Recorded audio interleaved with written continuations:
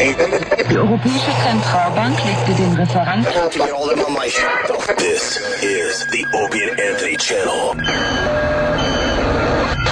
And now, a show the likes of which America's never seen. So appalling, so offensive, yet so entertaining. It's not your normal show. Beamed from satellites in space down to you every single day. What planet are we living on? It's the Opie and Anthony show with Opie. We're experts and we already know this is going to be great radio, so shut the fuck up. And Anthony. I live in a big house, I make a lot of money, and I fuck attractive girls. And little Jimmy. I don't even like in our opening. It sounds like a little... What? You dang open-handed, don't listen to dang open-handed. Stop with that shit. And now, here they are. Why am I introducing these buffoons? I'm William Shatner, goddammit. But enough of this palaver. Let's get the show on the road. Well, thank you, Mr. Shatner. Hello, Bill. Good morning, Bill. Hi, everybody. Yep. There we go. Yep. What is it, Thursday, Friday? What is it? I believe it's, Thursday. Oh, God. Thursday. Tomorrow's Friday. Everybody's like, what is this? Where do they go? No, Are they in best of? It's only Tuesday. Damn it. Fuck my motherfucker. Fucking shit. Fuck shit. Fucking. Well, my body's trying to kill me again. What happened now? What happened is I get fucking allergies. Oh, shit. We joke about it. I'm Bubble Boy. Yeah. And it's the Bubble Boy time of year. You do get those allergies. So I got some Nasonex. I got some Visine allergy relief. I took a Claritin. Oh. And I took a Singulair. Are you Claritin clear? And I took some Afrin last night so I could sleep 2 hours. I used to wear an Afrin. My hair was all curly. Yeah. Like an afro. Bravo.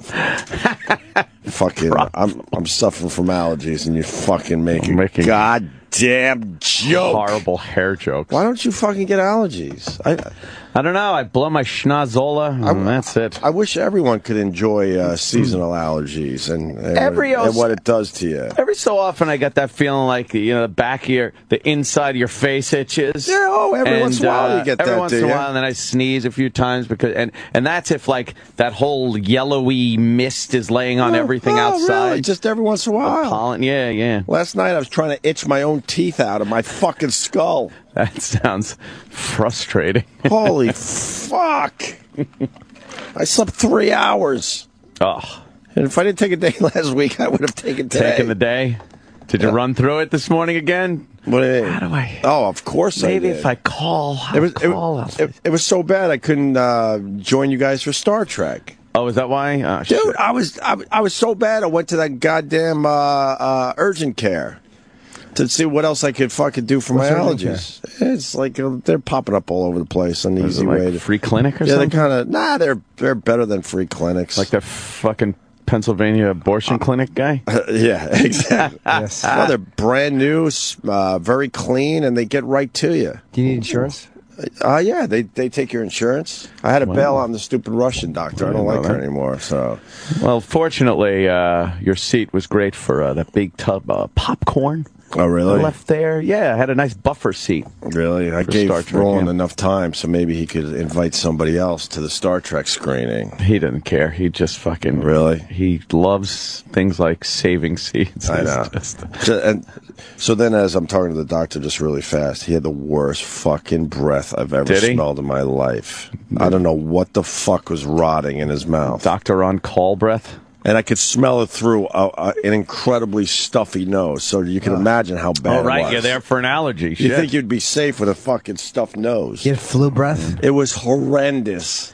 Wow. What is he, licking cadaver assholes during lunchtime? Holy, what? And you're working with the public. Why? It's mind-boggling. Why? Yeah. What the fuck?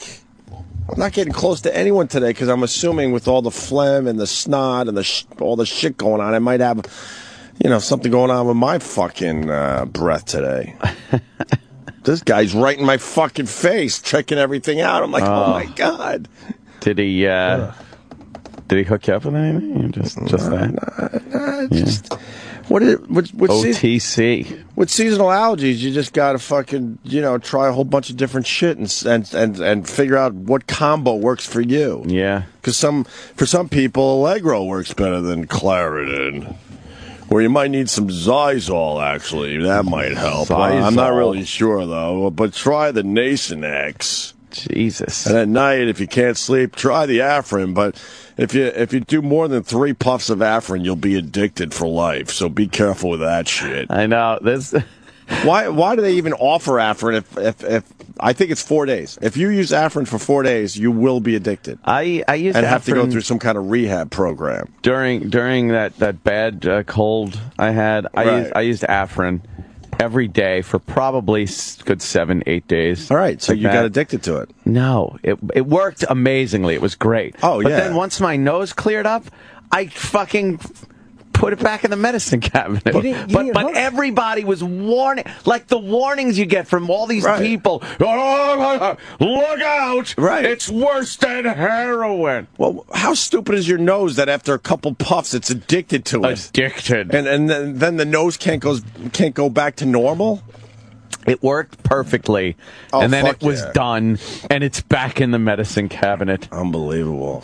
Enough with your warnings. Afrin kills me too, man. If I use it one night, because it shrinks your those things in your nose, right? The turbinates, boogers. No, it makes the turbinates shrink so the air goes around them. The turbinates, and they swell back up the next day, and it's worse. You need it again, so then you do it again, and they shrink, and then fucking by day 3 you're finished. Really? Yeah. I had no problem with it. I loved the stuff. Loved it. Good for you. I might need a Sudafed because then they're like, if you get really bad, then you might want to throw a Sudafed in there as well. Yeah. I don't know. Fuck, it's the worst, dude. And I was doing well. I thought I was skating this fucking season.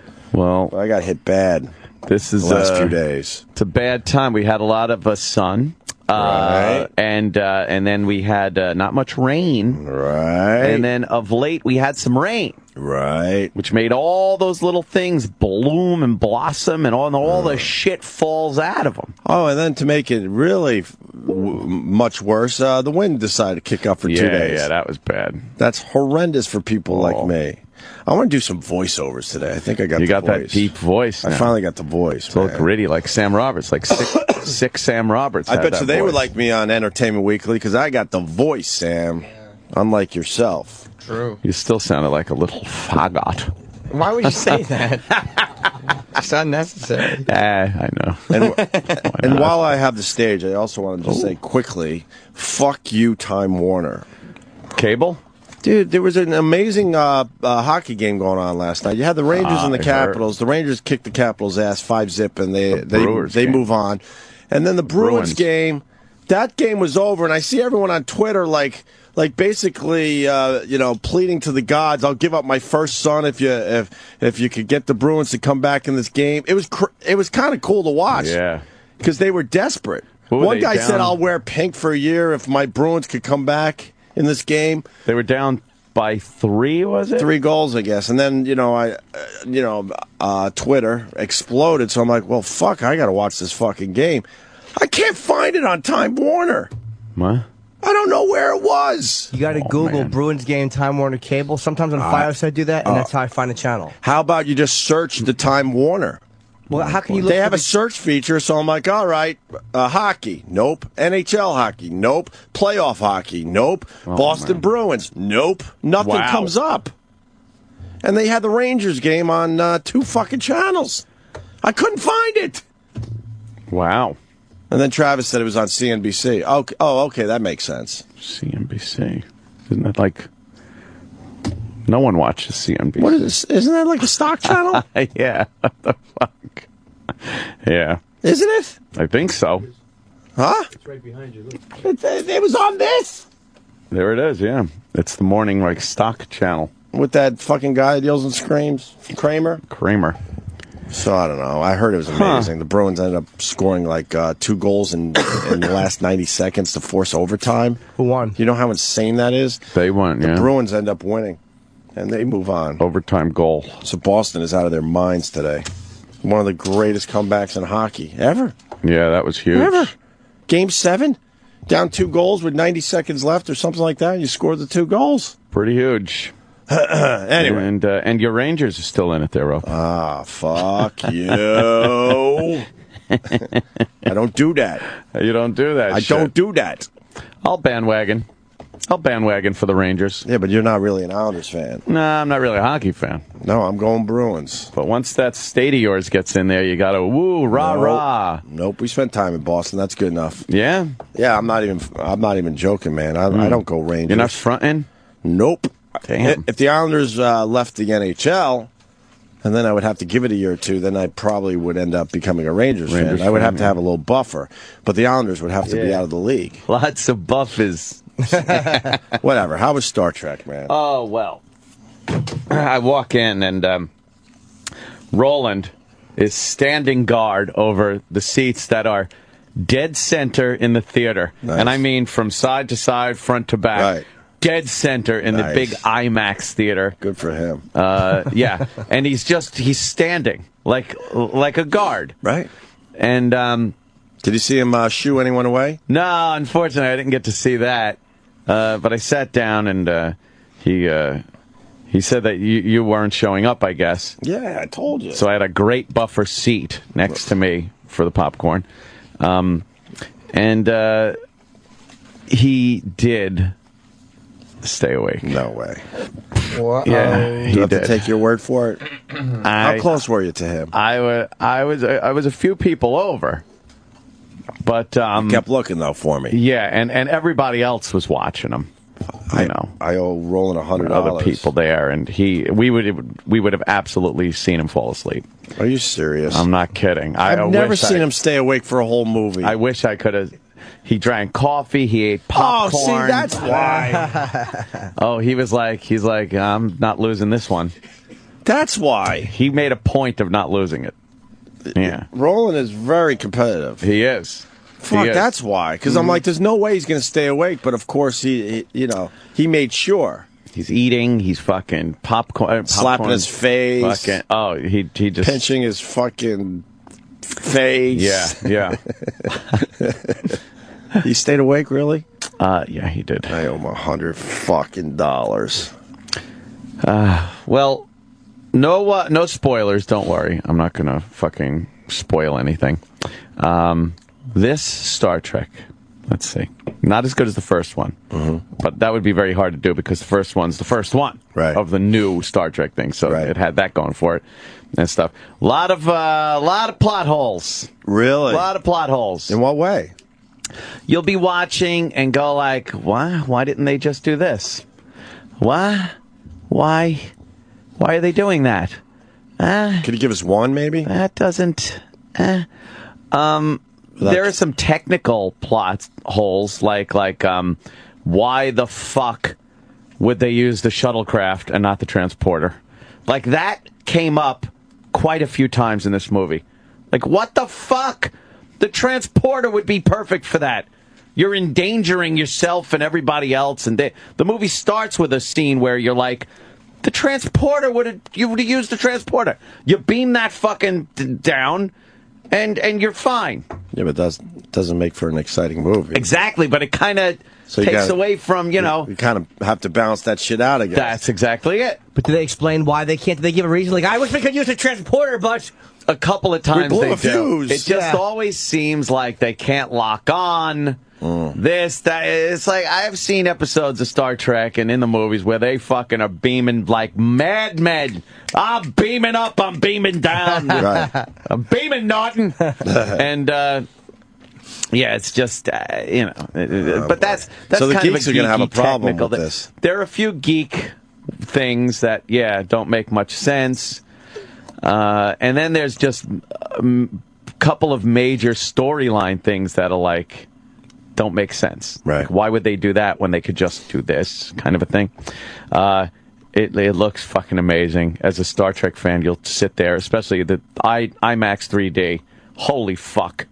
Holy fuck, do they got that shit figured out.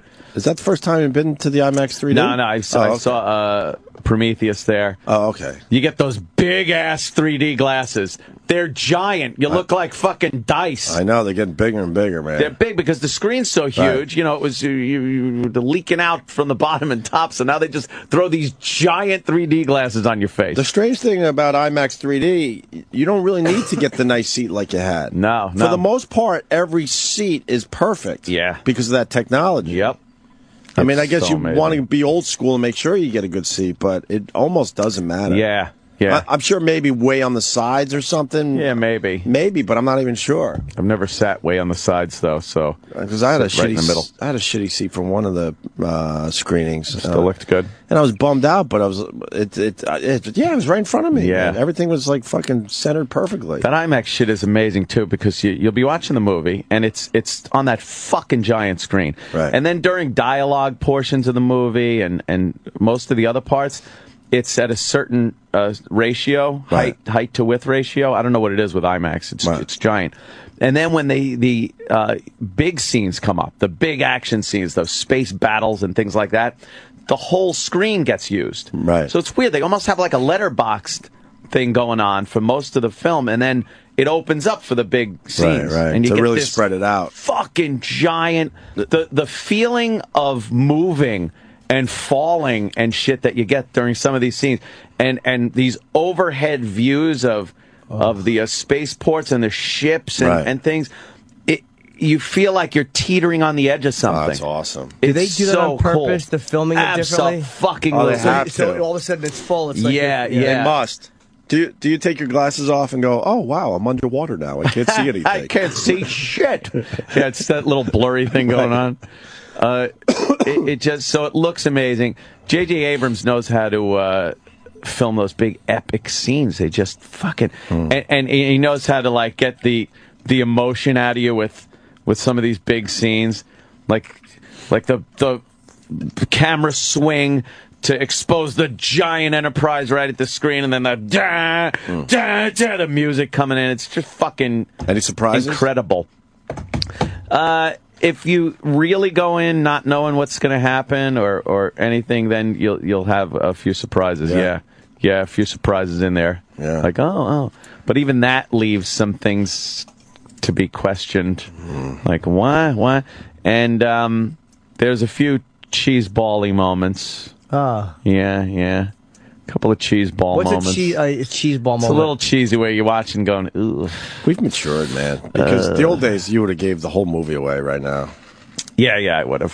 Fuck. I want to know what cheeseball moment. It's just one of those moments as a fan, as somebody who's seen all the shows, all the films, all the everything. You're just kind of like, oh, really? Yeah.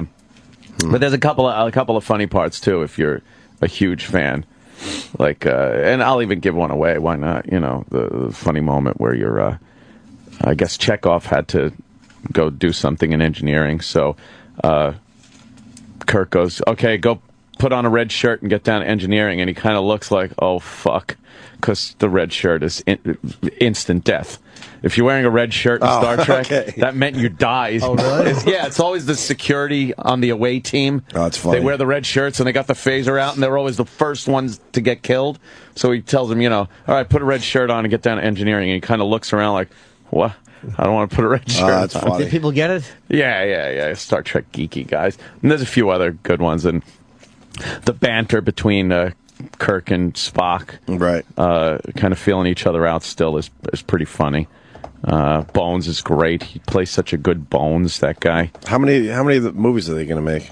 I don't know. This fucking franchise can go on and on forever. Go for a while, huh? It's pretty amazing. They're all young, so they got, as long as they want to keep doing it, right? They could do it. The only problem with the visual aspect of it is J.J. Abrams likes his action scenes use a lot of like motion blur and stuff and shaky cam. So with the 3D, that doesn't really work very well. So sometimes your eyes get a little like, ugh, what? Right. Like it's distracting almost. Huh. But for the most part, I guess it can't be perfect. Great. Yeah. With the very technology, hard for it to be right? perfect. But he did a great job. Not as much lens flare, which is good. There's a couple of scenes where I'm like, ooh, that's flary. But he had to throw it in there. He's known for it now. Throw it in. Yeah, not but every can't overuse fucking thing. Just all over the screen in that first one was lens flare. Right. Yeah, pretty good. I walked out of there liking what I saw. You weren't disappointed. Visually, yeah. You won't be disappointed if you're a Star Trek fan at how it looks. The characters are all true to, the characters. I'm reading between the lines. What was it missing? I can't say without blowing, the story. Oh, okay. I can't say, there's a you weren't completely disappointed. A plot line. No, I wasn't disappointed, I guess some people will be like, that fucking suck, Right. shit like that, and the plot holes do get you kind of like, what? Oh, really? Yeah, yeah. But, again, if you're a Star Trek fan, look at every movie and every fucking episode of the Next Generation and the original series. There are plot holes in everything. Nothing's like, oh, good, everything figured. Everything worked the way it was supposed. They always leave these fucking plot holes where you're like, why didn't he? What? Right. Who the fuck was that? Why did that guy do this instead of that? So, if you remember that going into it, just fucking relax and don't worry that some things don't quite figure. More importantly, was Leonard Nimoy in this movie as well? I'm not gonna say yes or no. Oh, come on! It messed you up for the first movie. He could have somehow been in one of the scenes.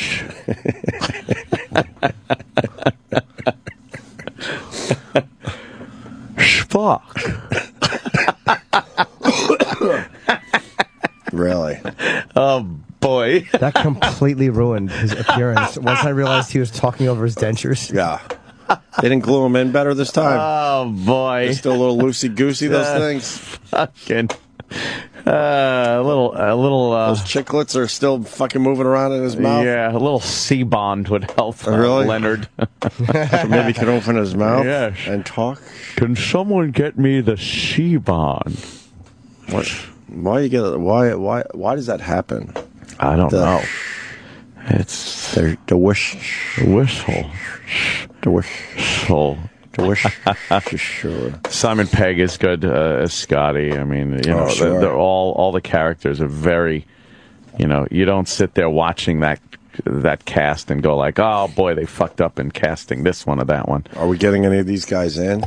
Oh, it would be nice, wouldn't it? Oh, that would have been nice. But that ain't happening, right? Yeah, is the question, would it have been nice, or are we getting them in? Do you hear any scuttlebutt? Yeah, what's going on, Sam? Are we getting any? The answer is yes. It would be nice. nice. Okay. The yes answer is what's the word on the street? Nice. What's the word on the street? To my knowledge, nobody from Star Trek will be in. To my knowledge, but in the building or to see us? No, to see us. Oh, that's good. Who else is in the building? Is Zoe Saldana in that movie? Yes, she plays Uhuru, I guess. Uhura. I think she's coming in. Is she doing this show? Did you guys? Is she here doing this show? Wait, so she's coming into the building, I think. So basically, our audience isn't going to go see Star Trek. Wait, what is that one? That's her. That's Zoe Saldana. Yeah. I mean, they gave it 5 stars. They gave it 5 stars in the Daily News. Well, the other paper gave it a star and a half. Which paper? The Post. The Post. A star and a half? Now that's fucking ridiculous. Because I think. You know what? What does it say there, You Mars? would get 2 stars alone if you turn the fucking sound off. I think that's what I saw. That's crazy. Star and a half. Star and a half. So there's a discrepancy here between the 2 New York papers. No, that's somebody reviewing that just doesn't like the genre, perhaps, or doesn't like the fucking... There's a problem there, a personal problem. You could just watch it for the action alone, for the way it looks, for the CGI, and it gets 2 stars at least. Can I read the first paragraph? Please. It says, why would a Starfleet admiral ask a 300-year-old frozen man for help? Asked Captain Kirk in his latest adventure. That's a spoiler right there. Well, that's how they start their review. I guess you're not supposed to read the reviews. I asked you if I could read the first paragraph. I didn't read it. I don't know what it was. But you said yes. I didn't assume they would fucking put a spoiler in the first fucking paragraph. Wow. Jesus. I apologize. All right, I won't read any further. No, I wouldn't do that. So what time is she here tomorrow? She is not here tomorrow. She is in on Thursday. You know what sucks though? Then these people will come through again for a really shitty movie, and then I'll just want to talk to them about Star Trek, and they'll keep bringing up their new shitty movie. Right, and then they'll want to be on our show. Yes. Yeah. Yes, no, the new film I'm doing called Petals for Rosalie. Right. It's about a woman who has breast cancer in a dream and decides to buy a hat. Boo! And then people tell us that you're building relationships. No, we're not. No. We're not. It doesn't matter in the end. Well, when is she in? She's in at 10:10. Oh, well. So she's here at 10:10 and we can't get her on Thursday? Yeah, no. She's doing OutQ, Shade 45, Hits 1, and La Mezcla. Oh, that's nice. Thanks. What's La Mezcla? You think they're fucking Star Trek fans over there at Shade? You honestly think they're Star Trek fans? Like I like Star Trek. Yeah, you know that show Star Trek? Oh, God. Oh, also J.J. Abrams took a lot of liberties with that alternate timeline shit from the first movie. Right. You know, where that guy came through and fucking fucked up the whole timeline so that J.J. Abrams brilliantly figured out how to make brand new stories for the crew. Right. He takes some liberties now where you're like, Jesus Christ. He's just making it his own, I guess. People have fucking English accents. You don't know how they got them. It's like, what the fuck is that? Yeah, you think in the future all accents would be kind of one. They do show like London of the future and nice. That and San Francisco of the future. It's pretty fucking it's pretty cool. Yes. Pretty fucking We had cool. nobody from fucking Star Trek on the show. It is amazing. It's one of the biggest films of the summer. We've been building relationships though for years. We didn't say no to her, right? No, we have Anthony Cumia in studio to promote Star Trek. Yes, I'm promoting Star Trek. Nice. It's my new project that is coming out. We're very proud of it. Yes. I don't know. You guys tell me. Did you say no to her? I don't believe so, no. We would never say no. I don't think we would say no to Uhura. Star Trek. Not to Uhura. She actually is an attractive black woman, in my opinion. Whoa. She's actually an attractive black woman. That she should come on just for that alone. Yeah. You know why? She's got a very attractive body on her that doesn't seem like your typical, and she's a little, she doesn't have a lot of back. And she's not too dark, and she doesn't have chopped meat hair. Not chopped meat hair. Right. Well, she's not black. She's Dominican and Puerto Rican. What? Yeah, that's black. Is she? It's not black at all. Mars, that's black, right? It's not black at all. That's black, right, Mars? She looks black, but Dominican, right? Dominican's not black. But she doesn't have a little black, right? You know Mars, what's good? She doesn't have that fucking ass. Damn it, Mars. She doesn't have that fucking that fucking horrid ass. Dominican asses are nice, dude. Twerking ass. They're up a little high. Juicy. Yeah, they're really, really nice. They're up a little high. She looks good. How do we? It's fucking so annoying to me. We get nobody. I don't even give a fuck about the movie. We get nobody from the movie in the. Oh, don't be annoyed. It'll just eat. Look at that, away huh? at Nice, right? I feel better that she's not black. Do you? Yeah, a little bit. You were confused by your. I was getting very feelings? confused about my feelings. Yeah. Yeah. Wow. Look at I would that have ass. to punch my penis and yell racial epithets. I'd like to do that to your penis anyway. How does the spine curve like that? Look at that. My God, man. Anyway. That's as close as you're going to get to her. Oh, Enjoy these photos. Yeah, well, she'll be over at Shade. Say, what do you think? 10:10. Should we have some of the Star Trek people on our show? I would think it'd be a good look. Yeah, you know, I think it's so, a too. big show. Star Trek's kind of the movie of the moment. Yeah. Radio Wizard asked me what kind of rug I want in here. Oh, boy. How about a clean one? Yeah, he said the old rug's dirty, so he was asking me what kind of rug I want. I don't know. Suggest Get a one. fucking rug. Could you suggest one for him? All day. You should get a bearskin rug. Yeah? Tell me you want a real bearskin rug with the head on it and everything. That'd be cool. That would be right? fucking kick-ass. Or we could make a rug out of the Radio Wizard. Oh, man. Yeah, all flattened out. Splayed out. Yeah. So, what's going on with the OJ? He's on the front page of our papers today. I can't fucking get enough of OJ. I love the OJ. Oh, man, is he the greatest murderer of all time. He walks into a courtroom with that look on his face like, hello. He's always smiling, and he looks around the courtroom like, what am I doing here? Right. like there's been some 20-year-old grave error that's been going on this entire time. He's still surprised walking into a courtroom. He smiles, he looks at the bailiff and everybody in the lawyer, and he's like, well, this room's nice. What is this used for? I think he has the memory of a goldfish. Yes. Is the problem here. Yeah. I don't even think he knows he's been in prison for, 4 years already? Yeah, probably 4 or 5 years. 4 or 5 years, and, they're beating the shit out of him because he looks puffy and a bit overweight. His face is getting multicolored, too. He's getting, like, raccoony eyes. Look. Right. See? He's got, like, raccoon eyes. Right. And then it's darker on his forehead and his jawline, and then it lightens up on his cheeks a little. He's still smiling, though. I'm smiling. The OJ's still smiling. He's still smiling.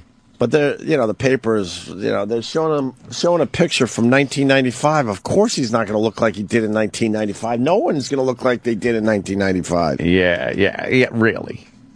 I thought he looked all right. I don't know. Yeah. Hello. Is this an autograph signing? Right. Bring everybody in. I'll sign it. No, OJ, you're in court. Right.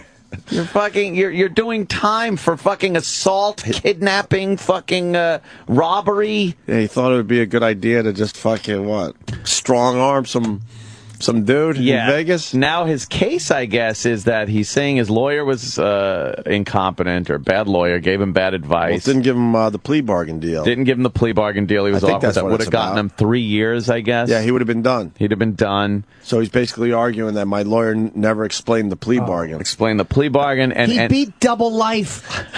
How do you fucking steal a Heisman when you almost lopped a real head off?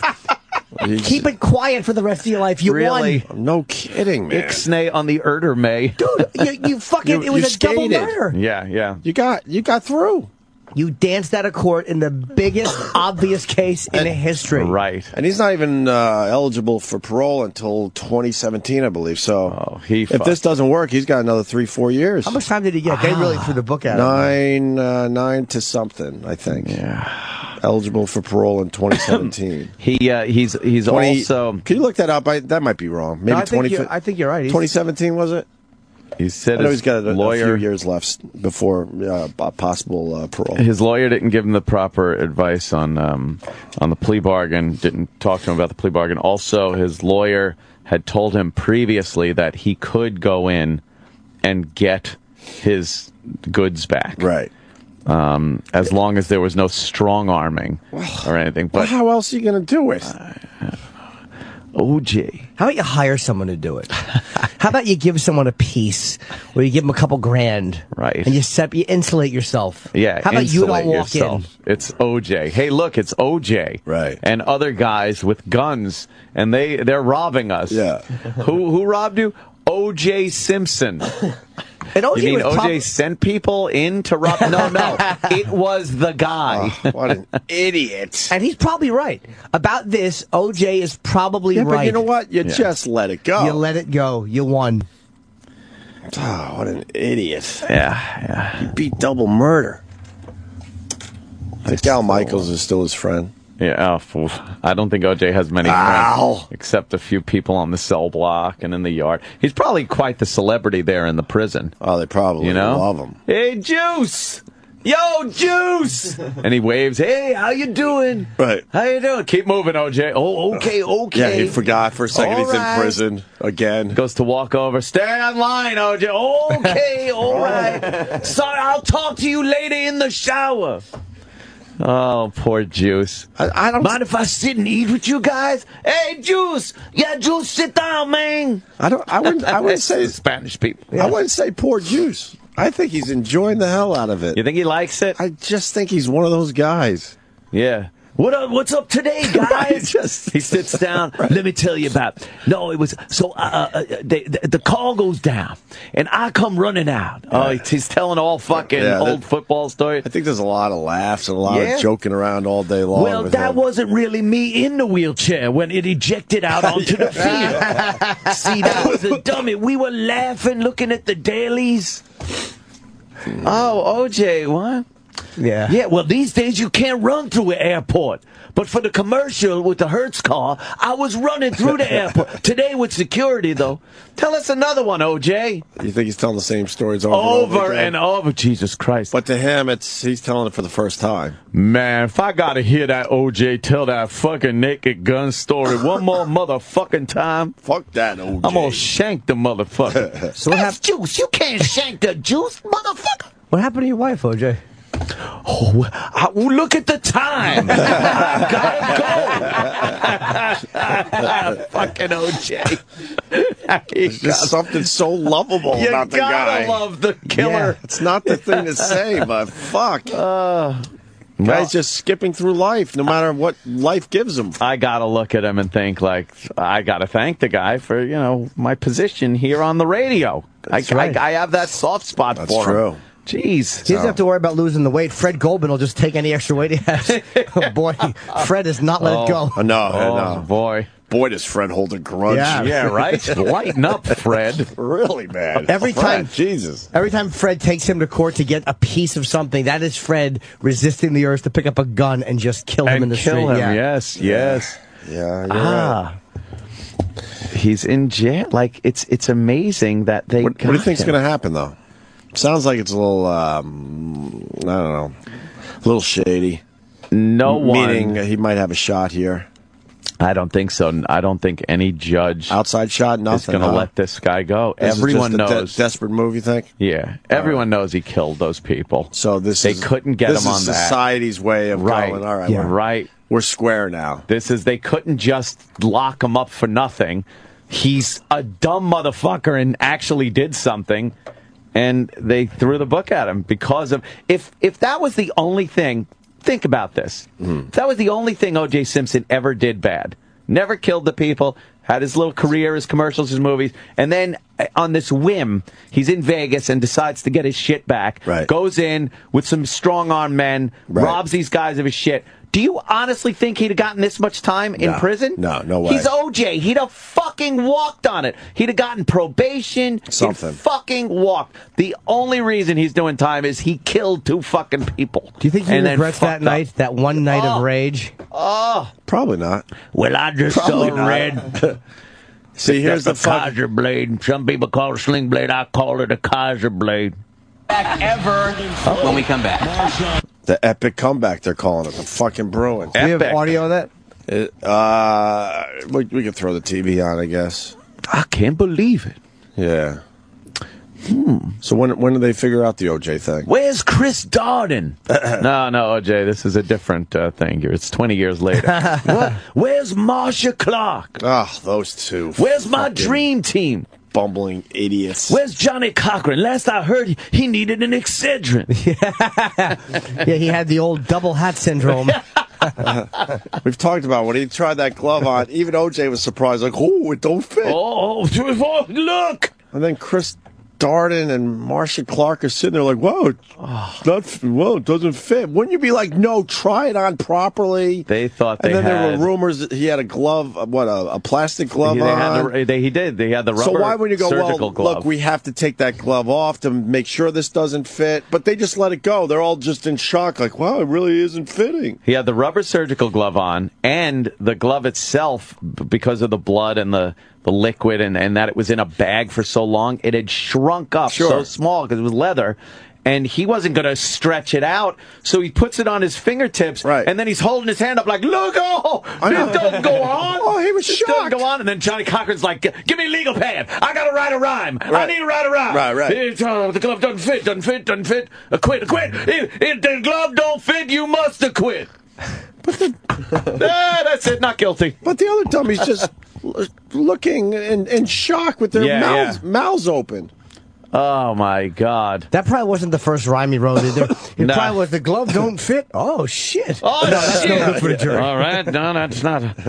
Oh, sure. The glove don't fit. He didn't cut off a clit. That's no good. No, that might anger the jury. Now, he had the glove why? To cover up evidence? Is what they were saying? Yeah, he supposedly was wearing gloves and a wool hat. If I was going to murder people and I was going to put gloves on, I would find gloves that barely fit. Wouldn't you? Why would you be wear anything that extra fit? tight? I'd be walking around in pants that were too small, a shirt that's giant, gloves that don't fit, one shoe one size, one shoe the other. Size 14 shoes. Yeah, exactly. Them ugly-ass Bruno Marleys. A triple XL fucking jacket. Right. Why would you wear the stuff that you would normally wear? A giant fucking Dallas Cowboys fan hat, one of those big styrofoam ones. Of course that's what you would do. Walk around with that. I wouldn't find murder gloves that fit perfectly. I dropped a glove when I hit Kato Kalin's air conditioner.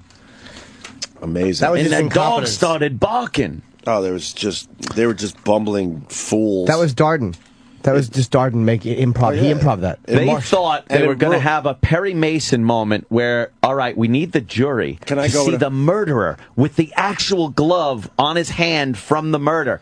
Totally backfired. I would have went with a Brady Bunch moment myself with the briefcase. Drop the briefcase? Drop the briefcase moment. And OJ would have turned his head and go, I killed him! Oh, shit, OJ. You had it. That ruined Darden's career, man. Good, it should have. He stunk. He was never the same. Marsha Clark stunk, too. Marsha Clark but was she got terrible. a little TV action after that. But she's gone away, too. Lancito? Huh? Where'd Lancito go? Lancito disappeared. I guess he's still on the... Is he? On the bench, I think.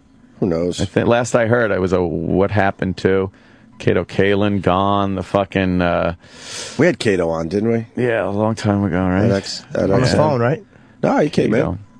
Mark Furman's on Fox News. Yeah, He's a Fox News contributor. He's on there all the time. Yeah, but every time I see him, all I think is, "Hey, it's the guy that said nigger." That's how I feel every day I come into work.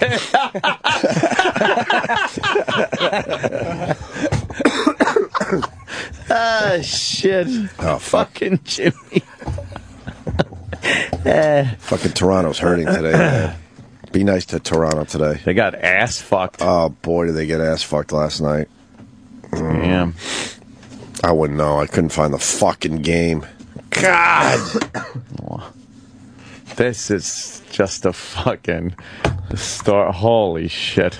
Angelina Jolie. Angelina Jolie cut her boobies off. She fucking got a voluntary double mastectomy. Well, the latest thing, a lot of women are doing this. They do the testing, and they could tell what your percentage is of getting breast cancer. And in her case, it was 87% chance that she was going to get breast cancer. 87. Her mom died at the age of 56 from breast cancer. Jesus. So she's like, well, 87%. I got to do this, and she went in and got them, removed. Jesus. That's what Sharon Osbourne did. Someone else did that. Sharon Osbourne did it too. You're right. She? That's right. She did it. Yeah, there's this new testing that women are going through. What's and if the that name percentage too? is too high, they're getting rid of them. Did Christina Applegate have it though, or did she? Did she have breast cancer? I think she did in one, but she had both removed. Yeah. Just in case. I read a little bit of that on the way in. I felt so bad. I was like, fucking women, man, they have to worry about that. Right. Like, for men, it's very rare, but 87%. Yeah, an 87% chance. They could tell on a genetic level what your predispisation is to getting it. Yep, and based on family history and a genetic test that they do. Her number was way too high to take the chance. Way up there. She's only 37, I think they said this morning. 37-ish. I thought she was older than that. She's been around forever. Yeah. And it's got to get to the point where they can fucking detect it on a genetic level and then treat it on a genetic level instead of before it seems very archaic to just fucking cut off parts of your body based on genetic testing, but they will one day be able to figure out how to, on a genetic level to fix that. Yeah. Really? Yeah. By 2030, Ray Kurzweil says. 2030. 2029, he says it will be, the DNA will be mapped. Ray's timeline is off. Maybe, but I think Ray's timeline is off because Ray wants to be around for all this stuff. Yeah. He's not going to make it. Yeah, he's getting older. He was a bore, but man, was that documentary interesting of his. But a guy that smart has to be boring. Was today we were supposed to get Jimmy Connors? Oh, yeah, what happened with that? We wanted Jimmy Connors. We said yes to Jimmy Connors. He's on Fox News right now. Guy from fucking Goodfellas? There you go. So. He's talking about gambling and OCD. Oh, boy. Jimmy Connor's got the OCD. I guess. I wouldn't know. We're not talking to him. No. What happened? Yeah, what happened there, Sam? What happened? I know he was definitely pitched. He was spoken about. Why are we behaving if it's not getting us anywhere? Well, you've only been... I started behaving with guests because I thought it would get us somewhere. I'm turning down a lot of guests these days to Roland. Like, he'll be like, and I feel bad because I love Roland and stuff, and I know it's his job, but there are some guests where I'm just like, no, I have no interest in that person. It's not Roland's fault. The company should be, pushing the agenda. But it's like, if you want us to accept guests, let's get... We've had J.J. Abrams on a bunch of times. There was no reason why he couldn't stop by yesterday after Howard's interview. They threw him out of Stern early to get fucking Rod Stewart in there. And they got some policy that the company's allowing to happen, even though we all work for the same company. And the company, here's what they could do: push back and say, if you do stuff like that, then we're not going to have you on any other channels. Yeah. But they won't do it because they'll say, "How is it our fault?" That's how. Yeah. The only way to push back is to say, okay, if you do that, then you get. If you refuse to go on certain shows because you're doing one. We can't. They won't do that. We can't have any loyalty to these guys because they forget about us. For what it's worth, we've had great interviews with J.J. Abrams. I know. None, zero for these performers, zero. And the first time they do it, they should never come back in ever. Huey Lewis was in here the other day and said he loves you guys. Yeah, why didn't we get Huey? I kind of wanted him. He was in at like 1 o'clock in the afternoon. Yeah, I like Huey Lewis a lot. That's different. We had a great time with him. See the power of love. You did a good job with him, though. I love Huey. Yeah, I don't know why he wouldn't come in the morning, though. Because he's a raging alcoholic. Could be. Is he? Yeah, he drinks a lot and he can't get up in the morning. Huey drinks? Yeah, a lot. Does he? Giant penis. And he has a giant penis. Who doesn't love this music? That's how he gets free drinks. Power of love. He just shows off his giant penis. Back to the future. Did you talk to him about his giant penis? Yes, I did. How big is it these days? He didn't give me a number, but he said it's enormous. He did, right? He did. Yeah, he likes bragging about his giant penis. Yeah. You could see it in his pants. You looked, huh? Yeah. Yes, I did. Is it gay that you looked? No, not at all. Oh, all right. Just checking. Because I read a rumor that it was big, and then I looked at his bulge, and it was big. Hey, Huey, what's the news? Right. The big cock in my I got pants. a big dick. Right. That's the news. Yeah. Right. What a great reputation to have. Oh, man. A giant cock. I'd love to be known as that. Mm-hmm. Yeah. So if you get a double mastectomy, do they put implants in there? I guess it's a whole surgical procedure she's been having done since April, I guess. Yeah. Oh, wow. And I think they do. They do. Because women love their boobies, right? Yeah, they do the removal. They do the plastic surgery on there. Do they put something in there? Yeah, I think in most cases they create a nipple.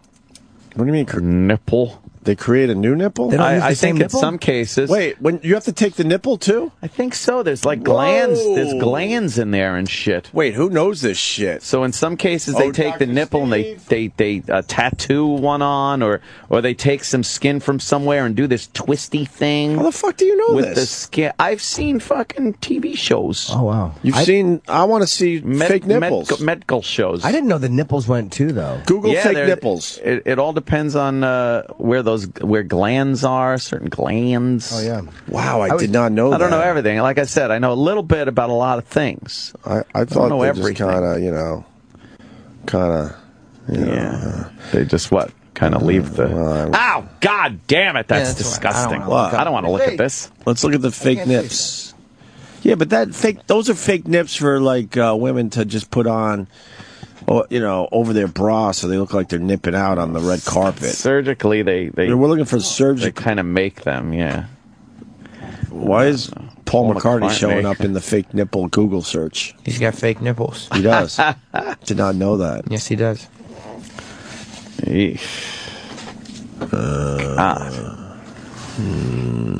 Yeah, I guess if you got some cash, they could probably build you some pretty good titties there, Oh, yeah. Do that. If not, you got to go with the fucking, Brad was probably in the operating room. Bigger. Oh, my God. Make him bigger. Oh, that's right. Oh, you think Brad's going to hang in there? Yeah. Yeah. Yeah? Because they probably can make him look exactly like our old tits. I bet not. You don't think so? I don't think they can exactly. Frankenstein-ish. There's a lot of scarring. Yeah. I bet the size-wise it's different, I bet. If she had 36Ds or whatever, you don't think they could just go in there? I figure they just take out everything and then just put it in an implant. You get 36Ds. That's a lot of skin to remove. And, I don't think so. I don't know, but I don't think so. We're going to wake up Dr. Steve, and we'll ask him all the questions after the break. We'll eat first. We'll talk to Dr. Steve next. Yes, let's see how we got Barbra Walters announcing. Oh, my goodness. Oh, Jesus. What movie is that from? Original Sin. Oh, my God. Look at that wonderful villainous tit. It's amazing that didn't leak. Since April, that's been happening. That no one said a fucking word. Yeah. I guess medical confidentiality. Oh my God! Look at that. Oh my God! Oh, look at her! Look what's Holy going on shit! here. They're things of beauty. Oh my God! Oh, Angelina Jolie's got beautiful tits in that movie. Mr. Skin rules. Thank you, Mr. Skin. They're not huge though, right? What are they like? They're C's. They're not. It's not like no, she doesn't have giant ones. Probably nice full C's. That's wow. Who's this guy? That's Antonio Banderas. Antonio Banderas. He's fucking going. Antonio Banderas walks around with who's he married to? Meg Griffin? No, Meg. Fucking what's her name? Ryan. Huh? Meg Ryan. Meg Ryan. They walk around the Upper West Side all the time. He's with Meg Ryan? They've been together forever, man. Oh, yeah? I see them a lot. I thought he was with Melanie Griffith. Melanie Griffith. Okay, yeah. Not Melanie Meg Ryan. Griffith. Of course not Meg Ryan. I've never seen any of them in our neighborhood. Never seen a celebrity. You got to start looking around. I just don't. We got a lot of celebrities walking around. Wow, he's fucking her. Oh, yeah. He has good cheeks. Yo, Dr. Steve. Hey, man. Oh. Whoa, look at him flopping. Dr. Steve. Yeah. Doc. Yeah. Angelina Jolie, voluntary double mastectomy. Yeah. When they rebuild, let's get right to the point here. When they rebuild after the surgery to remove the breasts, what do they do? What do they look like? What about the nipple? Is it comparable to what it was beforehand? Give us a little line on what Brad Pitt is to expect when he takes her shirt off. Well, it depends on the surgeon, and some surgeons do, let's just say, better than others. Let's just say it's, Angelina Jolie, so she's got the best in the biz. She's going to be able to afford the best. Yeah. And there is and it depends on how they did the mastectomy. Uh-huh. Okay, so there's a way that you can do the mastectomy that you can get a better reconstruction. I'm assuming she also had the best job there as well. There's a guy in Atlanta that does mastectomies and reconstructions, and the tits that he make are are jerkable. Do me a favor, slow down with the official medical talk. You're losing some of the listeners. Yeah, no kidding. You can plop your cock between them right after. Thanks, Would Doc. you like jerkable breasts? It really looks good. So that this can be done in a way that ends up looking reasonably natural and very particularly with your clothes on, you can look really good, but done properly, you can look good with your clothes off as well. Uh-huh. And what about the nipple? I never knew that they replaced the nipple. They create a nipple sometimes. Right. Well, and that's because you could get the cancer just from nipples. Well, they want to remove the whole functioning part of the breast, including the ducts, because the ducts is where the breast cancer will. So they remove the nipples. They remove the nipples every time. If you're going to do a mastectomy. I swear I didn't know that until just now. And how do they reconstruct new nipples? Because Ant was talking about twisty shit. Yeah, they take some skin and they twist it to make it look like a nipple. Right. Yep. What you do is you can tattoo the areola on, and then to make the actual nipple, this pointy outy part, they'll make a little cross incision, and exactly right, they'll twist it, and they'll sew it back with the edges kind of opposed to each other, and it makes a little pointy outy thing. Does it look good? Yeah, I mean, it can look really good. It just depends on I could give you this guy's name off the air that does this stuff, and you can look at some of his pictures.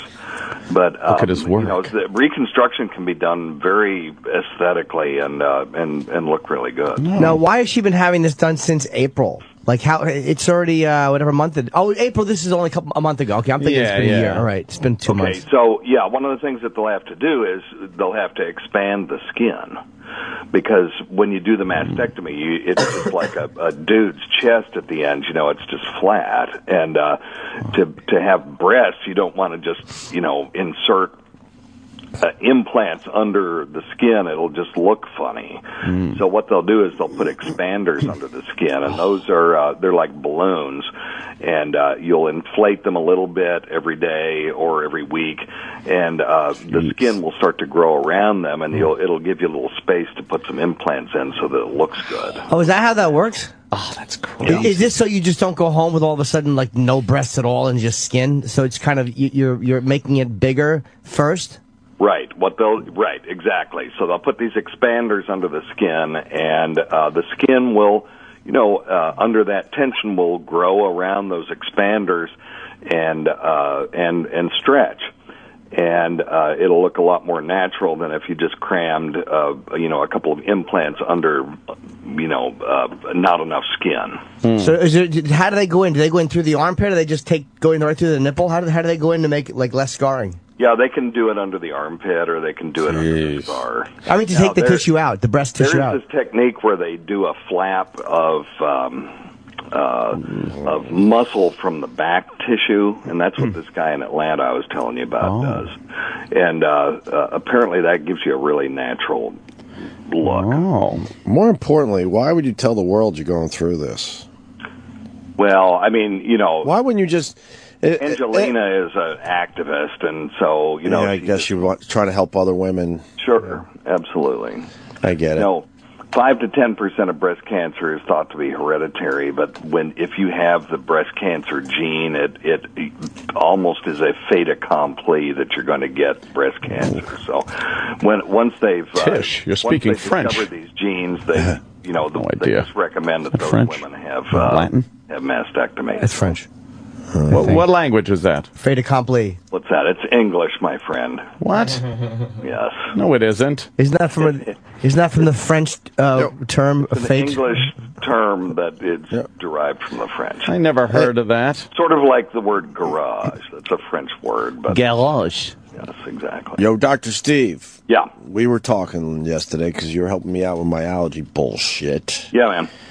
I'm going to send you some nice wine, by the way. Oh, you don't have to do that. I'm going to, though. Thank you.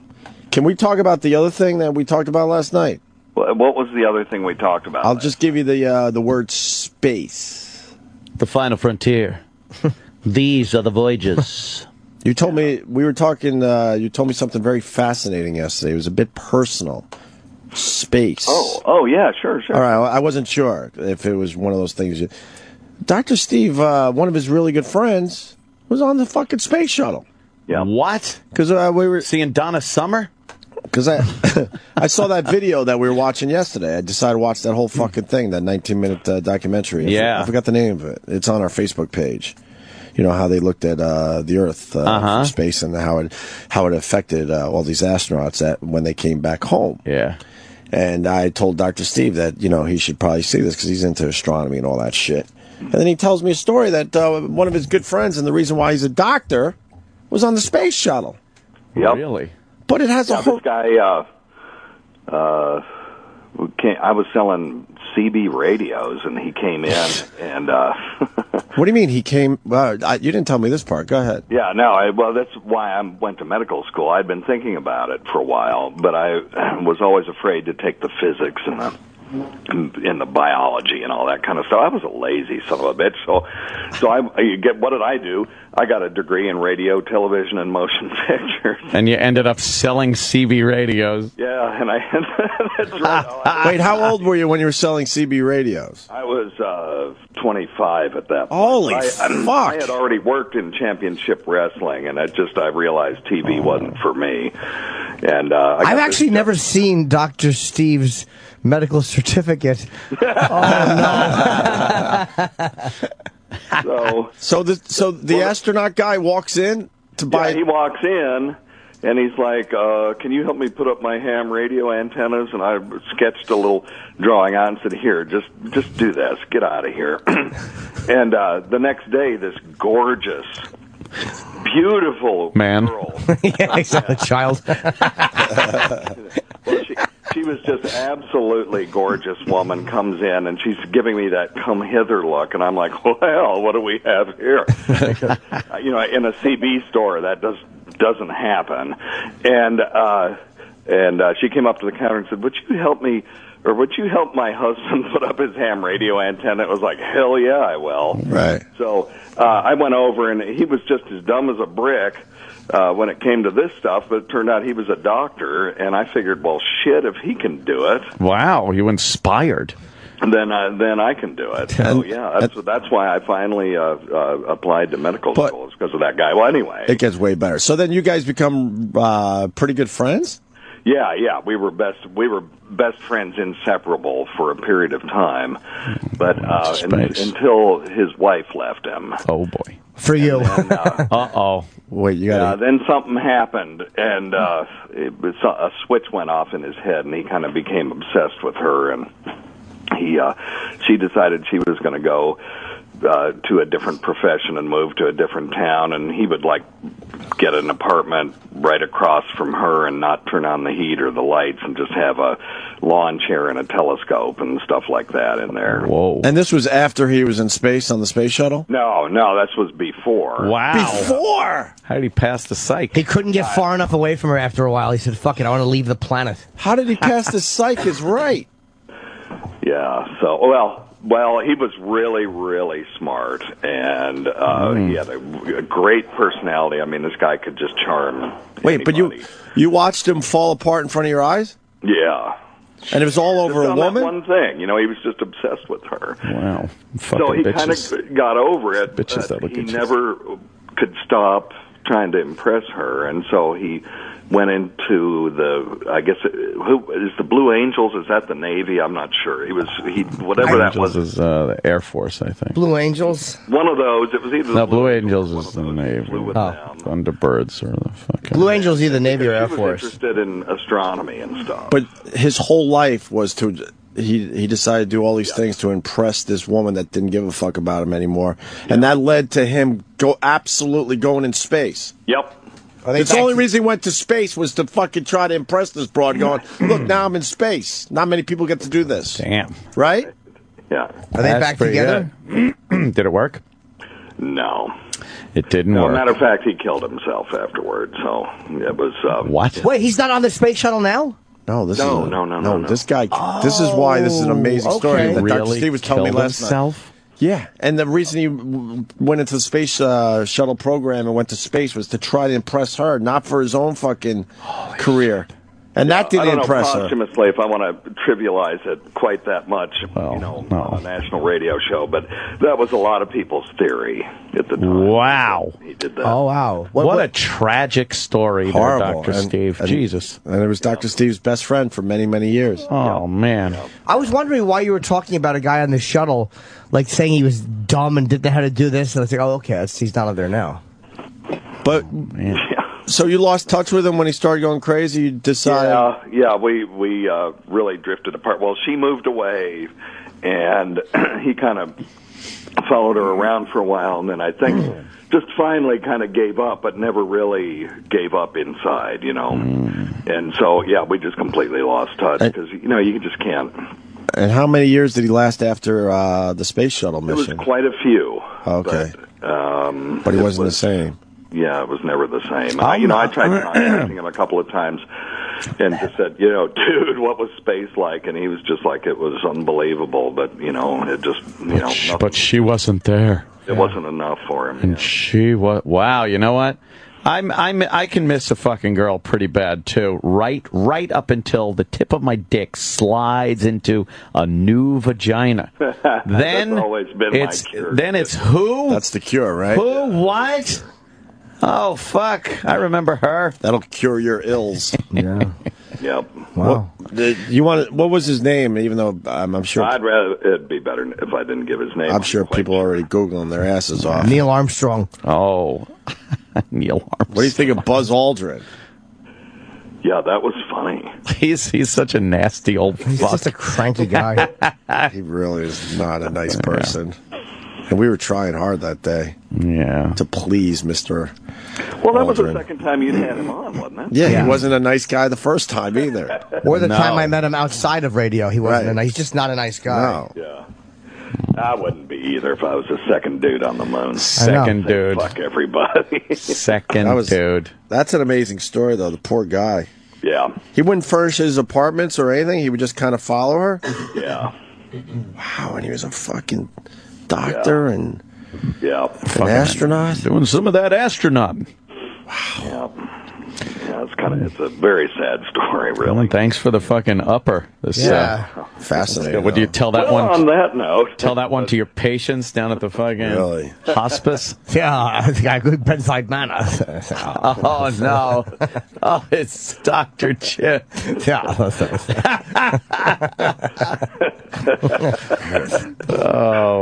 Oh God! Now let's do a story about puppies. Oh yeah, why'd you kill a bunch of those? Or Yeah, something? exactly. So one of them quiet. They just said hush puppies. Dr.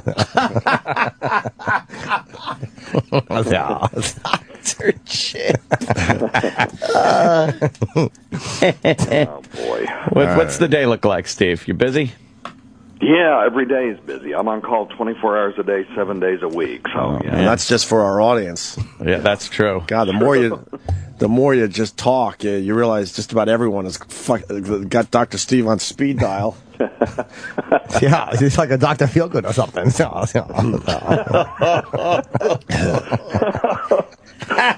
Oh God! That's great. When's that weird medicine? Chip and some kind of. Well, never mind. Yeah, see, it's hard. I just fire them out. All right, anyways, I gotta get my kids up. All right. When's that weird medicine thing on? It's Saturday at 9 p.m. on XM 103, or you can check out our podcast at riotcast.com. Very good. It really is a great show. Yeah. Hey, thanks, man. All right, Dr. Steve. Thank you, Doc. All right. Thank you. All right. All right, let's eat something. The Opie and Anthony Show on Sirius XM. The Opie and Anthony Channel on Sirius XM. Chip% on the scene. Chip% on the scene. Yeah! What's that? Excuse me, sir. Can we interview you for Chipper TV for the YouTubes? We're talking to people in costumes and stuff. What's your name? My name is Victor. Okay, that's a cool hat. It probably keeps all the rain out of your eyes. And the sun. And the sun and everything else, the moon and whatnot. Can't breathe with this fucking mustache on. I had a hat on before, but people kept saying you look like a fucking asshole, so I put the mustache on. Now I can't fucking breathe. How old are you? I am 18. Oh, cool. Okay. Because I can't talk to nobody under 18. I got in trouble for that. Aww. What's the little horns on your head? Like you're very devilish or something. No, they're supposed to be cat ears, but I didn't. Cat ears? Oh, cat ears. I think you said cat ears. I'm like, what are you playing golf or something? Chip% on the scene. Chip% on the scene. Yeah! Fucking home run, Chipperson. The Opie and Anthony Show. Opie and Anthony. Opie and Anthony Show continues.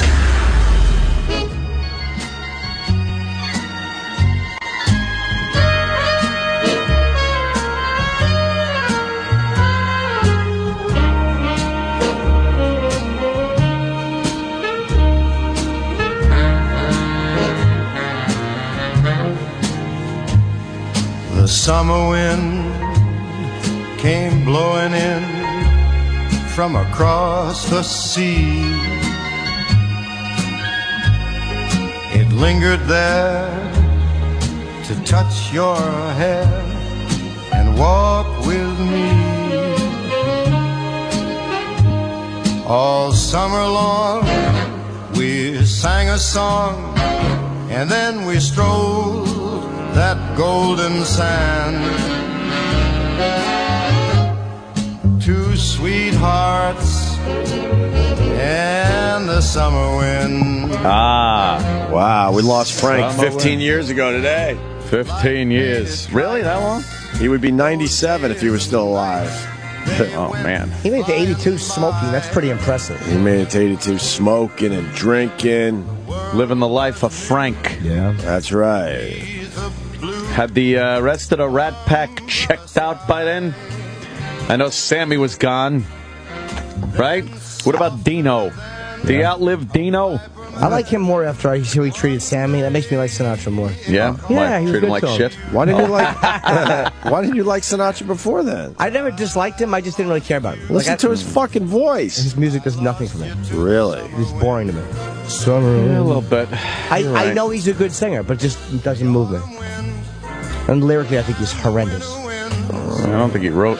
Whoever shit. wrote them, they're Yeah. childlike. I think they're all fucking like standards. Luck be a lady tonight. Tonight. Oh, it's terrible. Luck be a lady tonight. Yeah, luck be a lady. No.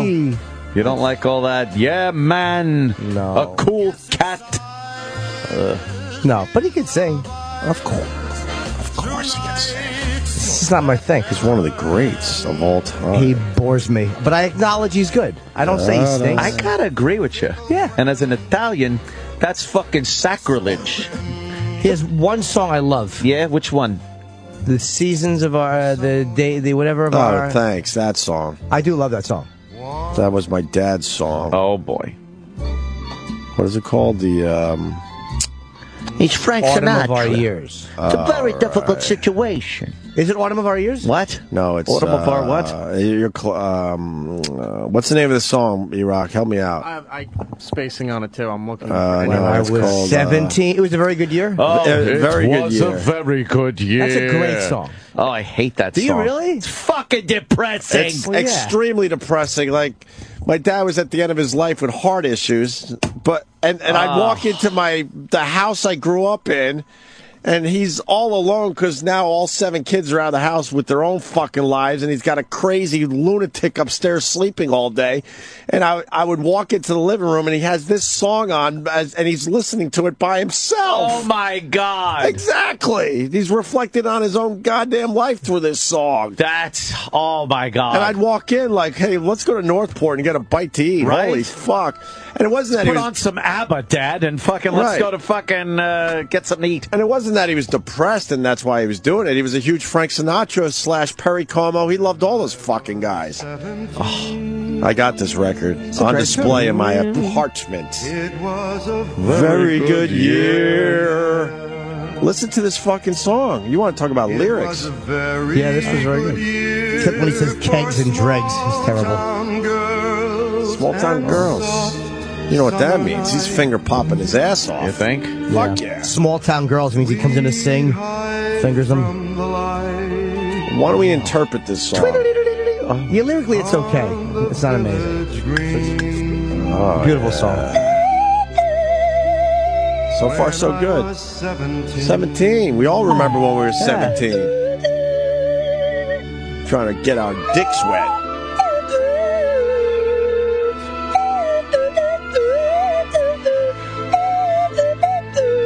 Now what happens? Well, you get the legal drinking age. When I was 21, All right, 21's still cool, right? Yes. it was a very good year. Oh, yeah. The years are getting a little Sure. better, right? Much better. It was a very good year. Drinking, driving, Girls and finger popping. who lived up the stairs Some city chicks moved in, lived above them. with all that perfume. So now he's going on booty calls, All man. that perfumed hair, though.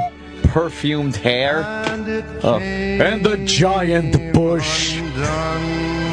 Because they didn't shave down there. 21. And they had big hairy legs. She was a Lebanese girl whose asshole was braided.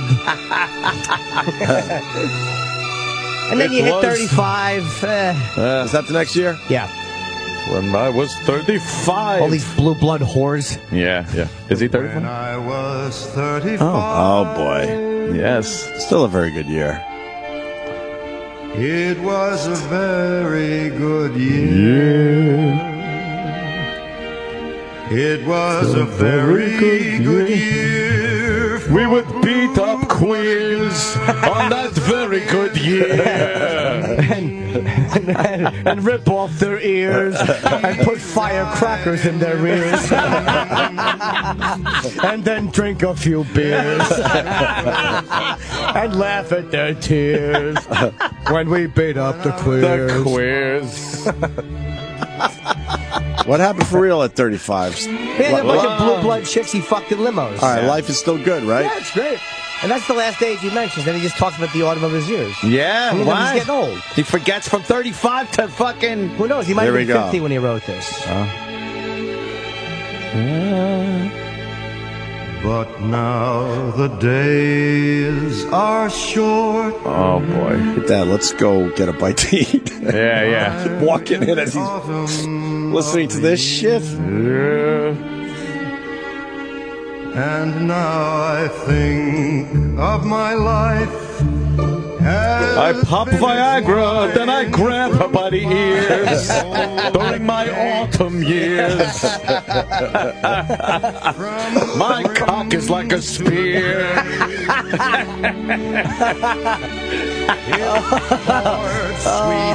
My friends watch and cheer as I come in her rear.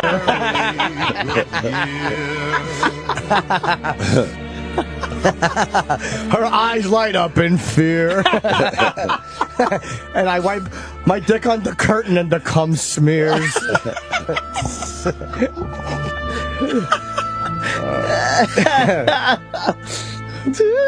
Is that it? And now I'm dead. That's it? Yeah, I don't like that because he says something about like kegs and dregs. Yeah. Dregs? From the dregs. But I like that Sinatra song a lot. Did I ever tell you guys the time I cried like a bitch with that song? Oh, God, like Opie. Bitch. Jesus Christ. I was with my now wife, and she happened to like Frank Sinatra, and she oh no, she had a CD, like Frank Sinatra fucking CD, and we're driving back from Philly. Oh no. And we put it on, and it's like, you know, Summer Wind, and it's all the fucking classics, and then that one comes on bitch. As I'm on the Helix heading toward the Lincoln Tunnel. Oh no. And like a fucking bitch. She didn't know me well enough yet. Oh no, she's like this psychopath. Yeah, exactly. I'd start fucking crying like a bitch, and I had to explain to her that was my dad's song. And then I'm driving, she's like comforting me. I shouldn't even be telling you this. You told us, right? It's all right.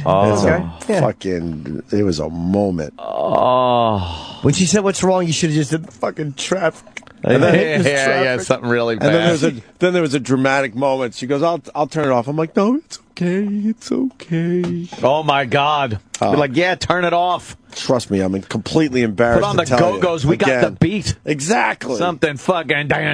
Like a little fucking yes. bitch. Damn. The Opie doesn't cry much. Cried that day. The Opie doesn't cry much. Cried that day. Cried that day. I just think it's funny to say I rarely cry. The Opster doesn't cry much to a girl. Like if you said that in the car, that'd be very funny. Hey, sorry, baby. The Opster doesn't cry much. You ever cry like a bitch in front of a girl, Aunt? Let me think. Come on, help me out. In front of a chick. Or underneath Jimmy. one while Anyone. she... Yeah, I have. When she grabbed your hips and gives you the old strap on. The old treatment. Oh, it's tears of joy. I have, yeah. You ever cry like a bitch in front of a broad? Let me think. With nice stems. I'm going to say no. I don't... I'm not recalling. Because you're good at pushing that shit down. I'm not recalling. Yeah, you're good at pushing that shit down. You got to fucking swallow it. Look, Push it down. Deep down! Look, I got a slight tear this morning. Oh, no. Slight tear this morning. I don't think I want to see that. That song is, that's a biggie. Was it the the stick it in her rear line? Exactly. Or her fucking... Was it the Viagra line? That got me. It's fucking hilarious. Frank Sinatra, though. 15 years ago today, at the age of 82. I wonder what year how old he was when he did that. Can we look that up? Oh, I hate this song. Tonight. Me and my brother wanted to do a bunch of, wanted to put together a band where we do kind of like thrash versions of Frank Sinatra and call it Snotra. Really? Yeah. It was one of the many fucking ideas that never panned out. But you guys should Sinatra. But you guys should go legit. That's another one. You could sing these songs. A lady. Nah, what do I do? I got a radio career.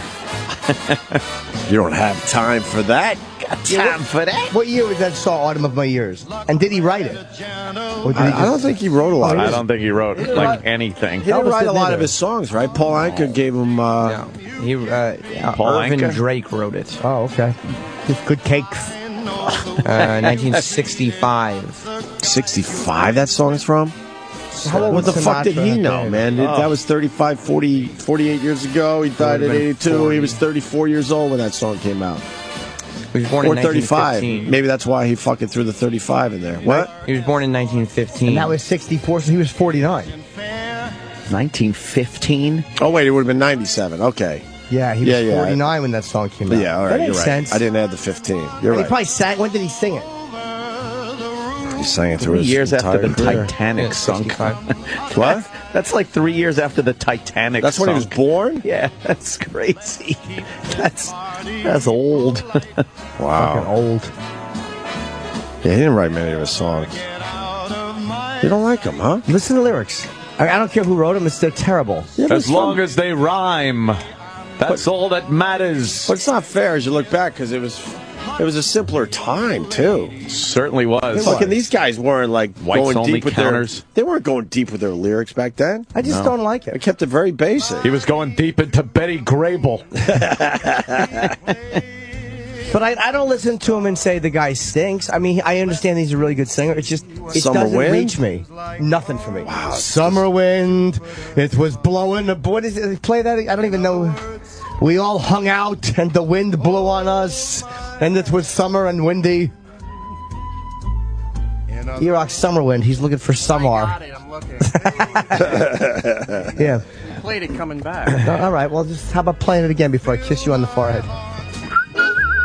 Oh. Nothing, huh? This fucking music is terrible. I just like it.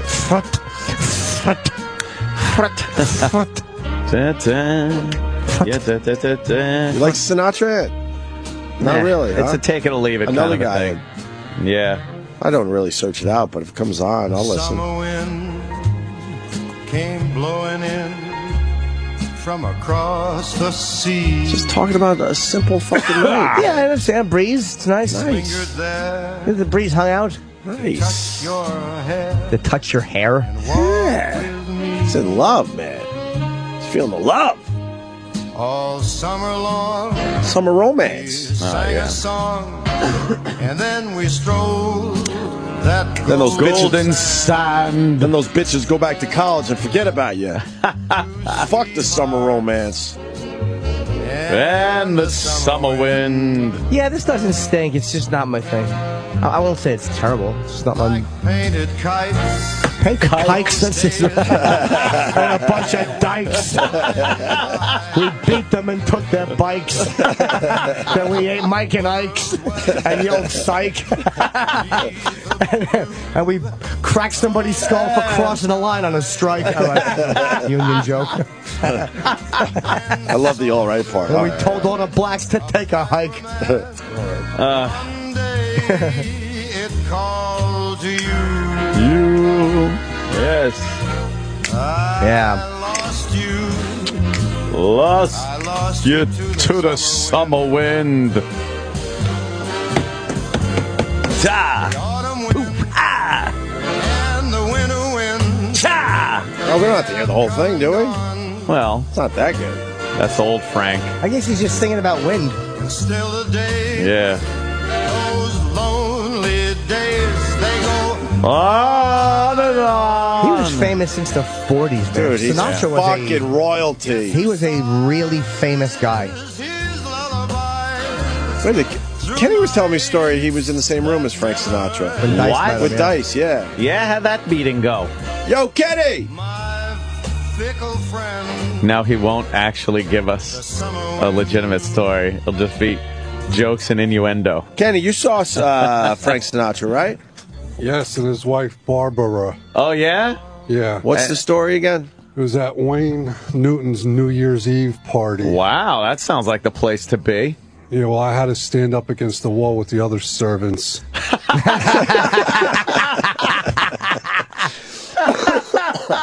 Oh, damn. But Andrew and his wife at the time sat and had a drink at Frank's table with Frank and his wife and Wayne Newton and his wife or girlfriend. It was just those 6 at the table? Yeah. Holy fuck. Was Dice, like, polite and cordial? He's a gentleman. Yeah? Yeah. I'm sure on Sinatra he was. What right? year was this about? Early 90s. All right, so... Oh, man, yeah, that was fucking... So Sinatra was probably in his late 70s, right? Yeah. Ish. Was he nice? I don't know. Like I said, I was just standing up against the wall with every other servant. Were there other bodyguards there? Yeah, I was with Bear, Wayne Newton's bodyguard, and there was other bodyguards and drivers. Were you talking about, like, you know, oh, that guy, I want to tell you what he does. No. Trading stories? No, we weren't talking shop. No? No. Were they packing heat? I wasn't paying attention like Was it that. Vegas? Yeah, it was in Vegas. Yeah, probably packing heat. Maybe, but no, who's going to fuck with Sinatra? Just nobody. No. Were you impressed by Sinatra when he walked in the room? He was there already. We got there. Really? Yeah, because, Andrew did a show, and then we went over there. That's pretty cool, Well, I think. we actually went to Wayne Newton's party, right? And then Wayne Newton took us to Frank's party. Oh, that was Frank. Yeah. Was there a lot of people there? It was maybe 40 people in a room. Who else was in the room? I don't know. Like Richard Widmark type actors. Oh, like that? Yeah. Is he dead or alive? I would love to meet him. Type Richard actors. Widmark? Fuck, would I love him. Dead. He is. Richard Widmark. He long time ago. Yeah, but he was in a movie. He was in Kiss of Death. Richard Widmark is the guy fucking the old hag. Yeah, Kiss of Death. Yeah. And we went to, I got Sherrod last night, and we went to see Sidney Poitier speak. And Richard Widmark, they was in the first movie he ever did. So it was Richard Widmark? 1950. When Lucille Ball met Richard Widmark on I Love Lucy episode. Was he Very on that? Funny. Yeah. Yeah? Yeah, Richard Widmark. They used to come on like as guest spots on I Love Lucy and go, well, I hope you enjoy my motion picture. It was like such a weird little cameo that they would do. What year did he die? Like the I Love Lucy character would ever meet that person. Well, from because real. Ricky Ricardo No, I know. was a big in famous... But he wasn't in the real entertainment business. But he got the offer to go out to Hollywood and I make the know. right I know he did. and they all went out to Hollywood. But he was remember they got in the car. California, here Yeah. I come, right back where I started from. Da da da da da, and Ethel's like, oh, boom, boom, boom, and Fred. They packed the car. Go in the house. Go in the house. I'll do it. And he tied all the shit to the car. It's great. I don't remember that. Oh, please. I remember that one. Oh, sure, Lucy. I got the Cadillac. And she had to learn how to drive, and she came back, and the car was all fucked up, and she told the big story of how she tried to make a fucking U-turn in the Holland Tunnel. Great. Come on. It was great. Come on. Come on. So he died in 08, huh? Yeah. How old was he? 80-something, right? 93. 93. Wait, he died in 2008? That's correct, Oh, Anthony. man, I thought it was a lot longer than that. He was a fucking really twisted, weird actor. Like that Tommy He was Udo good. character he played, that fucking... No one played gangsters like that. Like a real fucking psychopath. Who was the other actor? I'm trying to think of the other actor that was on I Love Lucy. There was Richard Widmark, and Lucy had a grapefruit signed by Richard Widmark and an orange signed by the other guy. And then when she took them home, they were rotting. So she goes, "No, you could still see it. Look, Richard Widmark," because it was all rotting. See And what she then did there. the other one was it was another name. So she was like, Richard Widmark, and it was another actor that came on and was like, well, I hope you enjoy my new motion picture. Clark Gable? No. Who was it? Someone will get Robert it. Taylor. Robert Taylor. Robert Taylor. Richard Widmark. Robert Taylor. And then John Wayne, remember? They I went remember to John Wayne, Grauman's yes. Chinese Theater with Yes. the footprints. I remember And they that stole one. the footprints. Yes. Then they had to put him back. I don't remember. So they tried to get John Wayne to just step in cement with his cowboy boots. So they put it outside the fucking door, and that was one where he goes, "Give me a rub down," and Lucy had to like fucking give him a massage. I need a rub down, rub down. Good old John Wayne. I Love Lucy was a great fucking show. It's still hilarious. It's still on? Yeah. You find it out there? Yeah, it's on one of those like fucking weird oldie time channels. Yeah. Yeah. I fucking think it's still funny. She was great. She absolutely was great. And Ricky was just a fucking great, like, straight guy. Boy, did he fuck a lot of chicks. Yes, that he Ricky fucking Desi Arnaz. Yes, he did. Oh my goodness. She wasn't sexy. She was cute. She wasn't sexy. No. But funny ladies like that, like wild funny ladies, are not like really Carol sexy. Burnett and She stuff wasn't like ugly, that. though. No, but that's not a sexy quality. Yeah, she was like originally. She was like a goofball. Early though. on was a Goofball showgirl. isn't sexy. Never. She was like a showgirl early on, and they had her in some of those costumes trying to like gussy her up and make her look sexy. She just never looked What kind of hot. boobs? What kind of boobs did she Pointy. have? She had pointy They weren't boobs. big, and they were pointy. That means she was just had those fucking bullet bra. And she had red hair, so she had fucking a lot of body freckles and very pale. Any chick that can go, oh, is not going to be a good fuck.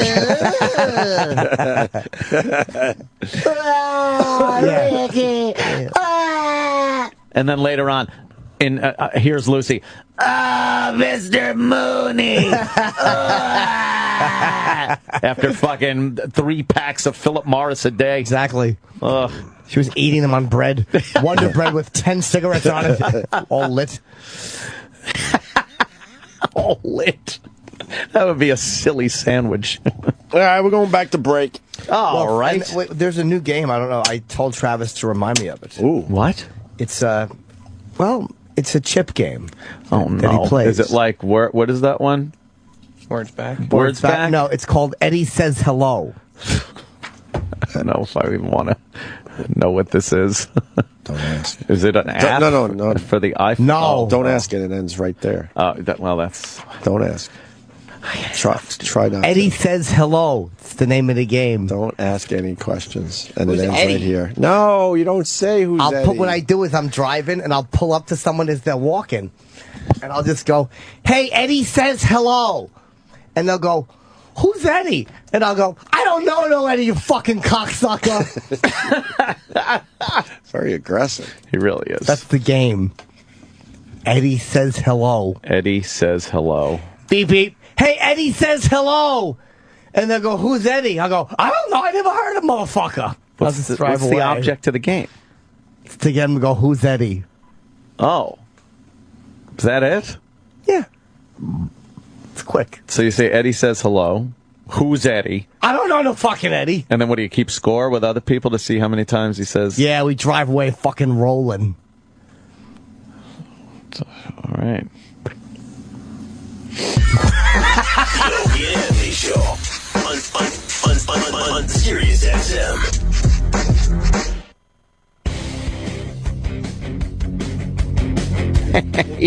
Fucking Jimmy's retarded. Hey, you still haven't seen What's Inside Amy Schumer? Oh, you're missing out. It's Comedy Central's newest series starring comedian Amy Schumer. You may remember her from her stand-up special, Mostly Sex Stuff, or from her ruthless jokes at The Roast of Charlie Sheen and Roseanne. If you like those jokes, then you're going to love her new series, Inside Amy Schumer. Every week, Amy uses a mix of sketches, man-on-the-street interviews, and stand-up comedy to tackle a series of embarrassing episodes. This week, Amy turns her attention to AIDS, porn, and vaginal reconstruction. You've got to see the show. Nothing's off limits for Amy, not even herself. Check out a new episode of Inside Amy Schumer tonight at 10:30, 9:30 Central, right after a new Tosh, and that's only on Comedy Central. The Opie and Anthony Channel. He's so horny. Sirius XM. Welcome to Should I Suck a Dick or Not? The show where nationally known comedians meet our panel and try to decide, should I suck a dick or not? Today's guest, Joe DeRosa. I do a bit about this, about like the stair step up to it. It's like it's not as easy as would you just swallow the cum. There are many levels of things you need to get through first. I might be fucking all in. I might want to go all the way. Here's the thing. Now, what would you do with the dick? That's the thing I don't know. That's what he hasn't really answered. I wouldn't be into swallowing any jizz. You have to. That's the thing. Why are you making these rules? Florentine's rules. It makes it more interesting. Rules. No, if I've had my own jizz on my face, what's the difference? It's another man's. Wow! It looks like Joe DeRosa is going to suck dick. That's all the time we have this week. Tune in next time when Ricky Gervais tries to decide. That's not only a dick, that's the biggest dick in the world. Should I suck a dick or not? Sirius XM. And now, the Opie and Anthony Show.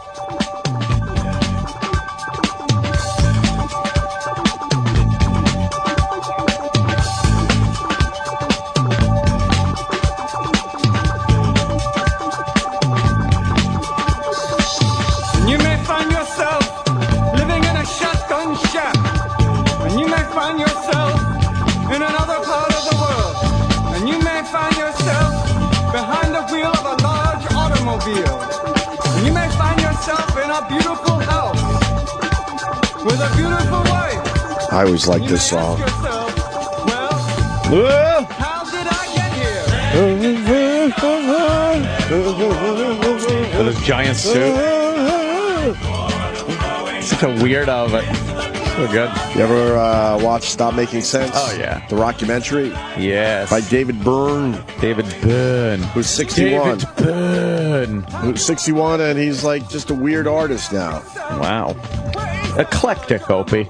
Not weird. He's eclectic. He jumps on his bike and just kind of bikes around Lower Manhattan with his art shit. Yeah. He's a strange dude. Had a good run, though, with the Talking Heads. Yeah. Did you like the Talking Heads? I did. You did? Yeah, I didn't initially. You did? Oh, you didn't like them initially? Why? I don't know. They were a little too weird, and I was kind of more into poppy-type music. They were art rock. Yeah. And the weird kids liked them and shit, but yeah, I fucking I got into them. Hey, man. Like Psycho Killer? Yeah. Qu'est-ce que c'est? That's the one song by them I really like.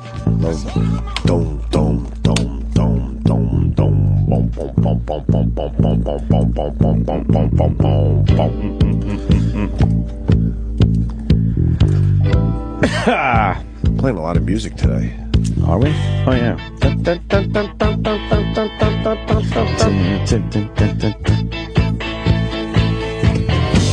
I can't seem to face up to the facts. I'm tense and nervous and I can't relax. I can't sleep cause my bed's on fire. Don't touch me, I'm a real live wire. Psycho killer, qu'est-ce que c'est? You know, when I was growing up, the weird kids listened to Talking Heads. Definitely. You know what? You just remind me of something, and then I kind of liked them when I got a little older. Yeah. At first, I'm like, no, man, the weirdos are listening to these Fucking guys. weirdos. You're absolutely right. Yeah. Life during wartime. That was a good one.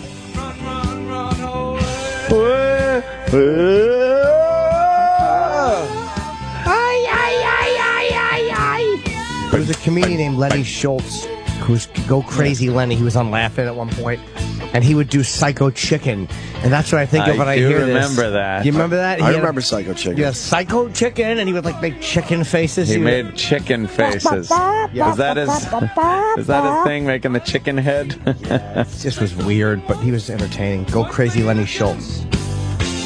Go Crazy Lenny Schultz. Anyway, it was a big day for Barbra Walters. Yes. She announced her retirement on The View. They're getting rid of everybody, you know. I think Whoopi's pretty much the only one that's staying. And maybe that giant beach ball. Sherry Shepherd might be staying, too. One that thinks the earth is flat? Yeah. Crazy person. But Joy's gone. Joy Behar's gone. Barbara Walters gone, and Elizabeth Hasselbeck.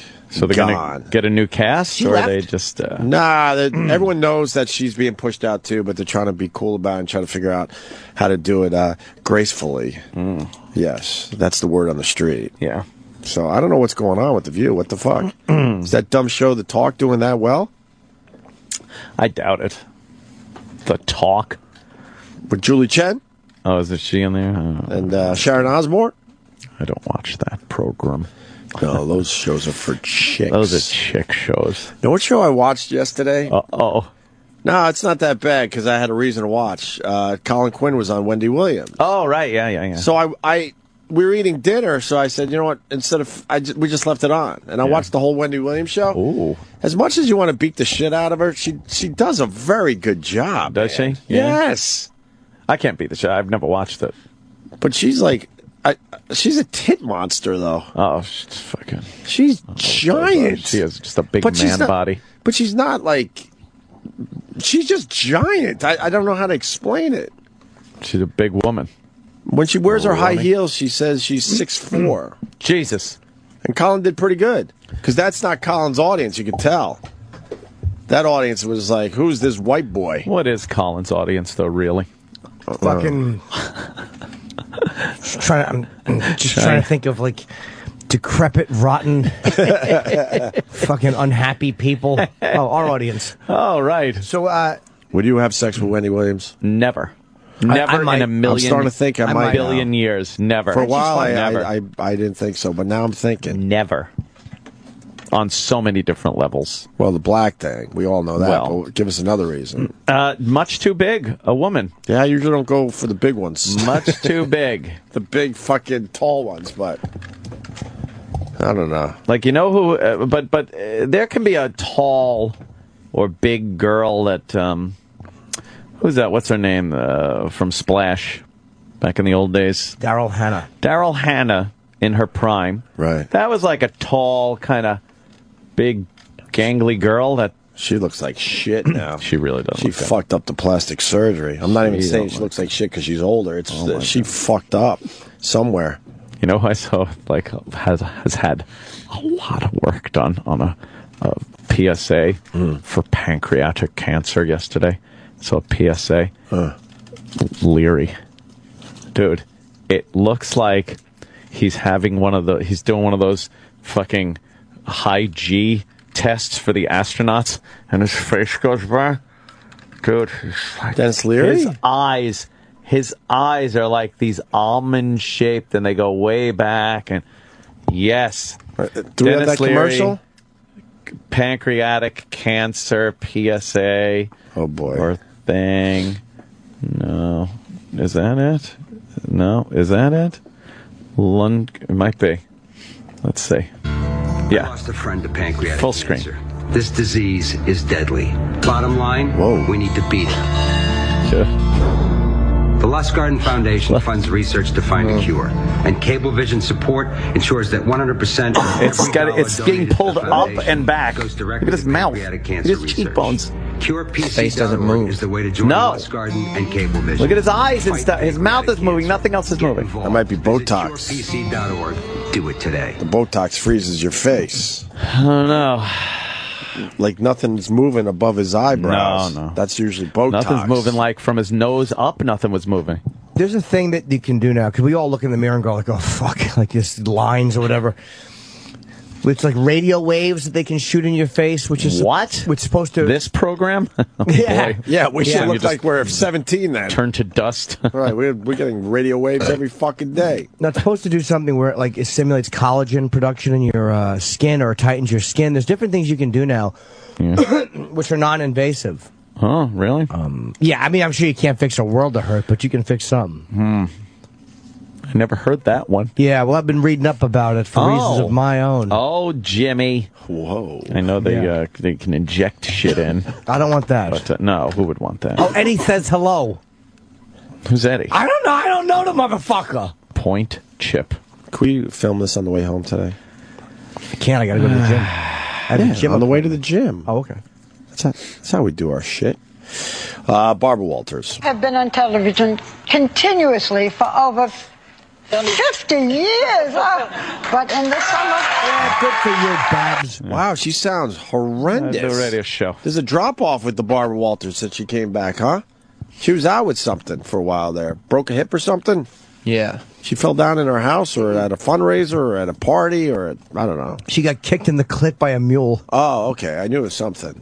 Have been on television continuously for over 50 years. But in the summer...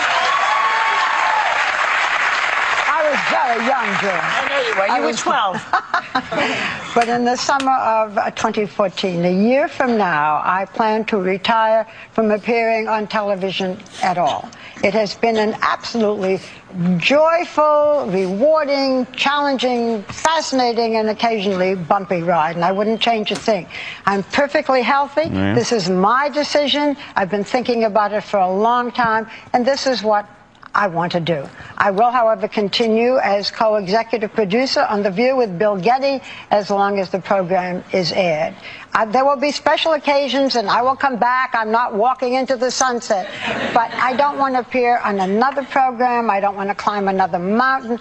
I want instead to sit in a sunny field and admire the very gifted women, and okay, some men too, who will be taking my place. You don't give your retirement speech a year early. I know. What's that about? Yeah, you get the gold watch when you make... Say you're retiring, but don't fucking make a production out of it a year from now. Right.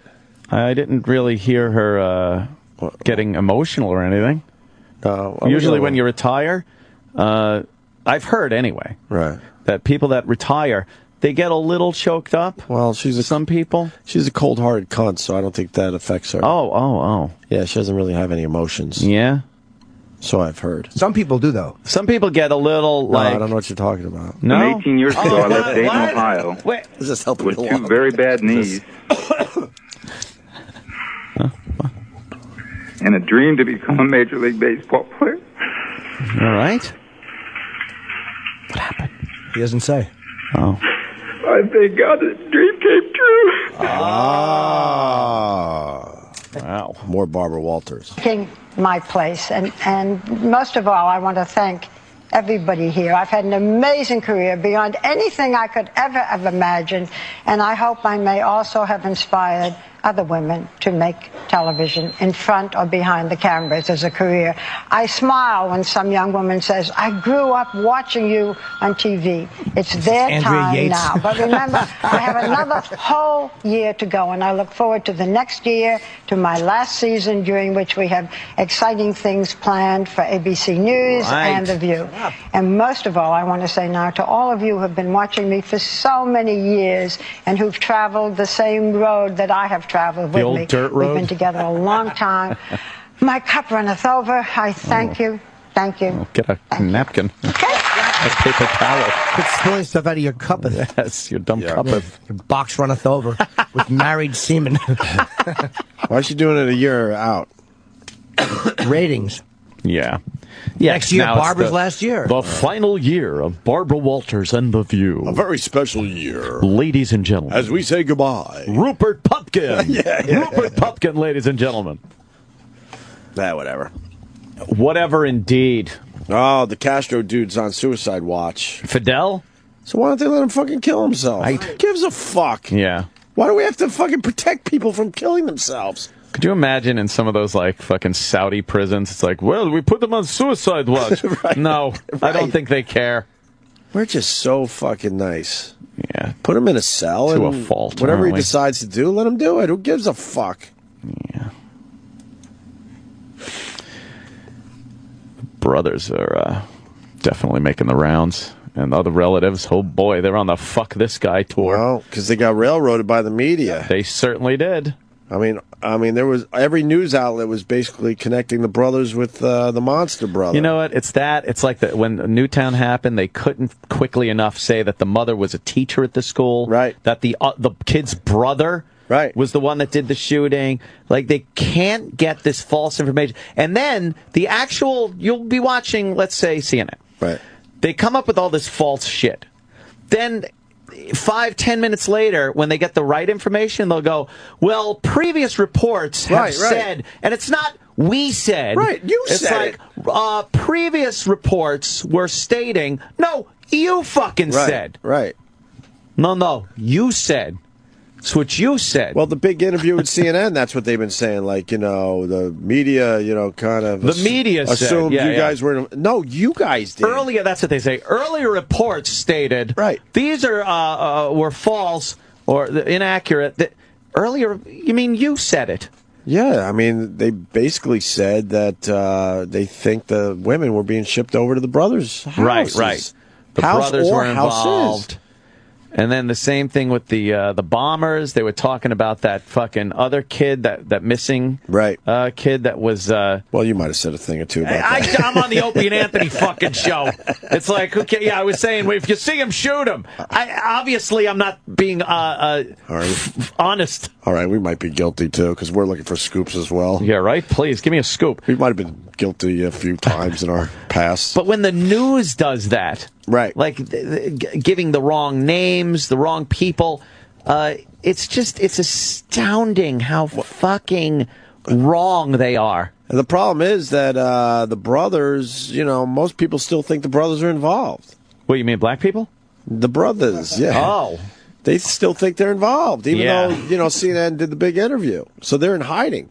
Yeah. And they fucking hate their brother. Oh, boy. None of that. Well, he did something bad, but we support him. It's like, no. Nope. They're like, fuck him. They're like, I hope he rots in jail. So if he's on suicide watch, let him kill himself. Yeah. Save us all the fucking trouble. Really? Why do we protect people from killing themselves? In Lawyers. jail? Lawyers. That's the only reason. Lawsuits. Lawyers, guns, and money. Yes. You want to talk about someone who had a lot of work? That Jennifer Aniston on this Aveeno commercial. Yeah. She's got a tight face, too, man. Yes, she does. Oh, yeah, look. Yeah. She's had some shit That's done. frozen face, too. Frozen face. See, look, when she smiles, a lot of the fucking face doesn't move. No. Her work is good, though, man. She looks really good. Yeah, if you're going to get work, that ain't too bad. She hung in there for a while, so bad. but she doesn't look like that in person, though. No. You know what they should do? They should give that fucking Castro guy a pillow. But instead of a pillow inside, they give him a pillowcase stuffed with, like, coiled rope. It's like, here you go. Yeah. Yeah, and then just, kind of walk away from the cell for a little while. What a fucking monster. Yeah. You see the backyard pictures? No. Oh, yeah. Neighbor, I guess, jumped over the fence and took pool. Nice pool. Oh. Took some pictures of dinosaur. Patio dinosaur. There's like a kid's bike back there and all sorts of shit. You didn't see these pictures yet? Unless you got a dinosaur in your yard. That's class. A lot of fucking barbed wire, I think, in the backyard and all sorts of shit. Yeah. Oh, man. Did he have a fence up there? What? Oh, yeah. What is that? It looks like a fucking prison wall. Really tall fence. Did he get a variance for that? I wonder. It's very hard to get a permit. A generator. Shitty backyard. Yeah, with like toy car. Blue tarp. A little a lot of lumber. Kids, basketball hoop. You know what, though? I got to tell you, it looks like any backyard I've seen in any Hispanic neighborhood. There's a lot of shit back there. A lot of junk. Yeah. Oh, that was Just an AC. It's missing the fucking 85 Toyota Celica up on blocks. Oh, that was an AC 360 exclusive. Oh, thank God. Thank you, AC. Thank you. Yes. We got a radio host getting drunk on the air. So this audio turns out to be pretty good, huh? Morning drive radio. I stopped doing that. I loved drinking on the air during afternoon drive. And then we got a fuck that listener. Yeah, 50 grand prize winner. 50 grand prize winner. He made it sound like he had 50 grand prize winners. Right. When he was supposed to say, we have a 50 grand prize winner. Right. 50 grand prize winner. Right. It's like winning 100 grand, but then it's only a candy bar. Yeah, terrible. I worked for the time. Pretty good, though. Hey, you got that clip of Frankie Blue before we do the BBC? Love Taking this. out a $50,000 grand prize winner. The winner of the KTU Mix 102 Redo Contest. He's so drunk. And also you win a Toyota Scion. Now what's going to happen is they're going to pull, they're gonna put their hand in the barrel. He's they're so gonna pick drunk. out a winner, and then they're going to fuck that winner. They're gonna fuck that winner. The winner will be rewarded with everything. Mix 102.7. Stepping all over the vocal. He didn't ramp it. No.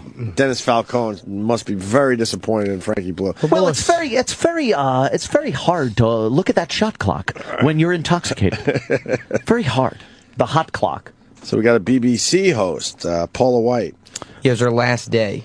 Paula White. She was leaving, so she decided to fucking get drunk on the style. air. Yes. Tipsy. Oh, 30 minutes. She only lasted 30 minutes? Yeah. She was so fucked up, she only lasted 30 minutes. Wow. It's a 3-hour show. Lightweight. On her last day, she basically came in fucking hammered. Yeah, they pulled her out. Is there video or just audio? No, it's audio. Okay. Paula White. BBC Radio Stoke. For the last time on lunchtime, let's say you pick the music. Oh, she's fucking hammered. And then you throw in that accent. Oh, it's beautiful. Tell me what you want, what you really, really... It always sounds like a Spice Girl to me. Right. Drunken Spice. You pick the music. Oh, yeah. I would listen to that. Oh, fuck yeah. Why do you take these people off the air? It's the best day to Crazy. listen. They become unpredictable. Because they usually never say anything you give a fuck about, but if they're saying it drunk... How long was she there? I think 6 years. You let her fucking be a drunk idiot on the air. Yeah, but... They only let her... She only lasted 30 minutes. Well, let's see what she said. Who knows?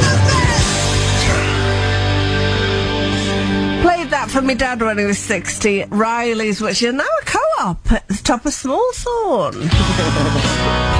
What? I don't know. I don't even know what she said there. Played that for my dad when he was 60, and now something. And she threw to the song.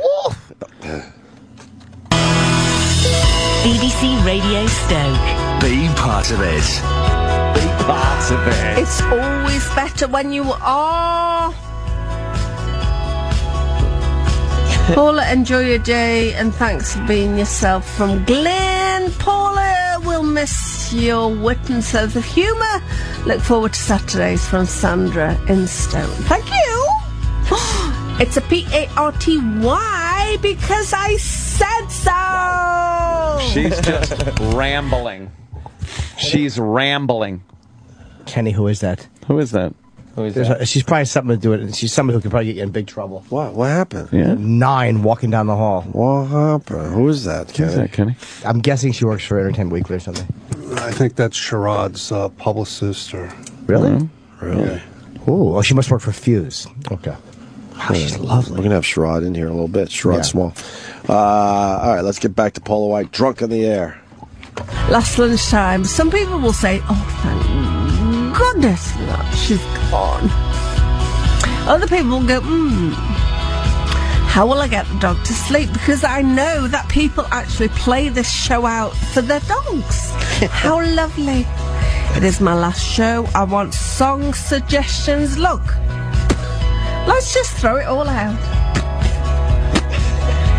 I don't get told what songs to... No, I do get told what songs to but I don't get told what songs to play. On the last day of May? Sure. So, if you want a song, Susan Kingate. Oh, my goodness. If you want a song, let's have a party. Party. Why would you take her off the air? Fantastic. This just sucks. Unless Fantastic. they're firing her and they let her sign off gracefully and they were afraid of what she was going to say. Right. That's very entertaining. But they only allowed her 30 minutes before they said, we can't have this on the air anymore. Why? You know what I heard, Sam? What? She got the gig afternoons over at Entertainment Weekly That's Radio. why she's leaving England? They liked her voice. They liked her voice. They liked her style. Right. Yeah. Last day with Paula. I'm quite sad. I will cry. I've cried about 10 times today. On John Akers and Jodie and different people. I know. That's great. I know. But if you want a song for a Friday, it's the 10th of May. Let me know. 81333. Start your message with the Stoke. You have to start it with Stoke. Leave me your name and where you're texting from. Fucking zooted. Jesus. Wow. Do you think she was drunk? She's not confirmed that she was. Right. You know. She's not confirming. She was having a 30-minute stroke. It's them. Here comes the night. Rich and Talk says, Paula, you sound drunk. I'm not drunk. I've had a couple of drinks. I'm not drunk. More than a couple, I'd say. I'm sad. Paula Stoke, we'll miss you, Paula. Shame you're going. Won't be the same in the week. Be listening on a Saturday, says Rog in Bengal. And wishing you all the best for the future, says Rog in Bengal. Oh, right. Songs today. Not just the last song, but songs you want to hear. Carte blanche. That's what they call it when you've got a free range. Tina in Blurton would like to hear Charlie Rich, Most Beautiful Girl in the World. Hey, did Tina. ya happen? Oh, she means through. Tony in Hanford says, I'm going back by Phil. I'm going back where? And Gazza and Stafford says, A-E-I-O-U-U by Freeze. Imagine oh my gosh. having to hang out with this girl drunk. We've got to play that anyway. No. You just said it. No, we've got to play it. Thank you very much indeed for all your song suggestions. Between now and 4 o'clock, we're having a party. We can. Party. Nice. We absolutely can. Last day, so if you've got a song you want to hear, then get in touch. 81333, start your message with the word Stoke. And then suggest a song that you'd like to hear. Holy She's so hammered. I imagine, though, having to fucking hang out with that shit. Oh, let's do something fun. Let's go out. Oh, come on, let's do something. Woo! I want to have fun. She's like the female Arthur. Yeah. It's a Tuesday. Everyone just wants to go home and go to bed. It's my last day. Don't you hate Perry's wife? This song is called Are You a Hedge? Oh, where's the program director? Oh, no. The program director's taking the knife out of the cheese. You think he wants some cheese? It's hammered limey. Yeah. Oh, God. Oh. I think now I should go to hospital. I like the remake better. Yeah. It was great, It was right? charming. Fucking asshole. Russell Brand was charming. Bad was that? I don't know. It was terrible. I saw like 5 minutes. I got bigger laughs watching Arthur, but the Arthur Ashe story than the fucking remake. Did you see the Oh no, I've got AIDS. I'll never play tennis again. I'm dropping my racket. But I'm so weak and bruised. He's dipping his racket in blood and trying to put it in behind me. The tennis ball hit me, I started bleeding. Fucking AIDS. The doctor's coming over with white gloves. Do you think he wants a blood sample? Jump over the net. I can't jump over the foul line.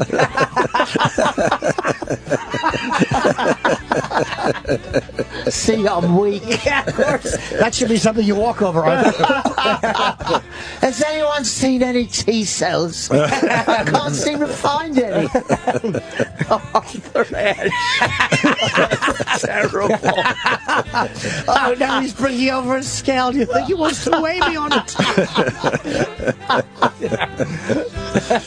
Wow. Oh, no. Oh, nothing much. Just a weak touch of pneumonia.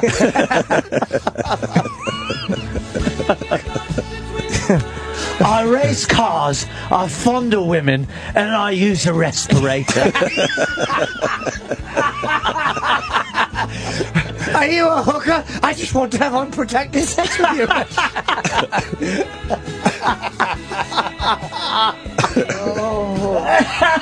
Wow. Oh, shit. Yeah. Let's put that on the podcast. Oh, man. Get that right on the podcast. Podcast starts up tomorrow, right, Sam Roberts? Yes, it does. Very good. People want to know if it's going to be on Stitcher and the other places. We haven't confirmed that it'll be on Stitcher yet. Why? Because Stitcher has weird stuff about their advertising. They insert ads into podcasts. They do. Well, fuck them. Right. Once around the hospice, Bitterman. You know how I love the hospice.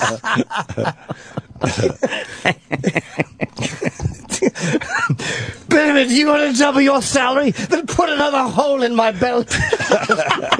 It's too big for him. Of course. He's lost a lot of weight.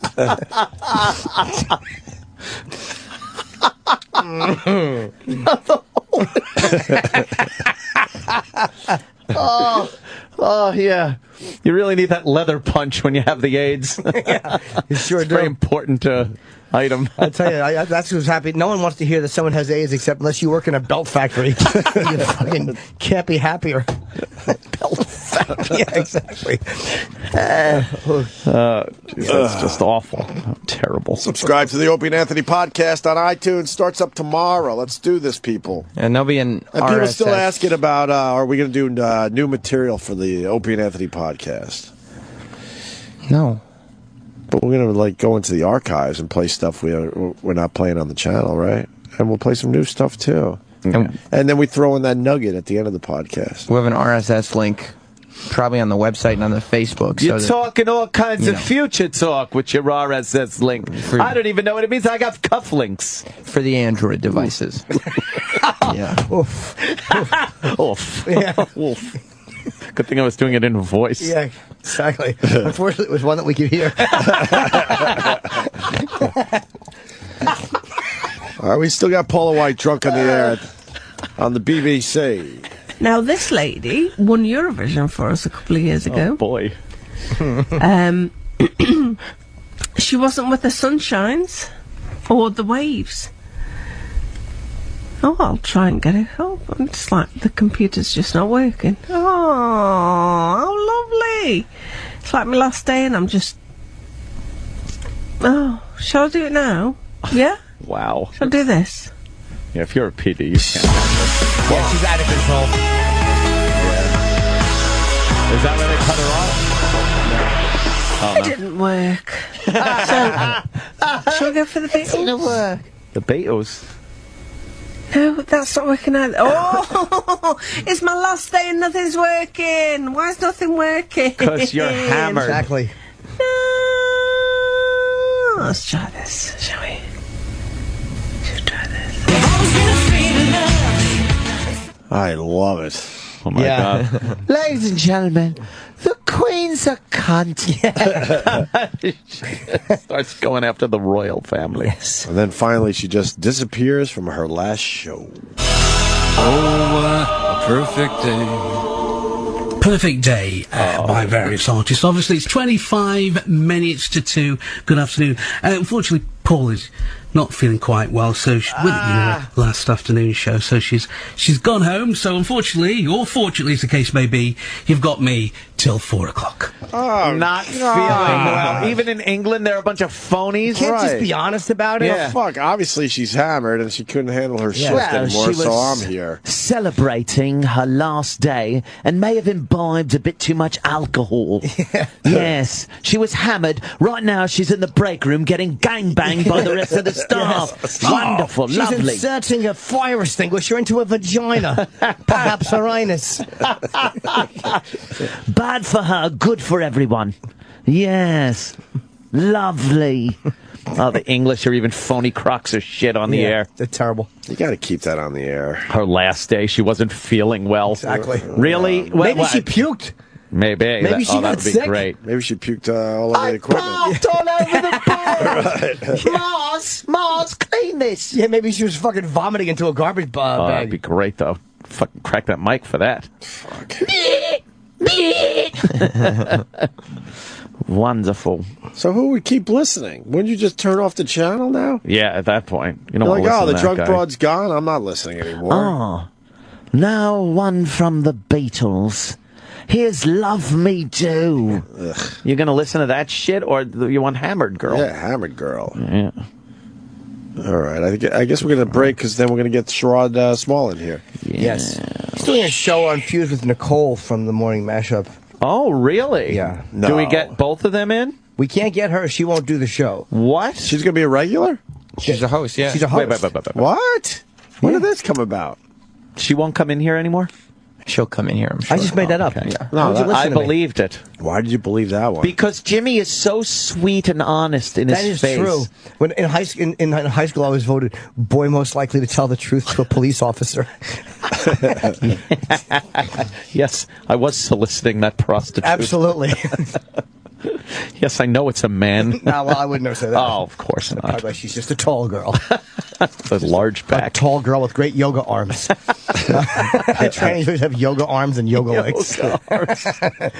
What's the show that Nicole's doing with Sherrod? United States of Hip Hop. It's like a interview / roundtable opinion news show about hip hop. About hip hop? Yep. Wow. And what does she know about hip hop? Nothing. That's why it should be funny.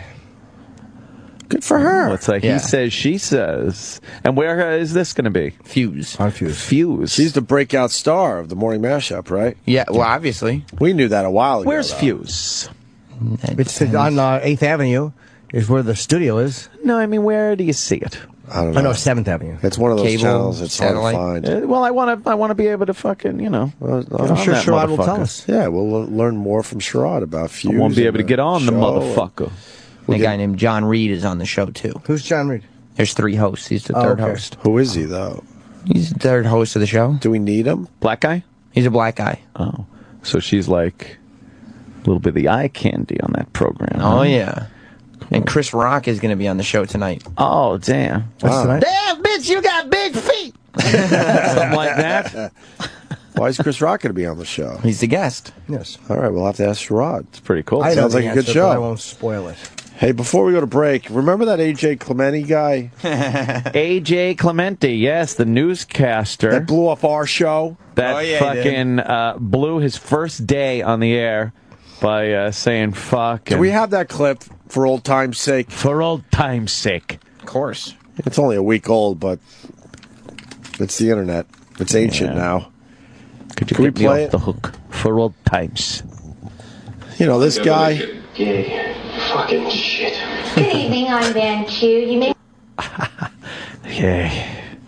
Fucking shit. I want the whole clip. Oh. Yeah, fuck Let's see. Gay. He talks about himself. Good evening, I'm Van Chu. You may have seen our new AJ on the North Dakota News, and he'll be joining the weekend news team as my co-anchor. Tell us a little bit about yourself, AJ. Thanks, man. I'm very excited. I graduated from West Virginia University, and I'm used to, from being from the East Coast.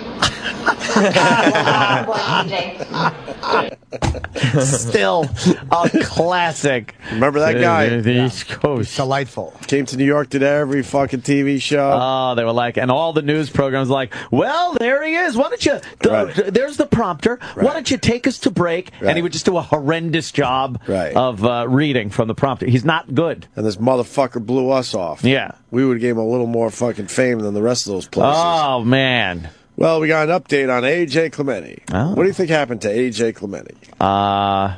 He got a job in broadcasting. We predicted he'd go right back to that fucking TV station, didn't we? Yes. Well, we were wrong. Oh.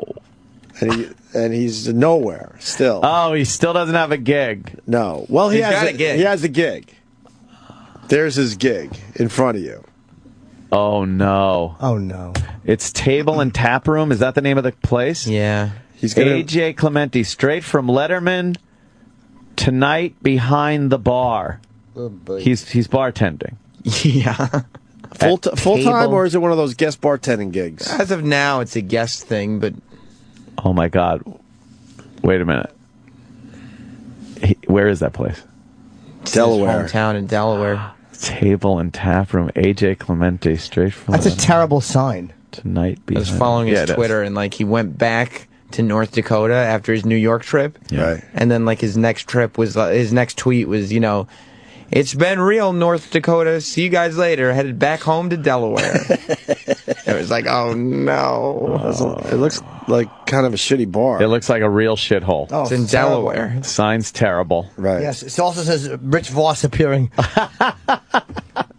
Pretty rich. And the billboard says straight from Letterman. Yeah. Oh my god. He was just recently on Letterman.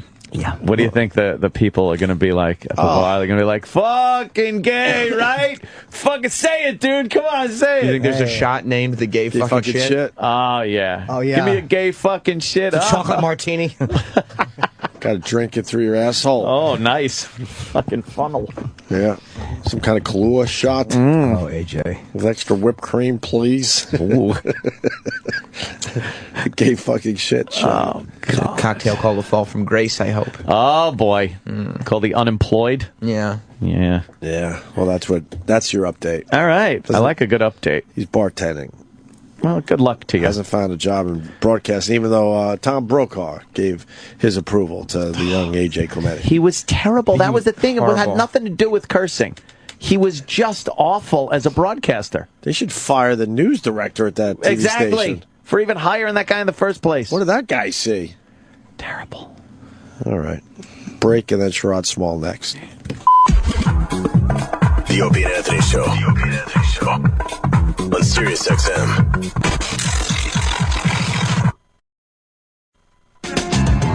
This is the Opie and Anthony channel. On Sirius XM. Next week on a very special Opie and Anthony Show, the sex bagel battles his demons. Everything could be saved if you come in and take a shot. When he throws a celebration for himself. Tequila Day was my idea. But when things go wrong, E-Rock gets personal. I can come with a woman, you can't. And the things that usually help no longer do the trick. Maybe I need a donut. Humiliating his friends, family, and his wife. I didn't grab her tits, no. I don't think she's proud of this particular show. Then insulting his radio idol. Oh, turn it off. Give your final sign off. Go home, no one needs you. E-Rock's years of radio training go down the drain. 9:08,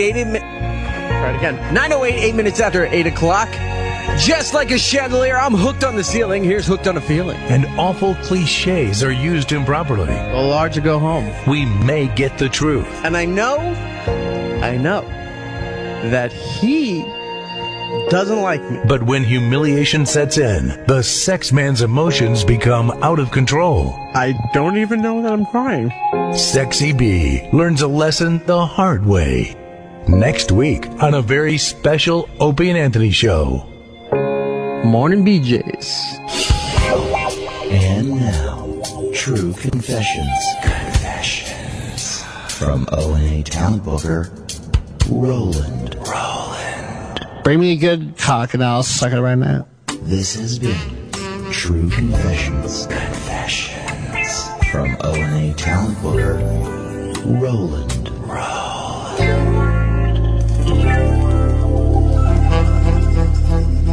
Sirius XM. And now, the Opie and Anthony Show. Wow, we were just doing intros for the Opie and Anthony podcast. Yes, we were. The first official one will be available tomorrow, even though there's a test one already up there, right, Sam Roberts?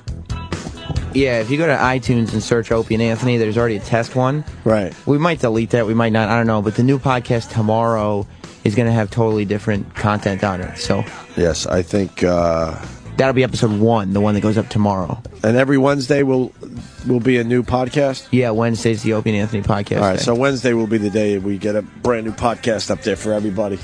We have entered the podcast world. It's going to be sick. Hopefully a lot of people will subscribe to the podcast. They're doing all right? Yeah. How's the numbers? Numbers are good. Numbers are good? Yeah, I mean, it is already in the top whatever of iTunes, but that's deceiving. I looked at the numbers themselves. Right. The numbers are good. The numbers are good. Some of these fucking people are just... What happened now? What? What did we do now? It's like, reruns, why bother? It's like, do you understand? First of all, the world doesn't revolve around you, you fucking cunt. You already get 20 hours. And it's, yeah. More or less. This is mostly for people that don't fucking listen at all. Right. It's to get new people that peruse podcasts. Right. They'll be like, oh, Opie and Anthony, let me listen. Oh, they're available on satellite? Let me subscribe. Not everything we do revolves around the fucking dick fuck that sits around their radio 24 hours a day listening to this show.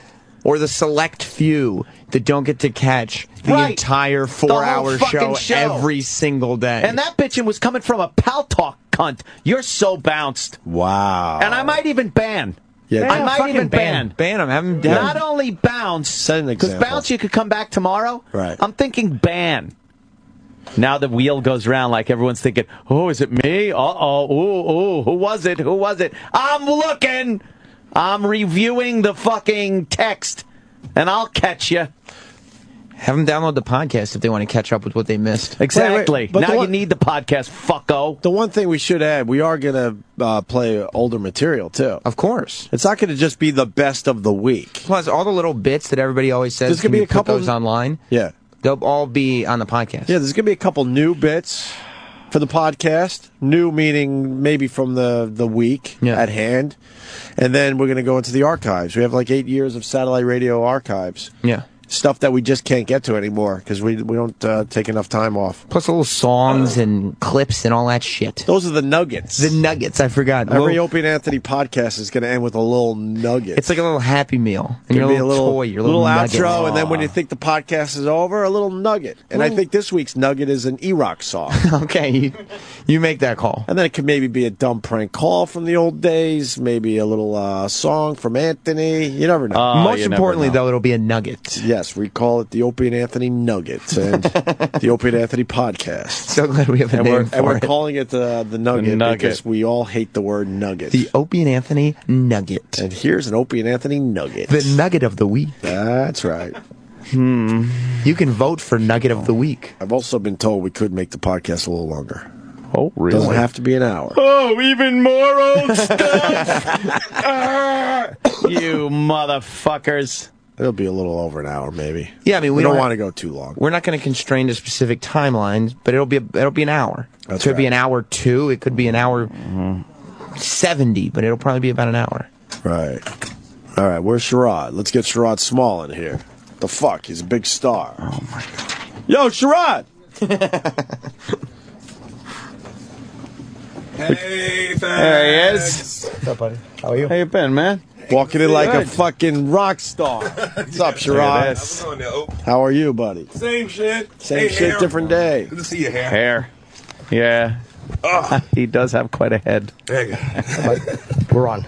Okay. Yes, we're on the air. We just, Yeah, we just fuck around, you know? You know how it is. Yeah, I know how it is. We're attacking the listeners who complain. Yeah, we just entered the podcast world. There's so many complained? fucking... who complain? America? Yeah.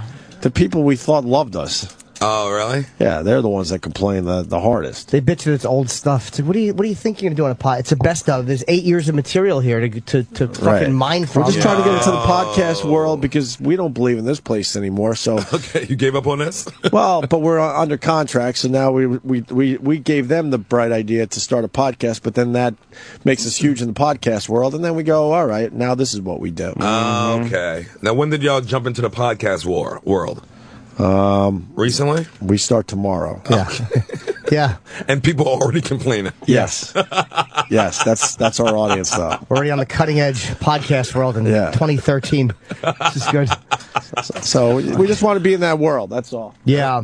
We're getting an AOL homepage next. We told the company it would be good for them as well. But so you're working backward? Yep. A little bit. MySpace is next. And then a ham radio. Maybe go old school, do a little CB radio, too. CB radio. Why not? It's making a comeback. Who's John Reed? We've been asking you. He's a music insider. I found him. I found him. Yes. What happened? The guy that was bitching and complaining. Yeah.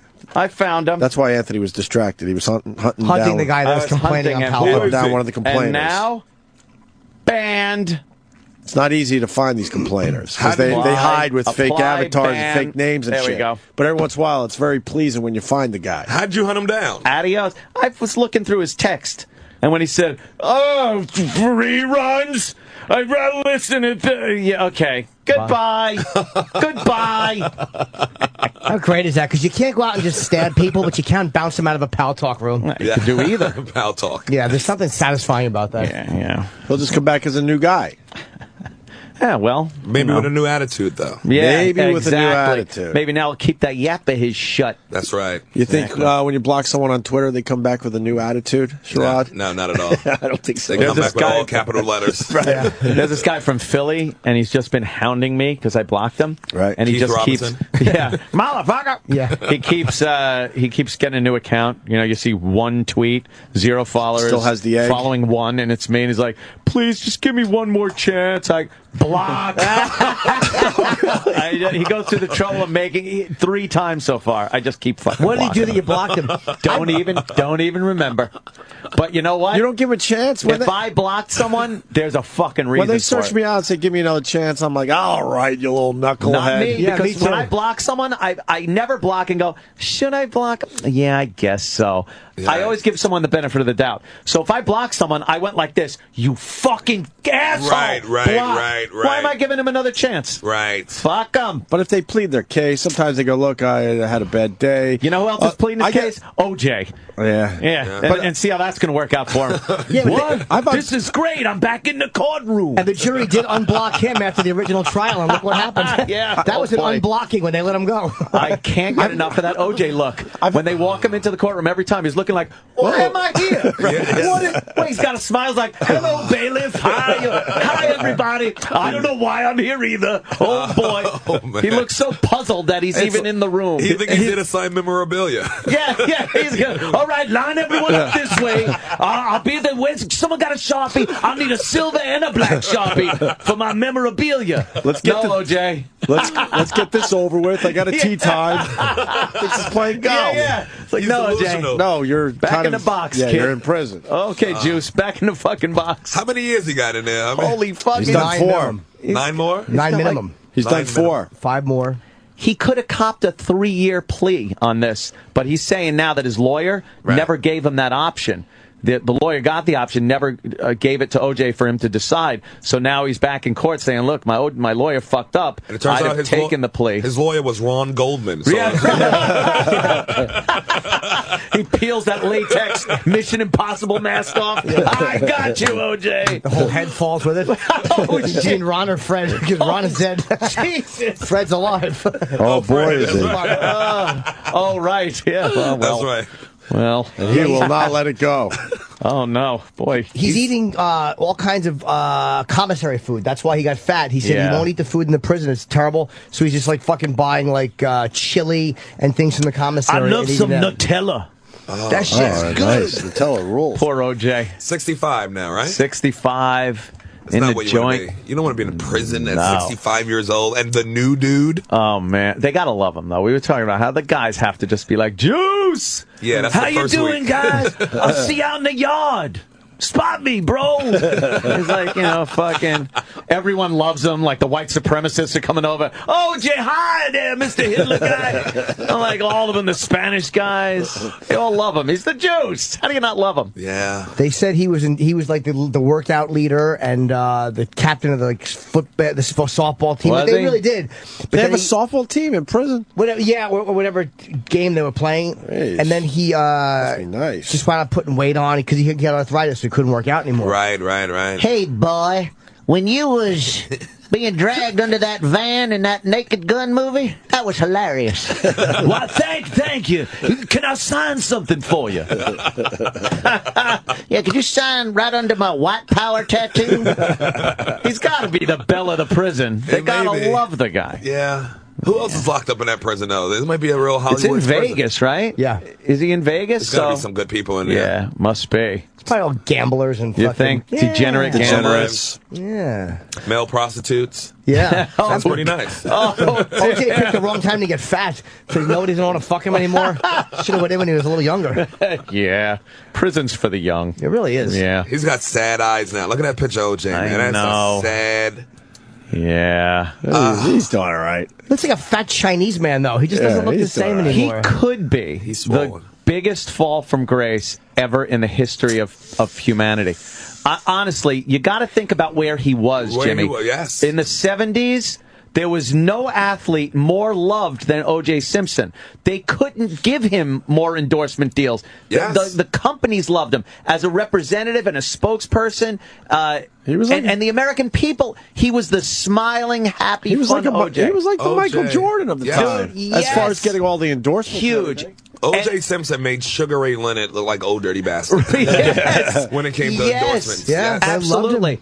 And now look, you know, the murder rap, or he skated on the murder thing when everyone pretty much is like, Right. And then now he's in prison. Dude, it's a fall from fucking grace steeper than any I've seen. I can't name another fall I can't that think of one. huge. That huge. I used to look in Jet magazine and see OJ, and they're like, he's living a life. Living the life, Look man. at his life is. That's his kids. Right. Look at him golfing. Now. There's his kids. He's Yes, golfing. Nobody He's got black that golfing. fucking buxom blonde by his side. Fucking OJ, man. Yes. He's driving fucking nice cars. He's living in Brentwood. Yes. Damn. And then, Who knew fall that from grace. all these days I'd rather be Marcus Allen than OJ. Than OJ. Marcus got the same booty, same mood, and he's free. Yeah. Just a little bit of a softer temper, I gather. Eric Dickerson never almost decapitated anyone, did he? Tony Dorsett did never lop a head off. Oh, shit. Oh, OJ. You had it good. He had it good. And he beat the rap and Living fucked a up life. again. How do you fucking not be the greatest guy in the world after you beat a double murder rap? With all that evidence and shit, you beat it. I wouldn't fucking... You got my memorabilia? Okay, enjoy it. You have fun. I'm going to come over there and sign every piece of it for you. I'd be the nicest fucking guy. Right.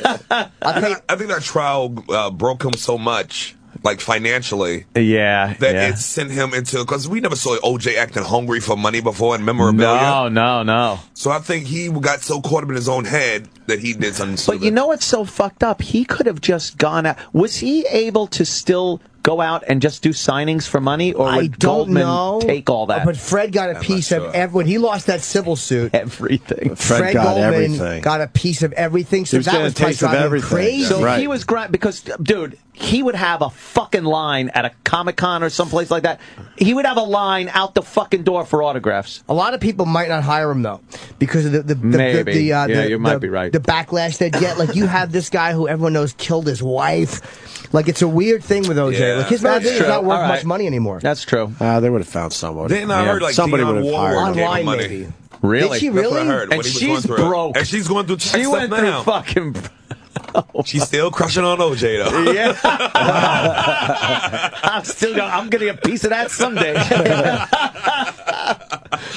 Wow, man. Yeah, it was such a brutal crime. It's a really tough one. Yeah. Because there were photos of it. And Right. he was, I forgot about the fact that he had some money-making ventures Yeah, after the trial, but no one really wanted to pick up on it. Yeah. online sales are where, because people could order stuff privately online. Yeah. But to go to a signing and people would have got pictures with him, but I don't know how many would have. Right. People would have been yelling stuff at him and Yeah. killer and murderer. Oh, my God, right?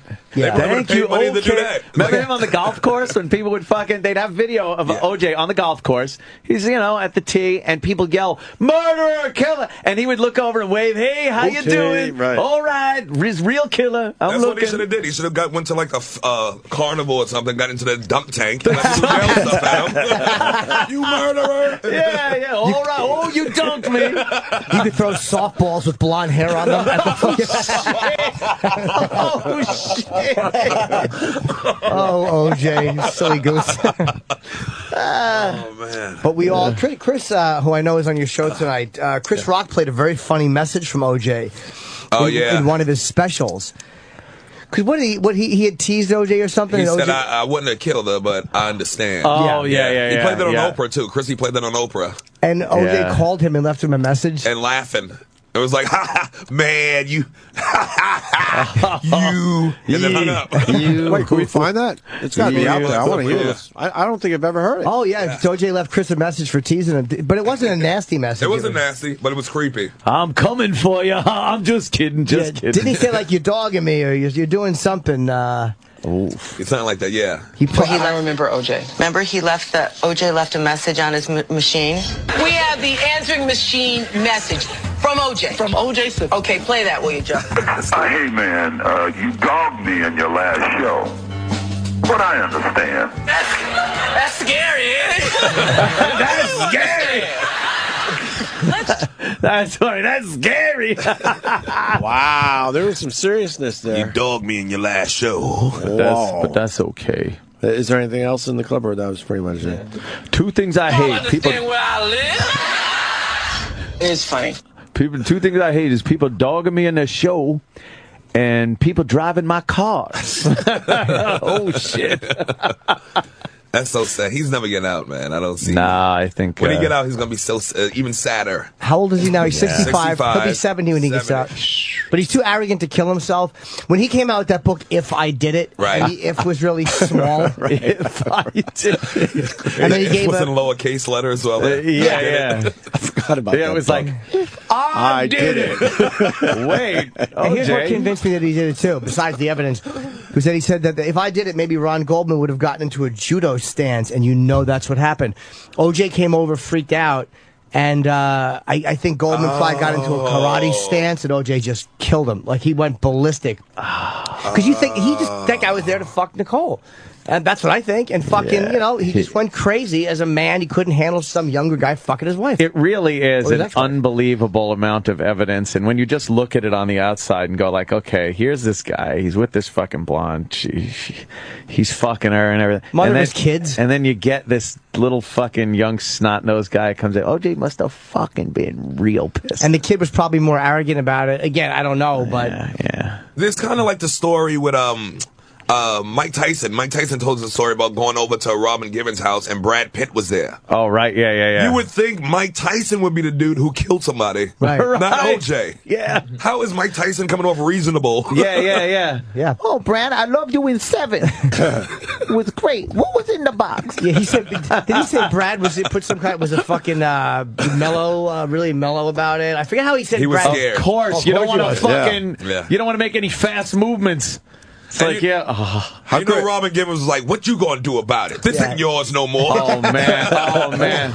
How great was that one-man show? You saw it, obviously, the Mike Tyson one-man show. You haven't seen it. No. He tells that story. Brad, why don't you tell him to get his black ass out this motherfucker? Robin, shut the fuck up. Shut the fuck up. Let me get out of here. Yeah. That's how girls get you beat down. Oh man, yeah. They know how to do that shit. Yes. I'm not shutting up here. I told the story about it in the movie theater when that happened with me and my chick a long time ago.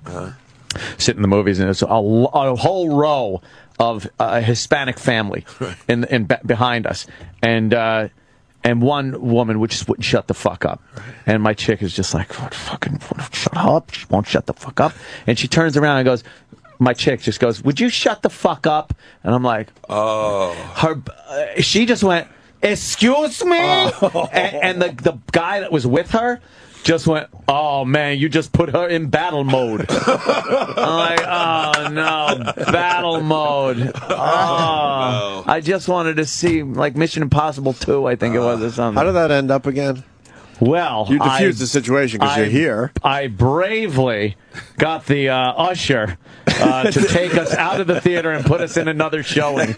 Oh, really? Oh, fuck That's hilarious. I was not going to fucking deal with the Diaz family for the entire movie. Not right behind you, too. Yeah, right behind me, because Hispanics, very good with knives. Yes. And I don't like the idea of being front. Yeah, so we just, I was like, yes, okay, honey, let's go. We showed them, we're leaving the theater. Yeah. It would have been great if they would have just American meat stabbed you right there. Yeah, right? Just one of those quick fucking rapid fire shankings. Yes. It's not even a stabbing, it's a fucking shanking. Did you get, did they say anything to you on the way out or no? Oh, yeah, the fucking bitch was like, yeah, you keep walking. She was fucking pissed. My chick, and then I just fucking laid into my fucking chick. I'm like, what are you, out of your fucking mind? Yeah. You don't do that shit. Girls will get a guy beat up so fucking fast. Us as guys, we know. We know what to say, what not to say. If a fight comes up and we got to fight, we know that point. Right. But before that happens, there's a whole dance that goes on. Right. And there's a way that you could both leave the situation and save face. With your pride. Right. If your bitch starts mouthing off to the guy, now you got to stand up for your chick. Right. And he's got to be pissed at you because you got a loudmouth bitch. Yeah. Now you're fucked. Ladies, shut the fuck up. Y'all both should have stood up and punched both your girls in the face. Shake hands, watch the movie together. Yeah. Look at this shit. It's fucking great. Thank you, man. Yeah. Both girls laid out. Yes. Patrice told a story about that where his chick was Vaughn was mouthing off to somebody. Oh, man. And Patrice said to her, to the guy, like, now you have to deal with him. Now, obviously, the guy didn't do anything. Right. But Patrice said something to the guy about it. Like, he was so annoyed that she had put him in this position. That's a good thing to diffuse, yeah. Now you deal with it. I'm going to watch. Yeah. Yeah, like, what do you want me to do? I didn't do this. Go wrestle him. Yeah. Yeah. Your chick doesn't seem like she does that, though. No, she wouldn't push it off on me like that. Yeah. She's usually trying to calm me down from choking somebody in a drive-thru. Yeah, Sherrod has a bit of a reputation. Oh, yeah. Oh, really? Yeah, as being a guy who's cement-handed. I don't like injustice. Yeah. I'm fighting injustice out there. On the fucking line, on the drive-thru line. Yes. A lot of injustice going on in that loudspeaker. There's been a few of those stories where you come in on a Tuesday, like, what were you Sunday? What happened? Nah, Sherrod knocked somebody out in front of the cellar. Holy shit. For what reason? You just... One time, some dude acting crazy outside the cellar. Right. The crowd's coming out. People saying, great job, thanks for the show. Some dude has grabbed his girl's, like, bra top and pulled it off. Oh, shit. Just pulled it off. And the guy she was with was a little dude. So he didn't want to, man. and I was like, yo, what the fuck, what are you doing? Yeah. The guy was like, what you going to do? Smash. Wow, really? Wait, was the guy in the audience or no? That's funny. No, he was just walking by. That's what you do, too. And it turns out the guy who I knocked out that time was he worked for Noam. He was a bartender around the corner at the Village Underground. And he fucking pulled a girl's shirt. Was he drunk? Yes, he was on something. And he was with like two other dudes. Holy fucking, he just pulled her bra. I like that whole Pulled it thing. off like Yeah. rapey. And you decided I got to knock this guy out. Yes, because I saw the guy she was with. He was like, oh, wow. Talk like, is I for can't stand for movies, this. too. That's Talk is for the movies. I Yeah. like that. What you gonna, bam! and then his boy was pulling him away to Ben's Pizza, trying to put water on him. It was great. Yeah, that's fucking awful. I also feel bad for the little nebbishy guy. Yes. That she's with. Like, how humiliating. Right? Yeah, he was in a no-win scenario. That's why the dude was acting even bolder, because he saw that he had a win with the short dude. Yeah. It's But like, then, stop. even after that, he's got to look at you and be like, "Oh man!" In the this end, guy he's had still to bail me humiliated. out. His chick is looking, going, Right. "Ooh, Oh, ooh, strong I actually man. fucked both of them at that. Nice shish kebab. my hero." Oh So shit! you knock out a lot of people there, Sherrod? Nah, No, just here and there? that's here and there. Ones that I deserve probably it. got knocked more than I knocked out, but I saw you one It's time worth getting it. pulled Yeah. out. There was a big argument in the hallway of the fucking cellar. It was like you walk down the steps to walk into the right is the room, and there was some big bald guy. He was a big dude. And you and him were being pulled apart, and he said something. I don't know if he said anything racist, but he said something that really put you over the edge. And you probably don't even remember. he said Godfrey was funnier. Yeah. Oh shit! So I thought Artie was hosting. Sorry. But I forget what it was. But it was the only time I ever saw you in a real rage trying to get to that guy. Wow. And it wasn't fake. I want to get to him. It was real trying to get to Fake, him. I want to get to him where you don't want to get to him. Yeah, we were allowed Your, to shit to your hold you boys back. let you go, but you back up into him. Yeah, fucking kick your ass. A 12-year-old's holding you back. It's not worth it. I remember one time I broke up a fight at the cellar between Kevin Brennan and Greg Rogel. Yeah. And they were going at it. They knocked ST to the ground in the hallway. Shit. Wow. Oh yeah, I remember you. Yeah, it was real. I wasn't there, but I remember hearing about them scrapping or arguing. Rogel's got anger, buddy. Yeah. They But what both was got that anger in problem them. about? Did it ever come out? You never know. It could have just been sometimes guys working in the same situation night after night for years. Just something gets said. I mean, I really never found out. Yeah, something got said. I think they was talking about a joke. Well, maybe, yeah. Jesus. And the You next never thing I know. know, Rogel was on Kevin's neck, like digging in his neck, Yeah. bleeding, his neck bleeding. ST's on the Holy ground. shit. Wow. And I see Crazy Miguel all the fucking time. comic. He's like he's a mellow guy. Like, He's you know, sweet. Yeah. yeah, he's just doing got well. back from tour with Russell Peters overseas. Yeah, he's been working with Russell in like 16,000 seat venues overseas. Fucking nice intimate setting. O2 Arena. Fucking sold it out. Yeah, he sold out the O2 in London. He sold out. Fucking Russell is one of the biggest comics in the world. Wow, man. I'd be happy to go, but he's I'd probably bomb in front of him. Why? Why do you say that, Jimmy? He said, well, Greg said his crowd, you have to, because they're like very Muslim, and he has he's a hardcore, he doesn't have a Jim Norton audience. It's a different crowd. So he knows better. Man. Knows better. Caused a problem. I'd give you a shot, Jim. Thanks. In front of Easier a for Muslim 5 audience. people. Oh, yeah. Like if it was Al Qaeda, Taliban. Exactly. Here's my impression of a fucking headless torso. Yeah, I don't. It's funny. The Cellar has a really weird vibe to it. Like, there's times where you feel like man, something can happen because there's so many people just walking in, and there's so many people. They're not fans of mine, or they're not fans of you. They're just people who come to a show, right? And you never know what the fucking vibe is going to be. But isn't that good for you guys? Yes, to work on new material. It does help because if it does toughens you up a little bit. Yeah, definitely. If it gets a 6 at the Cellar, oh, Senator, one more joke. I love your suit. He said because they own it. So if it gets a 6 in the Cellar, it'll get like a 9 on the road with my audience. That's why I work on the material there. But some nights I just like Mother's Day. I fucking bombed on Mother's Day. Oh, really? Oh, fucking bunch of cunts with their offspring. Yeah. Let's take Mom out. Fuck her. Was it polite titters or was it just silence? There was a lovely mixture of both. Nothing above a polite titter. It was packed, sold out? Was it? Yeah. Oh, God, they were fucking hanging from the rafters. And then it's just... What was their problem? Are you working on new material, or they just weren't your crowd? Did anyone do well? Ryan Hamilton was up first, and Artie... mothers love him. They do. Yeah. Love him. But he felt they were tight, and Artie Fuqua they loved, too. Okay. Me, not so much. Oh, Artie likes to knock out people, too, man. Yeah, Artie Fuqua's got I've seen 2 fights with him. Yeah. One in Atlantic City and one outside the Cellar, matter of fact. Yeah. He went at it. I saw him go out, outside the Cellar before. Holy fuck. Smashed this kid. And he does it all But the kid was started with Artie. But he does it with a smile on his face. That's what's creepy about him. Yes. He keeps smiling the whole time as he's knocking people out. He's a mouth breather. Holy fuck. Jesus. Keith wants that reputation, but Keith is just old man Philly anger. Like something will happen and Keith will be like, player, and just hit himself until, you don't want none of this. I showed that motherfucker. Damn it. Give me another swirl. Exactly. He's just an old wine drinking drunk. He is an old wino. Keith used to fight a lot, but now he's just fucking Grady from Sanford and Son.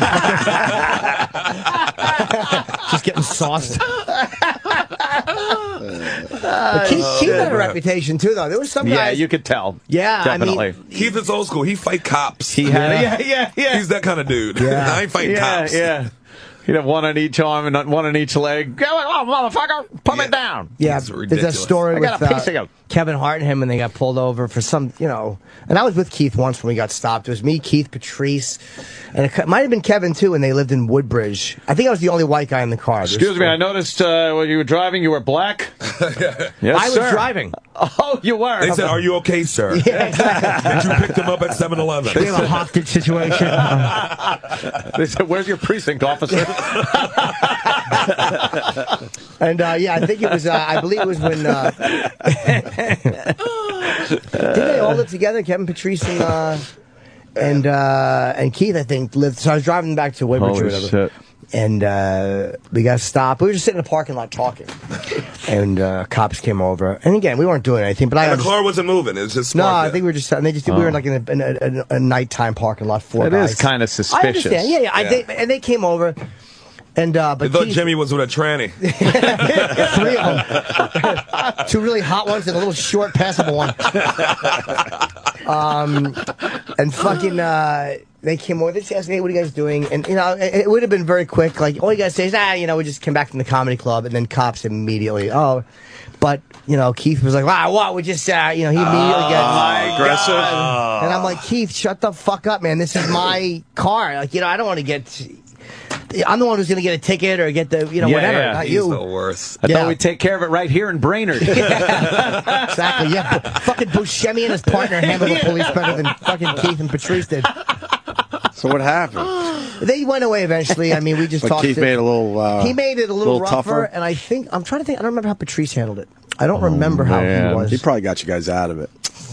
No, Kevin would have been the most reasonable of those three guys. Really? Yeah. Because he can slip out of handcuffs? Yeah. He's cute and pixie-ish, and now he's not, Jesus. but now he's just rich. Oh, that's fucking funny, though. What is your show about?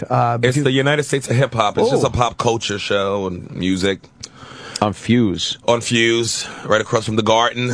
Yeah. Good Jimmy Dolan paying for everything. God bless him. Where do I get Fuse on Fios? On Fios. On fucking, yeah. I know Time Warner is 132. Oh, okay. Oh, that's good to know. I'm writing that down. Actually, my Time Warner box in my apartment. Sucks, right? It's rebooting, so I'm going to go back next weekend and turn on TV. I got to call. Holy fuck! It takes forever to reboot a box. They got a countdown on there. I hate that countdown. It's terrible. I got to call those fuckers today. They just suck. Our Time Warner did it I got to terrible. get new cable boxes again. Get Fios. Just fuck them. I just got new ones 3 months ago. Erased all our on-demand and DVR. It erased everything. None of the stuff. It just decided to erase everything. They decided we didn't want to watch those shows anymore. Thank you. Now, I had a faulty Fios box, too, and I had to get a new one. I mean, you can have that. I don't have Fios. But I don't get the that these guys... the digitization of the picture, Oh, I still and get it that. freezes. Sometimes I get that. And then it'll come back, and the people will be talking. And yes, well, we're going to take the and it just freezes everything up. It's so annoying. What the fuck, man? Yeah. I Throw would that shit die if out. it erased my whole list, my Oh, DVR man. list. Oh no, ours is gone. Oh, that makes me angry. Imagine all the I got fucking so many shows And we on there. fine-tuned Game of our Thrones shit. and Walking Dead and all We that just fine-tuned disappears. it. All those Yeah. weird, obscure shows. Now we forgot half the stuff. Don't you feel like you We did want it something on when there. you clear out your DVR? All right, I could delete that. And it's all clear. Your capacity percentage is up.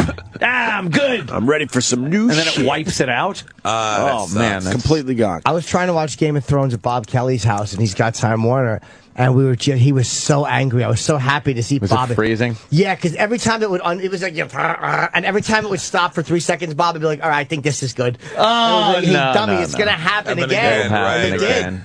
He can't get Fios in his It'll building. happen again. You know what would work sometimes? You pause it. You pause the fucking show and wait like Wait for 5 minutes, and it'll buffer up on you, and then you can watch it. But you shouldn't have You to sure that fucking works? do that. I heard. That's a good tip. It does. I have Fios. I don't need to do that shit anymore. Really? So Fios is never... Fios is fucking great. It's amazing. I've never had a problem with it. No. And if I did, which I've had problems with my internet, and the guys have shown up and fucking they take care of it. Fox has Detroit on the news. Financial Show City on the verge of Bay. Holy fuck, man! Poor Detroit. They're in trouble. They're showing strip malls completely grown in. Well, they're fucking the mayor Detroit, and yeah. the city council and shit. They have been just woohoo partying it up. Right. And now the state has to take over. So the governor has appointed a guy to take care of the finances for Detroit. And now the fucking city council and the mayor and shit are all up in arms going, whoa, wait a minute. We were elected and we should do this. Like, you fucked up. You fucked it up. The city's broke.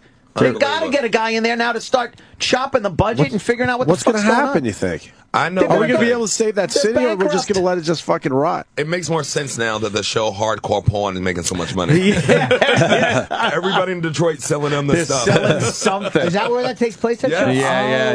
They're going to have slaves before you know it. It's they're in a bad situation. But what do they do? Do they let it rot eventually, or No. They've already pulled the city borders No, in. I know they did moved all the that. city borders in because in order to they created like a no man's land. In order to cut down on the amount of abandoned houses and businesses they had, instead of just knocking down the businesses or getting new business, they just pulled made the back? city smaller.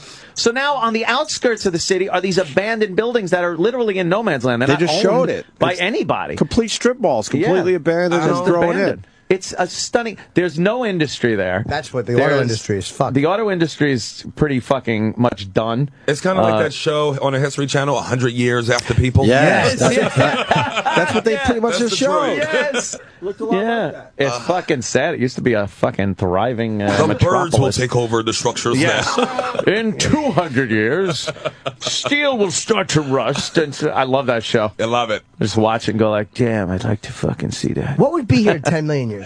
What did they say? Would styrofoam make it, or plastics, or certain metals, or no? And 10 million? I mean, no sign that we would ever hear? Styrofoam, things they say couldn't break down, it would just grind up into nothing. I think they said certain cement structures might still be in place. In 10 million years? Yeah, certain cement. Wow. But like what? Like a little wall here or there? Yeah, or? be like no, not little wall, like huge foundations to things that were poured in giant, like the fucking Hoover Dam, pieces of the Hoover Dam base, like would still be there. But it wouldn't be visible though. It'd be covered. Everything would be buried, covered up in grass. It'd be all done. They say that happens pretty quickly with leaves that fall and rot, and then more leaves, and nothing. Imagine if it happened in 2 hours. How big leaf removal would be in this country? And with that and the wind and stuff, it literally makes new soil, and then trees start growing out of that. It takes root, breaks apart roads. Like tree roots are really fucking strong, and if you get enough of them growing on sidewalks and roads, it'll just crush shit. So, it wouldn't take long before you really kind of nature takes over. That's why it's like, we're killing our planet. Fuck you. Not at all. This thing will recoup in a hiccup. Yes. After we were gone. Anything we leave here, even nuclear power plants, fucking, there would be meltdowns and shit like that. But enough time, all that shit would be gone. Buried over with fucking bugs and plants. And feces. Right, lots of feces. Fixes everything. Yeah. People aren't doing shit. There's nothing Don't worse than a worry strip about mall it. covered in shit. You're like, yeah, no one shops here anymore. You know who was obsessed with the Earth and the planet and taking care of the planet? God. Well, besides all right. Sidney Poitier. Oh, that's right. He talked about that last night. You guys went and saw him last Together night. we went, It was amazing. Yeah, how's he look? He Still looks good? great. He's For 86, 2 months 86. and 21 days. He was always a handsome man. Yes, he spoke was. for 90 minutes. At 86, standing up there. Fuck. Not one sip of water. Not once. Bill Cosby sits down. Yeah. Does he look 86? He looks really old. We were supposed to get, it was a book signing, he's promoting a book. So we went and we're like, yeah, he's going to sign the books after we heard. But then we sit down and there's this little redhead next to me and she's like, no, he's not doing the signing. I guess he's so old he can't do all this. You like that little redhead, by the way. I did. I you asked her did. out and she shot me down. I thought it was Danny Cooksey. I was vibing over there. Yeah, she was sitting next to me and we watched the talk and at the end I'm like, hey, there's going to be some more talks. You want to come to one? And she said, I'm leaving the city. And she wasn't right up until that point. Exactly. Good. I'm fleeing. I'm leaving the city. All right, take it easy, you six. Good luck in Schenectady. She's leaving the I city. got turned down by a 38-year-old six. Was she 38? Yeah, at least. Yeah, really? At least. She was cute, though. She was a cutie. Fuck her, though. Exactly. Yeah, she was, Jimmy's got fucking- balls, though, man. I've seen him get turned down. It's crazy. Yeah. Yeah, It you happens. know. You got to be out there in the game. It to get only turned down. happened. But I wanted to get my, the flight attendant. He handed a note to a flight attendant. Yeah. Sherrod. Said, there's a bomb on the plane. Ha ha, LOL. Yeah, exactly. And then she saw me and she goes, oh, he must be doing a show. Because I'm not good. And then we had to walk by her, and it was obvious she was not interested in what he At wrote all. down on the note. At all. I was. She I never had nothing even to do with acknowledged it, and the I was note? so uncomfortable. I was uncomfortable. She didn't acknowledge the note, anything? Nope. It was okay. It was How better that way. No, it wasn't. He That's wrote- uncomfortable. He Jimmy. wrote the note and then he kind of gave it to her. You know, he had confidence, but I'm Right. sitting there like I never had the balls to do something like that. And then we had to walk past her, and it was so obvious she was just like, so long. see Yeah, you and I said later. goodbye, take care, and then I mumbled, cunt, fucking cunt. Die, you fucking cunt. Die, pig. What airline was it? It was Continental. Probably I think before Continental. the United Who States. do you think got the hottest airline? Maybe You know what? Virgin? I like Virgin American. I don't Virgin fly them American enough. is very good airline. Yeah. Very good. Yeah. Yeah, I noticed like Americans started getting fucking old ladies on there. Yes. The fuck is that Yes. about? It's like old teachers. Yeah. Yeah. We were talking a few, maybe years ago even, about airlines that used to promote the fact that they had hot stewardesses. And the commercials were like, hi, I'm Becky, fly me to Miami. Right. And she's wearing like a little fucking skirt and big tits. Right. She got that 60s looking fucking hair. It was great. But that was like part of the deal. Hold You're on, like, let's play I one. want to fly this airline because the chicks are hot. Let's play one for Sherrod. Let's hear it. Yeah, where is this? They used to sell their Play sexuality, man. I can't see. That music is... I'm Maggie. Fly me. she's not that hot. You'll love my 2747s to Kennedy. You'll love my 2747. She's talking about her tits. Yeah. Just put hot stewardess commercial, Yeah, she's maybe. talking about her. Something like Yeah. that. That was dope. Yeah. Put what's dishy this? flight attendant. Who's this chick? I'm Diane. Yes. I've got 747s to Miami. Fly me. I'm Terry. I've got great connections in Miami, all over the sunshine states of America. Fly me. I'm Marisa. I've got nonstop flights. She's a dope. Fly me. Yeah. Fly me. You know what that I wanted means. to have sex with all three of those. Yes! Well, yeah. They look hotter. There's another one where there was a couple walking down the runway. Fucking hot. Yeah, fly me. They would never that's do that when commercial They used to now. make movies, porn movies, with flight attendant Yeah, themed. flight attendants. Now you don't even get flight attendant themed movies anymore, No. but they look horrible. Now, flight attendants are the fucking are the bad guys in horror films. That's wow. Yeah. The fucking out of the lagoon comes a creature, and she has Stewardess peanuts in her hand. commercial. Yeah, here it is. American Airlines stewardess, late 60s. Ooh. Oh, no. Looks like Barbie American Pinton. Airlines would like to thank Weslaco, Texas for Sandy Norris, stewardess. I think when a passenger's in a grouchy mood, the best thing to do is smile at them, And grab their dick. and you have to go over halfway with them. And usually at the end of the flight, they're really nice. And Now they duct tape you to the like them, chair. you really like them a lot. My favorite food It's like on a the Mondo flight, I think, is Topless interview. steak. Yeah. Yes. Very good. And put the Sandy sauce Norris. on it, and you get potatoes with it, and salad. pull her and up now. roast. Talking about the food that everyone got, by the way. I say to people, I kind of go on the buffet and eat a little too. Sandy brings a little something extra to her She's sexy. job. Of course, That's the American way. Old 727. They probably got so many like sexual harassment charges. and Oh, stuff. yeah. Because it was actually acceptable to pinch her on the ass as she walked by. Right. With her potato. And she would smack your hand and go, tee, oh, stop. Yeah. Your drink is coming right up. You know, the 10th one I'm serving you for free, by the way. Yes. Yeah, you're trying to put. And you're smoking. Yeah. Can I light that for you? Trying to cram 4 fingers in her ass crack. And she's like, oh, tee-hee, I'm a dunderhead. Oh, tee-hee-hee. Oh, Mr. Man, you're grouchy. Oh, grouchy. Yeah. They wouldn't do anything to you on those. No, it was Unbelievable. accepted. That looked like a Playmate. Right? Yeah. Holy They fuck. all did. That was the whole You got gimmick. another one of those? Yes, that was the gimmick. Yeah. The gimmick was the I fucking. love these. Yeah, you were getting from point A to point B quickly, but you were getting food and drinks, smoking cigarettes, and looking at hot girls. It was fantastic. Can you even do this now, you think, without getting... No. Oh, my God.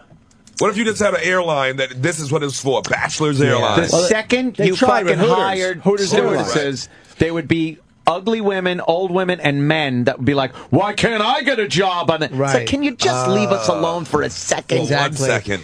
We don't want you working here at Concert. KUNZ. Concert. We stink. And you're actually happy when we're late. Ooh, graduation day. At United Stewardess College. Look at those dumb hats they wear, though. Oh, exactly. Like the Jackie Kennedy fucking took that look away. Yes. The pill hat. Yes. Great hats to pick up brain matter with. For the girls and their parents. Their parents. Oh, man. Man, those hats are funny looking. Yeah. They're big and tall. You feel like Angus Young caps. Yeah. I would just like hang out at the hotel across from the stewardess school. Yeah. Look at that. There's this whole, like, crowning ceremony. Wear a hat like pageant. Damien It's a from the pageant. Omen It's 2. a pageant, yes. It's like a pageant. Yes. Fuck. Friendly skies, and they meant it. Yeah. Those dumb Yeah. hats.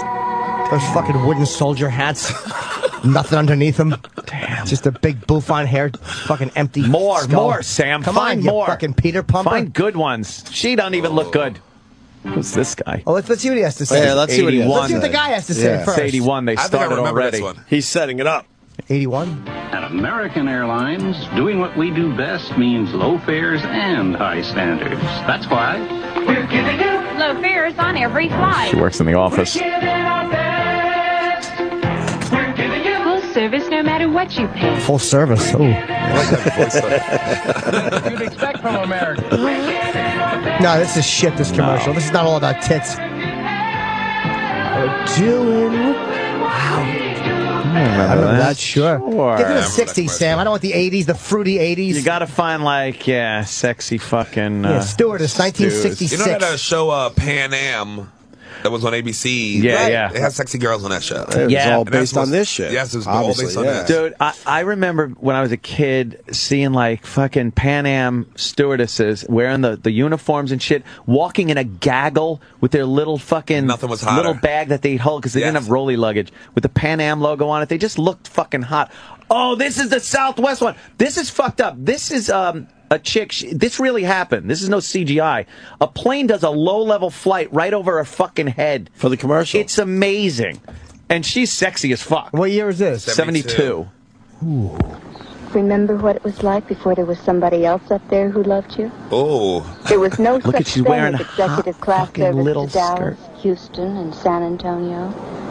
With first-class You could legroom, never get away with this free flyover cocktails for these days everyone, either. and a schedule you could depend on. Dude, this is crazy. What the fuck? Dude, no shit. That's It'd not be funny if there was CGI. shit in the back of her skirt. She turns around and walks away. Holy fuck. It's a giant pile of shit. It was right over her fucking How many head. feet you think? That had to be, realistically, 20 feet? A little higher than That that. was a higher? big plane, man. That was a 747. That was a big fucking plane. Did you see the video of the guy? There's a guy with there's a montage of planes flying over heads, and there are planes probably going 5 feet over people's heads. Oh my god! Can you find it? I saw that one. I know. It's it's horrifying. they're like military crazy. planes though, but yeah. Is that a air show? No, these guys. It's just a lot of guys put these videos up. I don't know what plane flying. Really direct- close flybys. Low flying. Yeah, low close flyby. Skull. I know the one you're talking about. It was a montage. Someone has a link to it. Low flying. I think top 10 low flying planes. Yeah, I think that is it. Go full screen on this. Yeah, come on, motherfucker. Sam. We want to have some enjoyment here. Damn it, Sam. Come on, Sam. Yeah, that guy has got to be loving the shit out of doing that. It's just these are just number 9. It's just there's one where there's a guy on the runway. Yeah, it's on this. And they go by so fucking fast. Exactly. It's crazy. It almost looks like if he jumped up at one point, the one guy, he would get killed. Whoa! An F-16 right over his Now head. we're just. Are you sure this is the... Yeah, I think this is it. That's number 7. Where's the man? That's wow. 20 feet off. Blue Angels. Oh! That's 20 feet off the water. And then he goes and straight he just up. rockets straight up into the air. Imagine if that's how your plane took off when you just took a flight. Here's one of them. Oh, this guy's standing there. Yeah, watch. A soldier. Right over his fucking head. And it comes. You know what faith you have to have? He got scared. Holy shit. That was less than 10 feet over his head. That noise is intimidating. Oh. Yeah, that was a different one. So loud. What's here? And so low. No, these are not that great. There's one that was... The one we just saw was great. The guy ducked. Wow, he got scared. No, there was one where a guy stands there and it goes right over his head. I think that might be number 1. We'll see in a second here. Oh. We'll put these up online so everybody can... Facebook can go. page. Elon, pay attention to where these are. I have no idea. Yeah. This might guy's be, on the the runway. guy. Yeah. Oh! Yes, That is... Let me see that again. Yeah. I gotta see that again. I did that once. Holy shit. That motherfucker. Can you pause it, Sam, when it's right over his head? That has to be 5 feet over his head. What the fuck? You can see the shadow. Go back a little bit. Go back a little That's bit. crazy.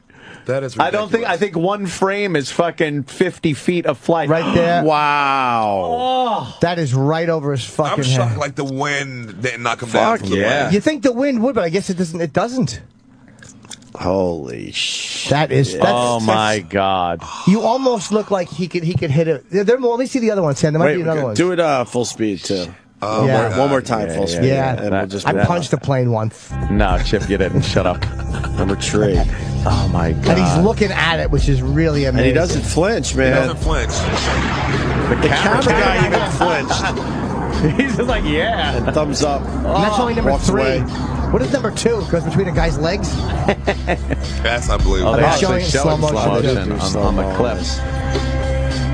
Look at the back Dude. shit right there. That is insane. If he had a flat top, it would have got knocked off. Yeah. That's less than 10 feet, right? Yes. Yeah, I think you're right. That's Number gotta 2. be Wow. feet.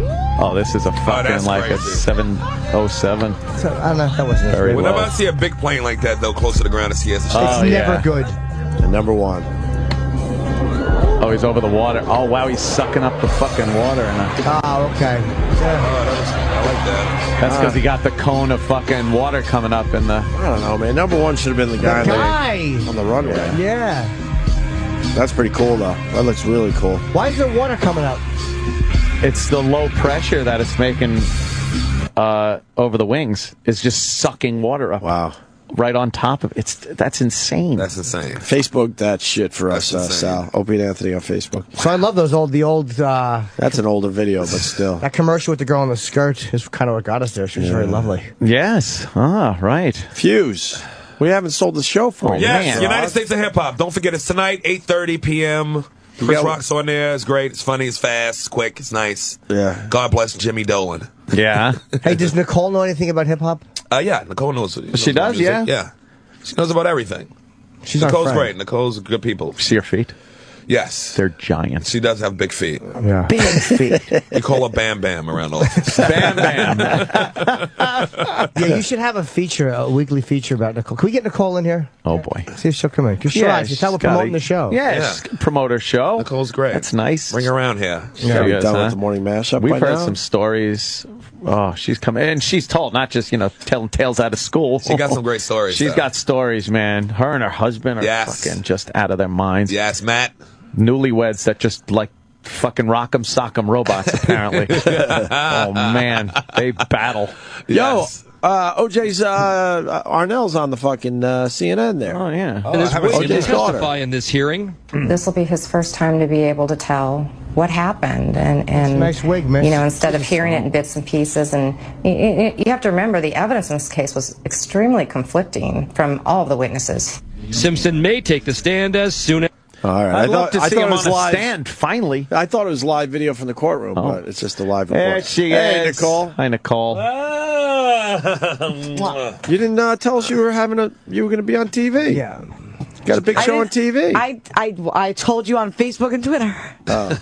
I don't want to bust in your show and like announce stuff that you don't give a crap about. No, you got to bust in. No, but they don't really care, and they'll pretend that they care. I would. Do you guys talk about hip hop? I could talk old hip hop. No, we talk about pop culture stuff mostly. Yeah. It's mostly like what's going on that week. Yeah. It's like a hip hop lens. Did Sherrod tell you that I know about hip hop? Because he knows I don't know crap about He said, something about hip hop. He But says you know about like music. I'm thinking you're there for the eye candy. No. Little eye candy. No, I know, that's why I'm there. That's Sherrod. No, I know about like the pop culture stuff, the hip hop stuff that's not too deep. If we don't go too deep, I'm good. Yeah. Like, Don't what's worry, the subject we you guys would talk about? What's something you would talk about on the show? We talk about Martha Stewart wanting a new boyfriend. Oh, yeah. And which rapper would be good for her? We decided, Oh, who would? Yeah. Who'd you pick? By the way? We said Fitty. We just said He 50 lives in Connecticut. He's done the white thing before him and Chelsea dated. He's into old white women because he likes Chelsea. Yeah. And he wouldn't use it for the money because he's got plenty He's a of good money. businessman. Yeah. And he loves the potpourri. There you go. People don't know that about him. Walks into a bathroom, is just like, yeah, man. Smells nice. Who shitted out flowers? Yo, bitch, his towel is dirty. Oh, sorry. Those are the show towels. See, I'm auditioning because I would be very good on this show. Yes. Now let's get to another subject. You want to be on, I don't do, you? but I'm showing you that I can do it. I'm very well versed. Well, who's another? And I know it's TV, so you got to be smart. What's another subject? What you other might talk- topic did we do in that first show? Oh, we talked about Mr. C, I think. Oh, yeah. Who, I Mr. didn't know- C? I didn't know who Mr. Tom C was. Bosley. Oh, no. I'm thinking Happy Days. Hey, Mr. C. Yes. I guess he's into trannies, and he keeps getting Eddie called. Murphy. Eddie Murphy Mr. N. That'd be me. Oh, Mr. C is from DJ Red Alert. From the 97. Yeah, I didn't even know who He he apparently was. got picked up for a second or third time. Third. Being with a male prostitute in his car. He's into it. Mr. C Third sucker. time. And he keeps coming out and saying, I'm not gay. Remember when that used to be scandalous, though? Yeah. But in hip-hop, it now still it is. doesn't. In the hip-hop community, it's still... Really? Still scandalous? Yeah.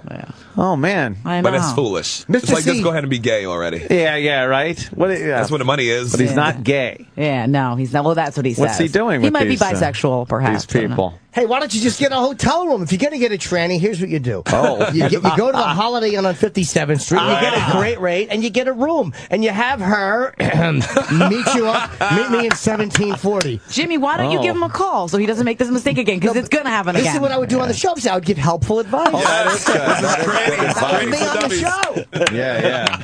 Trannies for dummies. Trannies for dummies. Yeah, what other subjects? Go ahead. What was another topic we did? We talked about Lil Wayne. Oh, For yeah. a little bit about Lil Wayne and how he's getting dropped. Syrup. Yeah, and he got dropped. He got dropped from Mountain Dew. Yeah. Why do you drop from Mountain Dew? Because he's so naughty. Oh, he said something racist. The whole question is like, why do these companies keep hiring these rappers and then firing them for acting like rappers? That is a good fucking... Because they make quick coin real fast, and then they just drop them. That makes sense. Who do you think is going to fucking push Mountain Dew? Lil Wayne's audience is probably a Mountain Dew audience. Who are you going to get? That's what I was saying. They're a sister ball. Yeah, it's not a Dew audience. It's skaters, though. The skaters and young people. Yeah, they like him. That's what I would say on the show. Yeah, they like him. Why are you trying to pitch yourself? Yeah, He's both of you guys. You're the host. So I'm showing you that I can do this variety of topics. You're very good, but you look super duper white while you do it. That's the beauty of me. I show that it's not just a black thing, rappers. Like Big Daddy Kane. Sure, I enjoy Set It Off. Back to you.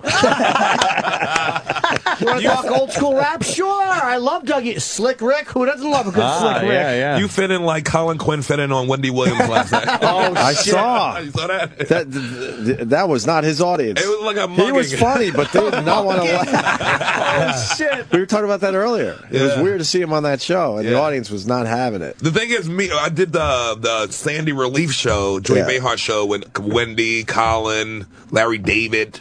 All of them were there. I think that's when he decided to do Wendy. Oh, right. He still thinks he's the who's the man, Colin Quinn.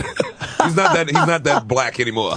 Why do black people say windy? Why don't Stan does the same thing? Why don't you say Wendy? Why Because do you say I don't windy? give a fuck.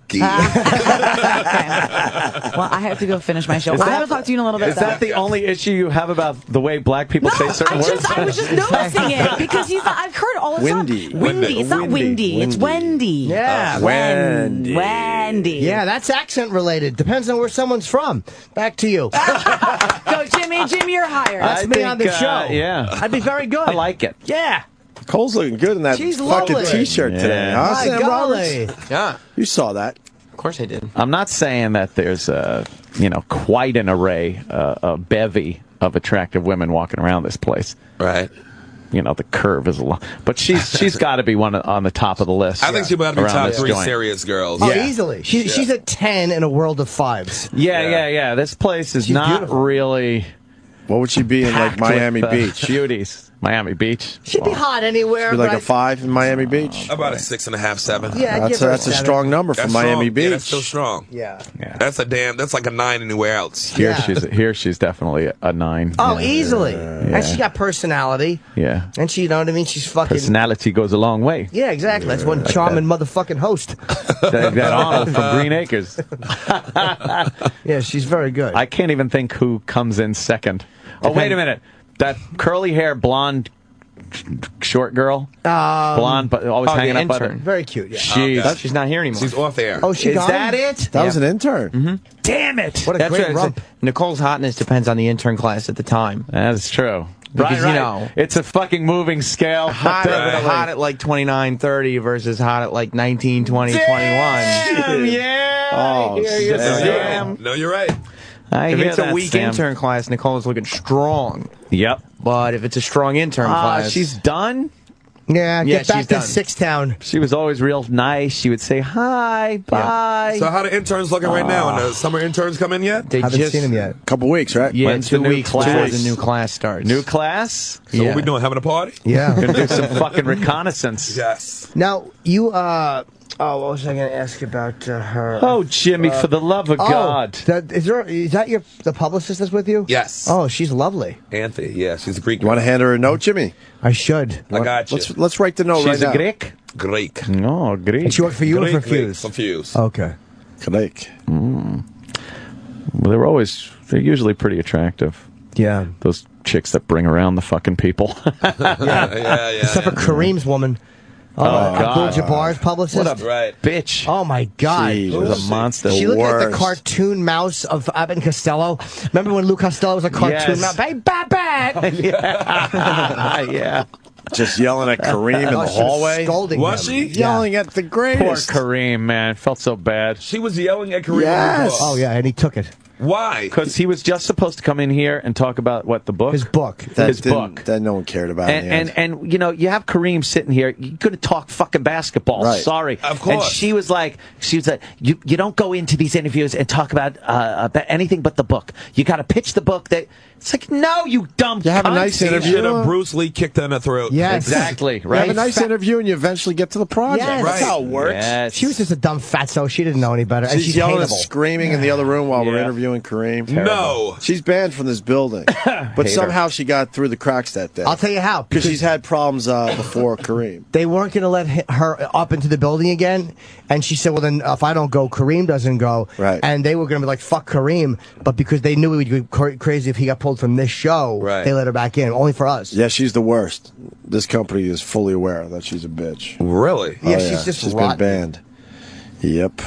Lord have mercy. We're looking at- Kareem's a legend. It's like, I know, He still right? is. We're What do sitting there you going, do? Kareem's getting yelled at. Maybe he likes her, though. Maybe What she chance does do his any dirty of work. us have? None chance. this was during Splash when he did that. Before. Before that, yeah. Yeah. Probably So about it a only year got ago worse now. since then. It only got worse. I felt so bad. Oh, it was like watching someone push an old man off a fucking cliff. Oh, poor guy. He was cool, though. He peaked too early.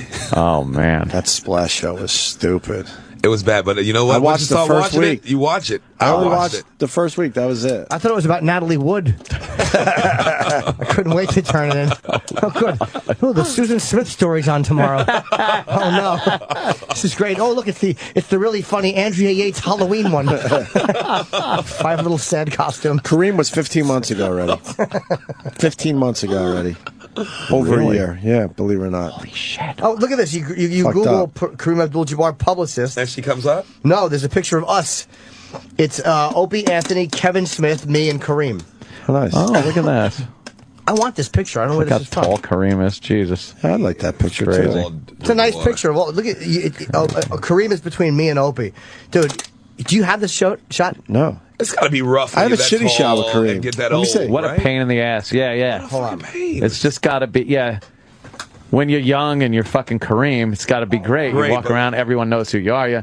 But as you get older, you know what those joints must be like Yes. Even Sidney Poitier last night, he's got to be like 6'4". now? Yeah. But just being that old and Oh, my God. it's got to be hurting. They called me Mr. Tibbs. Oh, yes. Oh, there we go. Well, you know, Sydney wasn't doing any signings last night. No. And I had my picture with Sydney that I wanted to get autographed. Oh. And I wanted a new picture with Sydney. How'd that work? It wasn't looking good. And we're walking out. I'm like, fuck it. There's too many people by the front of the stage. And then Sherrod, we're walking by, goes, that's the backstage right there. Oh, So I'm boy. like, is it? Oh, So my I follow God. Sherrod in, and we walk right backstage. That's from yesterday. That's from last night. Look That's at that. great. He For looks great. 86. Yes. Guess who's coming to dinner? First of all, it was like a bunch of white people on the stage, like blocking the back door. So I was like, if you walk behind me, they don't know if I'm related to him or not. I didn't know if you were at that point. You were we so look like we confident. belong. They're going to get out of our way. They got right out the way. That's smart. Yeah, so me and Sherrod went back there, and thank God the security guys knew him, and one of them knew me, because I had done something at the Y once. Yeah, one of the directors. The guys that were kind of were guarding Sydney. So he came over, and I asked him to sign my photo, and he did.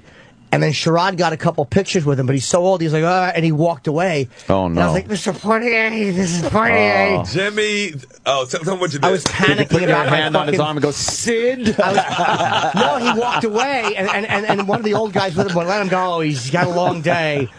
And the security guy took my camera. He's like, I got you, man. I got you. Oh. And he walked me into He the back. stole your camera. Yeah, exactly. I got you. No, it was Hey, a wait a woman. minute. It was someone who I met as a tranny. I got you. Oh, that's right. Yes, you did. So he took me in the Poitier's dressing room. In the dressing room. Wow. In his private space. He's just trying to talk to people he knows, and I'm lurking. Oh, God. And the guy is like, we do one picture, man. and they're like, just to get rid of me. They take and Sidney was nice. He took the photo with me, and then I'm just standing there, and they don't know in the hallway, but there's people behind me and in front of me. Oh man! So then they're like, "Okay, Sidney just wants to leave and eat." So they're trying to figure out which way to take it, and I'm literally an inch away from his chest, and I'm in his way, and I can't get out of Sidney Poitier's way. I just stood there in his way. I just wanted to get the fuck away from Sidney Poitier because he got your picture. So who cares? I was so humiliated. He's standing there, literally his jacket was touching my face. As you can see how he's tall. He's probably a good 6'3".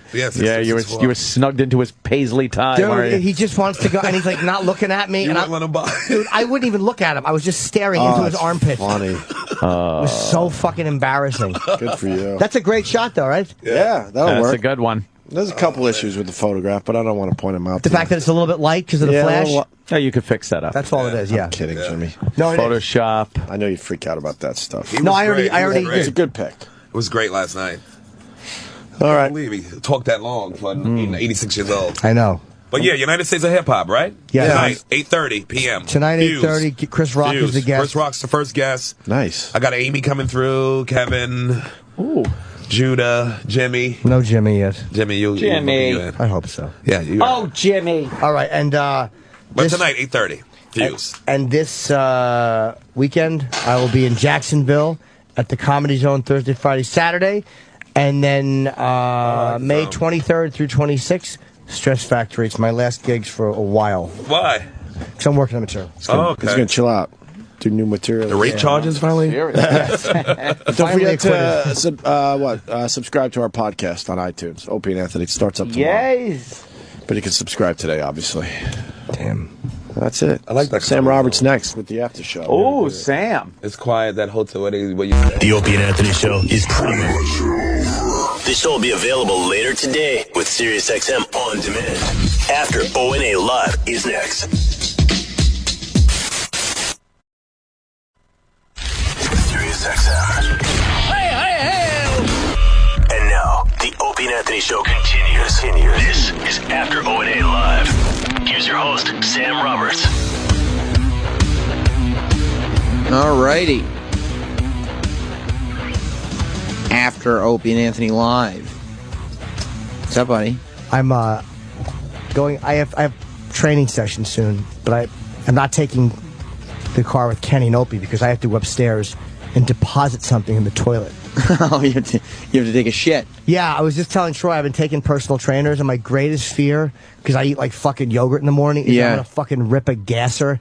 Oh, and you use female personal trainers, yeah, right? and they're both really beautiful. But they're good trainers too. They fucking kick the shit out of me. Like it's different every time, and it's like stuff I would never do. But I'm literally not clenching my asshole shut through half the session because I fart a lot. Yeah, I know. I'm afraid one is gonna slip out in front of one of these chicks, and they are doozies, these gassers. So I've been making myself shit before I train. You don't think that it would make you look like you're training extra hard? If you just let one out, like, it's the workout. Just a man. Yeah. It wouldn't be mad, just the noise. Like, if it was like a little and there was no real stink, but mine are slow burn, putrid, humorless fucking farts. The little sound would come out, and you and the girl would... No, it would rip out, because I would be in the middle of a crunch, or like a mountain climber, one girl calls them, or I'm on my fucking stomach doing the legs back and forth. Yeah. It's going to come out like... fart, and it's going to reek. It's going to be the most embarrassing experience of my life. And like after everything, I'm sorry. Oh, it's okay. 3 minutes later, it's just still lingering, and she's like, oh, that's disgusting. And then she's going to go, let's just go to a different area of the gym. I'll be back in a minute. We need to work on your diet, Jim. This is not healthy. Oh, I can't imagine how horrible that would be. And by that would be, I mean going to a personal trainer. But specifically, shitting and everything, my God. I have a Sudoku puzzle to give away, so 866-WOW-1-WOW if you want it. And everybody's got to make sure that they watch not only Sherrod, who was great on the show today, but our pal Nicole from After Opie and Anthony Live. I guess she's on the morning mashup too. But on Fuse tonight at 8:30 p.m., the United States of Hip Hop. Their first guest is Chris Rock. I guess that they are covering pop culture. I don't know what looking at it through a hip hop lens means. That's what Sherrod said the show was all about. I'm not sure. Is there diamonds around the lens? I don't really know for sure. Let me go to 804. 804, you're on After Opie and Anthony Live. What's up, Prime Time? How's it going, buddy? Hey, today I learned that Jimmy still decides to pick up girls like we did when we were in elementary school by handing them notes. He does. Yes or no? He did. He's got 3 boxes on it. It says yes, no, maybe. Do you want the Sudoku? Oh, send it on. All right. I'll put you on hold. Erek, you pick up line 1. We can still play What Did You Learn? 563. You're on After Opie and Anthony Live. 563. You're on the radio. I hear the birds chirping. You got panicked and hung up. Sometimes you hear the birds chirping, and that's all you need. It sounded like wherever he was enjoying it. But yeah. So United States of Hip Hop is tonight on Fuse. Everybody make sure that you check that out. I don't think... Opie was complaining this morning at the very top of the show about how bad allergies have been. I can't even tell if I have allergies. I don't think I do. I think it's been a pretty good allergy season for me. It's usually... I get like very dry eyes. My nose is usually okay. But I get dry eyes or whatever. But because I'm still getting over this sickness that encompassed my entire being last week, I can't tell. I don't think. There hasn't been any allergy that's bad enough that I've noticed it through the sickness. But you could tell. I think you could tell my normal, murderous voice is starting to squeak through again. So, best of luck to me. 516, you're on After Opie and Anthony Live. Thank you very much. 201. Podcast premieres tomorrow. Yes, the Opie and Anthony Show podcast premieres tomorrow. So, people have been asking about finding it for, all the different methods. As of now, it'll be on iTunes. So tomorrow, there is something on iTunes. If you go search Opie and Anthony Show or Opie and Anthony, if you go onto iTunes and search Opie and Anthony, you'll find the podcast, but it's not up yet. That's the thing that's up there that says it's the podcast. It's not the podcast. Why is Nicole... What's wrong? Nicole's just looking at me. It's not the podcast. It's like a little test file. There will be a podcast tomorrow. What's wrong, Nicole? You look so lonely in here. So lonely in here. That's the whole mashup's in here now. Yeah. No, What's I'm up, okay. Sam? You okay? That's what people don't understand. They come in like, who was in here? Oh yeah, when Jason Shabiro was in here on Friday. Yeah. He goes, "Hey man, you got a party going on in there. There's like 6 people. Everybody's just trying to talk and everything."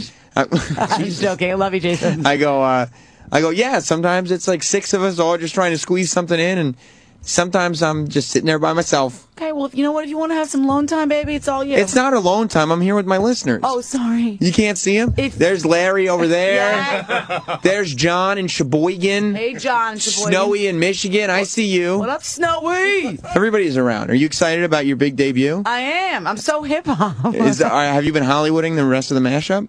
No, never. We all got our own things going on. Not on Fuse. Yeah.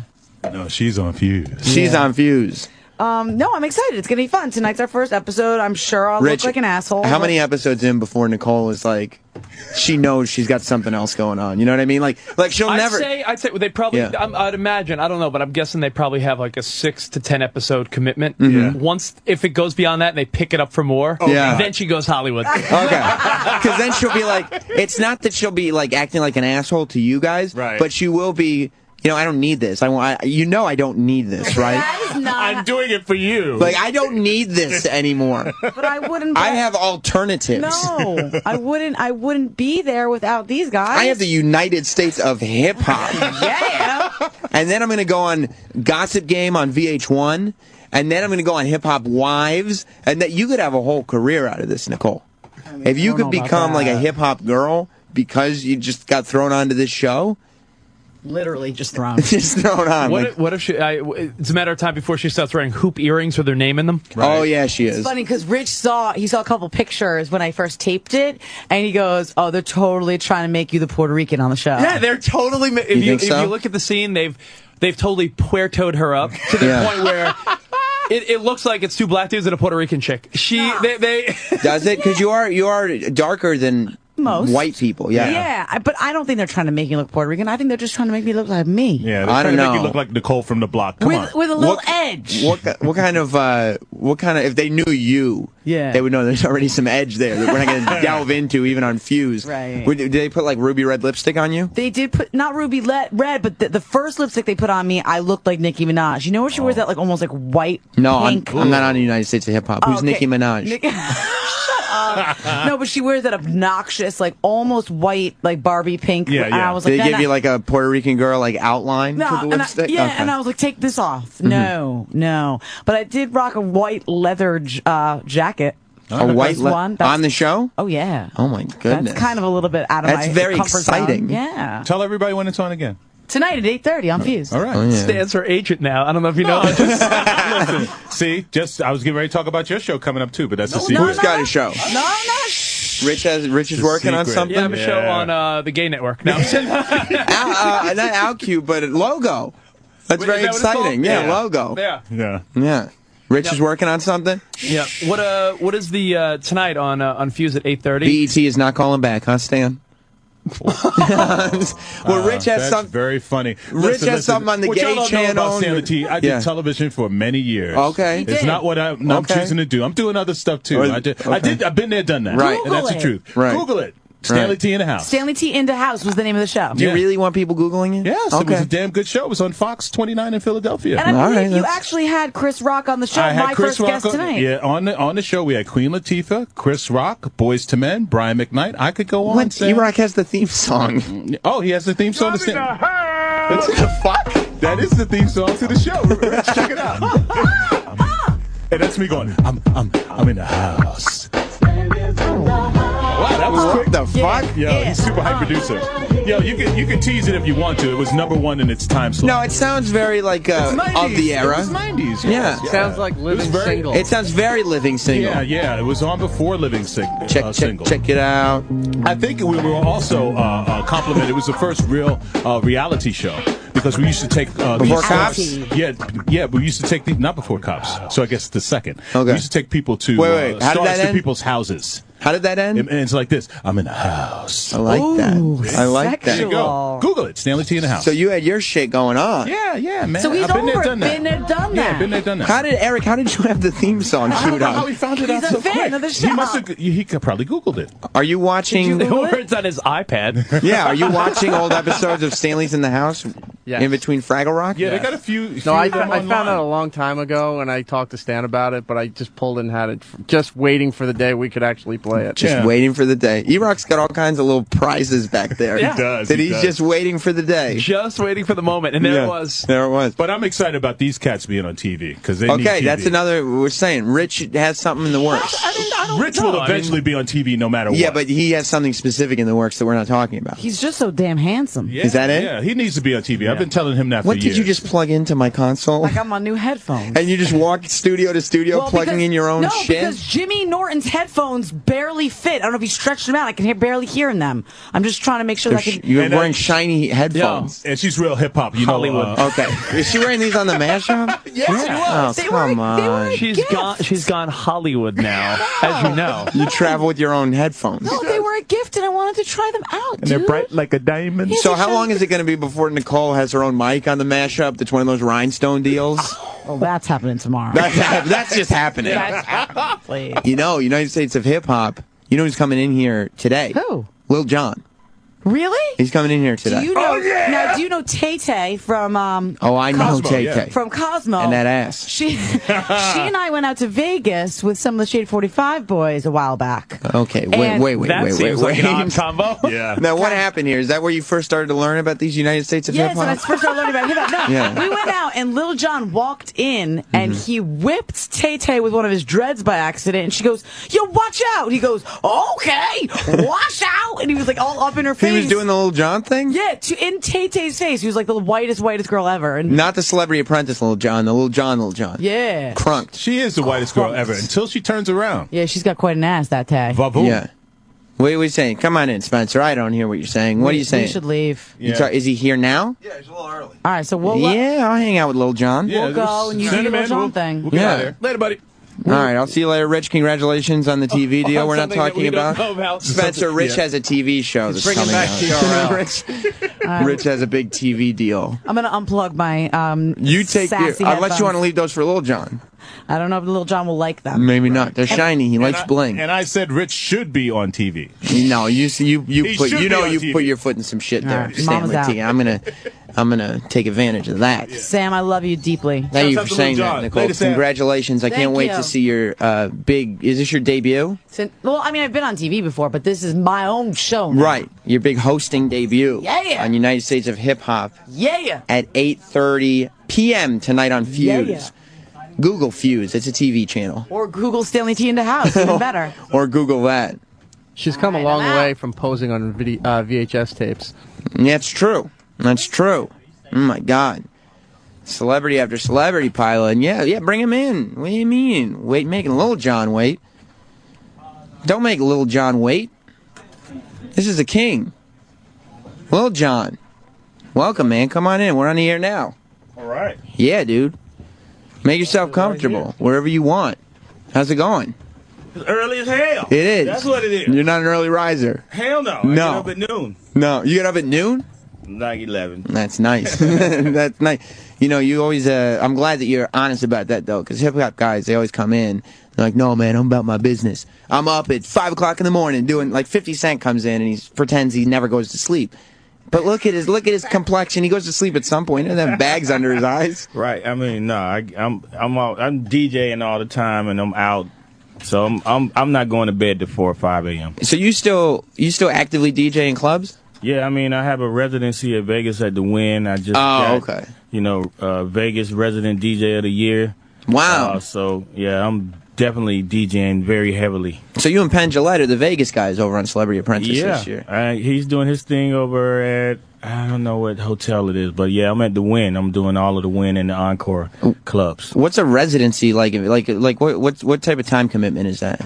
I'm there the last 4 weeks I've been there every week, and I have, last week I had 2 gigs in 4 days. Wow. in Vegas. So you live out there? I pretty much live in the hotel, Is that a weird thing? No, I mean, I live in L.A. too most of the time, like pretty much. So it's only an hour, 45 minutes, an hour flight from Burbank to Vegas, so it's like easy. Right. So do you keep your family in Vegas or out in Burbank? We live in Sherman Oaks. Oh, okay. Now, I have to, because Celebrity Apprentice, this is your second season doing it, because this is the All-Star thing. But it did, when you were first on Celebrity Apprentice, it did crazy things, because everybody's like, what?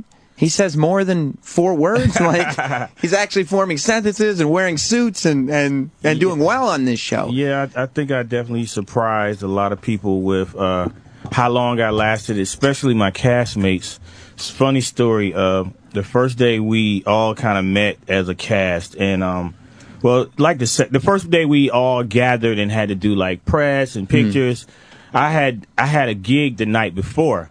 So I was hungover and stuff, and I went and passed out on the couch for like 4 hours because we had a nice break at one point.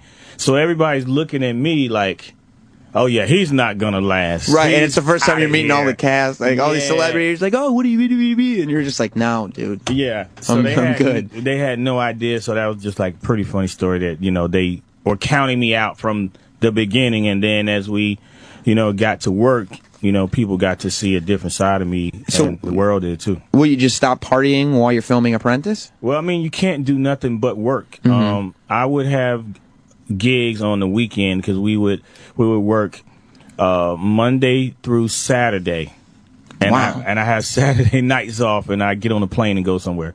And you go and do a gig or something. Yeah. But it's 6 days a week, 12 to 14 hour days. So by the time we wrap, it's like get something to eat and go to bed. So when you do Apprentice, are you worried that, especially when you first did it, that this kind of aura that you've built up around yourself is just like the party king is going to kind of go away because people are going to see you as a businessman? No, because people know, I mean, I think people understand to be successful in anything, you gotta have some kind of focus. You can't drink your way into success. Right. You can't party your way into success. You have to focus at some point. So as much as you try to look like it's just an accident, somebody just found you to yell on a microphone. Right. So I think people at the end of the day know it, and I think, people respect me more. Especially this season. Like, I got a lot of respect after doing the first season from people that weren't my normal fan base, like grandmothers and grandfathers. And this time, I've noticed even more of a wide variety of people coming up. It's like the whole family. Like, probably 8-10-year-old girl came up to me. It's like, yes, you're Lil Jon from Celebrity Apprentice. And her mom was like, yeah, we watch you all the time. And the grandma was like, yeah, I was rooting for you.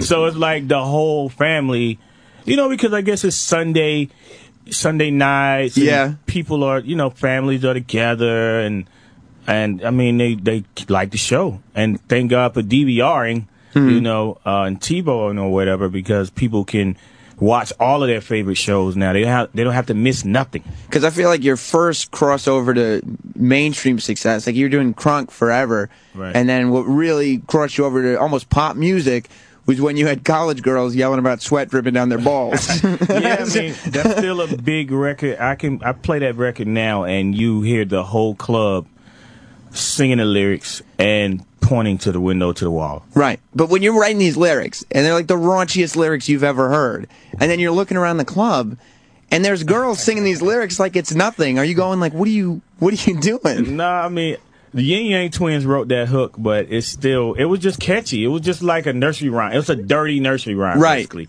So it's like, it's so catchy and infectious, you're going to chant it. So I don't know. Is that the secret, to make something that's catchy enough? Because girls will obviously chant whatever if it's catchy. Right. But dirty enough that guys will be like, that shit's hilarious. Like, is that the secret to... I think guys just, if the women are partying, then the guys don't give, they don't they don't care. They just they following the girls. The girls dancing, they shaking their asses, twerking, as they say these days. Right. Then they're watching and they don't give a damn. You have to stay up on all that, by the way. Like, you have to know what twerking is before I know what twerking is. We've been saying twerking in the South for 15, almost 20 years. Is that what's happening? You're just waiting for everybody else to kind of catch up with what... It's a Southern term, and it just means the booty pop. Is it difficult, though, to keep up now because you're kind of... You're more of a mainstream celebrity level guy, and you're an older guy now than you were. Yeah. Is it difficult to keep up with what's cool? It's definitely a little hard. It's harder because, the new generation, the music is a lot different from when I was around, and so much has changed. But I got a 15-year-old son. So he'll turn me on to stuff. Like, he turned me on to Kendrick Lamar and a bunch of other stuff, and I'm like, wow. So it's crazy that I got to go to my son to find out what's the next or what's the underground thing. It's like I feel like the old guy now. But you also hear something that's just ridiculous. Like, we were playing Trinidad James on this show, and it's like the most ridiculous thing you've ever heard. And you're like, well, nobody's going to listen to it. And you're like, no, everybody is listening to that. It really caught on really big. And that song got big because of the Molly line, because it's just funny to say, pop the Molly, I'm sweating. Woo. Right. And then the video for that song was hilarious, too. So all of that helped to just launch him into pop culture. What do you think about how big Scissor has kind of gotten now? Like, that kind of... that was another thing that started. I'm sure you were aware of Scissor from way back. Yeah, I used to go to Texas a lot, and it was funny. Sometimes I'd be in a club in Houston, and I just see people just sleep. And it's that syrup. They was on that lean, and they just sleep in the club. Sleep. Like, I'm like, what the hell? And they like, that's syrup, man. So, they've been doing that forever, too, in the South, and mainly in Texas. Then it started to spread out. Now it's all over the place. I never touched that stuff. You don't? Nah. Why? I don't want to be sleepy. Right, because you see these people asleep in the club, and you're like... I'd rather be wine. I drink tequila. Don Julio. Somebody's liable to be taken advantage of in that position. For real. You're just an alcohol guy? Yeah, I just drink Don Julio tequila, man. A lot of tequila. Is there any lyric... When you're writing lyrics... Is there any time when you're like, because I would imagine when you're first starting, you're like, okay, I really got to think about these lyrics and then you kind of realize, no, I got to be as simple as humanly possible. Is there any lyric that you've ever been like, this is too simple. There's no way that something as basic as this? Yeah, when I did a really big song on my album called "Lovers and Friends" with Usher and Ludacris. Right. It's a line in the song. I said, "Up in the bathtub, rubber dubbing," and I was like, "Oh shit." Well, I was like, "Fuck it, it works. Fuck it." Yeah. And then some people in the beginning were like, "Fuck is he talking about?" Yeah. And then the song was just huge, and it was crazy to me. When people would play the song, that's the lyric that stuck out the most out of everything Usher said, everything Luda said. It was, you can fade the fader over and the whole club is, in the bathtub, brother. I was like, wow, that's fucking crazy. You just really don't know. Yeah. You just don't know sometimes. But you got, at that point, when something like that happens, you just say, I'm just going to trust myself right from here on out, exactly. And as weird as it gets, whatever. Exactly. Because it's really about the feeling. When you're making music, it's about what feels right. I mean, my wife, she gets drunk, like, one glass of wine is all she can handle. But it doesn't stop her from yelling out shots when that song comes on. She's not doing any shots. That song is going to be the the worldwide drinking anthem forever. Like, it's amazing to be a part of something that you know is going to last forever. Like, I was blessed to have Get Low. That's still going. Right. I was blessed to have Yeah. That's still going. Mm-hmm. I was blessed to have Blow the Whistle. They're still going, you know, and then to get on a record like Shots, that is the drinking, that is this age is tequila. Yeah. You know, like that song Tequila, tequila. Y'all know that. But anyway, that Shots has taken that song's spot. Yeah. There's no other song that epitomizes drinking like Shots does. Do you ever get heat from people who are like, well, that you're a bad influence? No. It never happened. I think early in my career because all your lyrics, the great women, right. We went through that era. Yeah, but then and what's the best route? You just kind of ignore it and say, I'm just making party songs. Like, I mean, I make music for grown-ups. Yeah, you know, I don't make music for 10-year-olds, and I'm not degrading women. I'm just talking about what I see. Mm-hmm. You know, and if you don't understand that culture, then you can't speak on that culture because that doesn't fit for you. So, you know, I don't degrade women at all. I respect women a lot. My mother was the strong figure in my life, so I have a lot of respect for women. I just talk about what I see in the club or whatever. And then you put the song on in the club, and it's not like women are looking around at you like, outraged, like, how could you say this? Please turn that off. Yeah. Right, yeah, they're shaking their damn asses. Right. So it's not my fault. You're doing your job. Your daughter is twerking in the club. I didn't teach her how to twerk. I just supplied her the rhythmic. She learned from YouTube. Yeah, twerking is taught in the home. I was surprised that Miley Cyrus made a twerk video. Yeah. Did you see that video? I didn't see the Miley Cyrus twerk video. She has on a costume and she's twerking. It's kind of weird. Is she good at it? She got a little booty, so it's not twerking as hard. No. But she twerking it. Right. She's twerking a little booty. It's like it's not the size of the boat, it's the motion of the ocean. But, I mean, I give her a thumbs up for trying. Yeah, I mean, A for effort. Yeah. Exactly. Did you see the video of, like, 30 kids got suspended from high school because they had their AV department, and it was, like, 3 guys and then, like, 27 girls. And they all got together and made a twerking video in the high school with all the high school's department. And, like, you know, the one guy was just kind of standing there looking cool. And then, like, 19 girls were it was a Harlem Shake video? No, it was twerking because they were standing on their heads. Oh, they were doing, that's what they call express yourself. That's Diplo's thing. When they're on their heads and their feet are on the wall. Yes. Yeah, that's express yourself. Oh, okay, okay. Keep up, man. You're good. Express yourself. I'm not in the club like you're in the club. Like, that's where it happens. That's another craze that's going around. Like, that's different than twerking? I guess it's a part of twerking, but the song where that started from was a song called Express Yourself by Diplo, and it's actually a twerking song. It's a song, the guy I think is from New Orleans, and the beat is New Orleans influenced, and twerking kind of comes from New Orleans peep-hopping music, booty shaking music, and basically in the video, he had some girls upside down shaking their asses on the wall, and that it was express yourself. So they he started a thing called, people might tweet pictures of themselves and it'd be tagline, hashtag express yourself. And that's what they're doing. They're on their heads twerking. Twerking. On their heads expressing themselves. Express yourself, girl.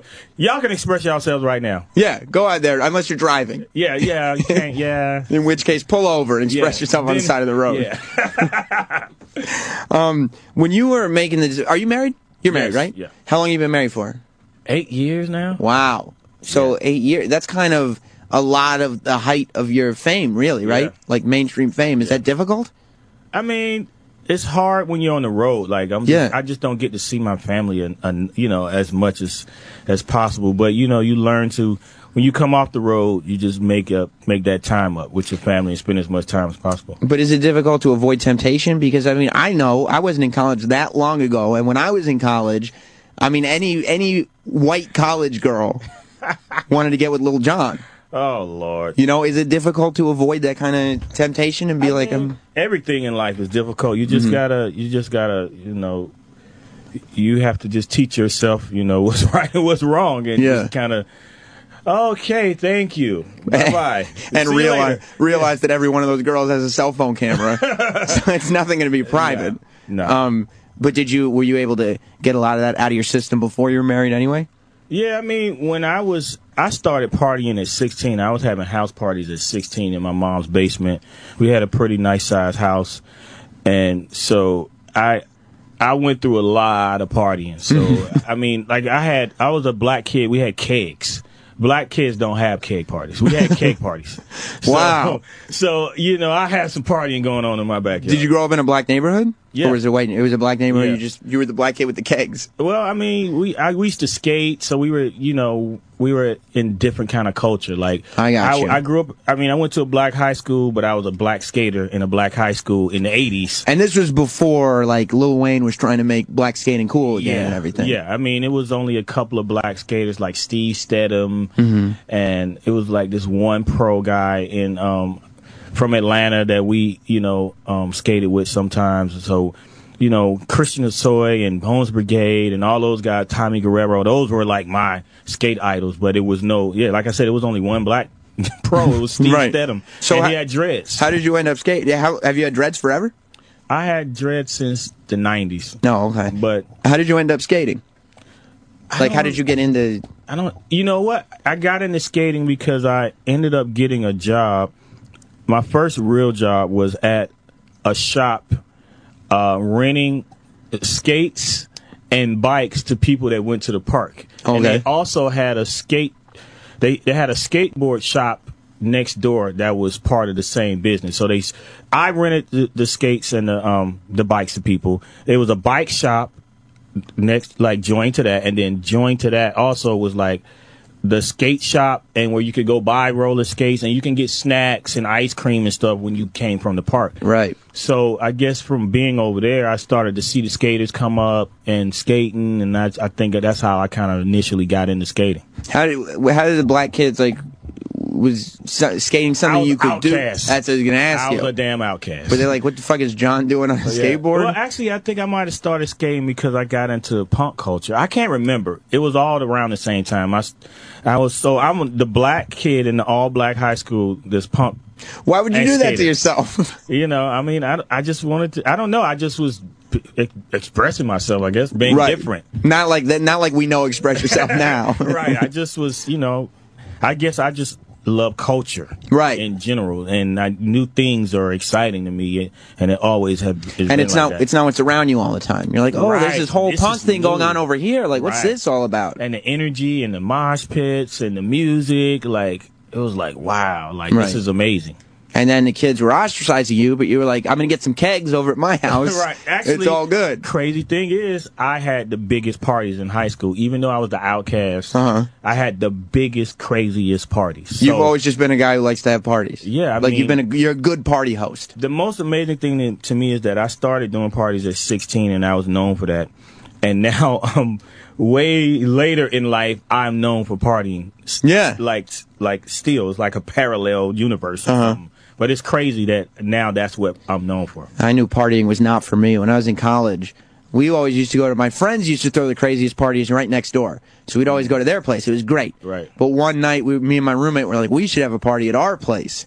And we got their beer pong table, and we brought it over, and I don't know, we messaged a couple of our friends, I guess. Right. But we ended up, like, sitting down at the couch at, like, 10 o'clock, and we were like, let's just play SmackDown on PlayStation until people start coming.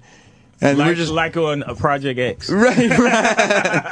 And so we're just playing, and then we realize it's like 1:30 in the morning. Nobody's coming to this party. Oh, wow. So it's not like Project X. No. It's more like a commercial for PlayStation. Wow. That was what we were doing. So we went next door, and it was all good. But how do you throw a good party? You just got to know people. You got to have good music. You got to know, like in my case back in the day, I used to know a couple of different people at a couple of different schools, and some of them were older. So I would just get on the phone. Some of them were older, some of them were my age. I just get on the phone and be like, yo, we'll plan a party in one day. We just wake up and be like, let's have a party tonight. Because I had the turntable set up already in my house, so you just instant party, just add DJ. Yeah. So we just get on the phone, yo, I'm going to have a party tonight. So tell everybody. And the people just start calling, and it's like the flu. And I guess you get a reputation, like, oh, there's a party here, like last time it was good. Yeah. We just keep coming. I think one of the first big parties I had like 40 people spend the night. 40 people sleep over after that party. And was this where your parents weren't home, I'm assuming? Yeah, they were there. They were there? Yeah. I mean, my house it's not like... Were they at the party? It was upper middle class, so it was like a 4-level house, swimming pool, tennis court, basketball court. So it was like... I could be the basement where I live was like a mini apartment. Right. Like I had the turntable set up when you walk down the steps.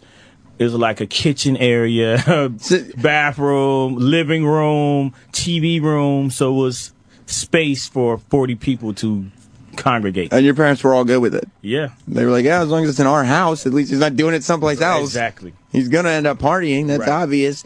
When you had to go on Celebrity Apprentice, did you get beaten up when you were ostracized, or did you just kind of like they were just making fun of you? No, they just make fun of you. Right. They just talk crap. Right. And in black high schools, you got to learn to talk crap back. Right, and then they won't beat you up as long as you could talk with them. Right. So it's like, or I would just act crazy because they used to think they thought punk rock kids were devil worshippers. They didn't understand the difference between different types of rock music, so to speak. So I just be acting like, and they be like, oh, that dude is fucking crazy.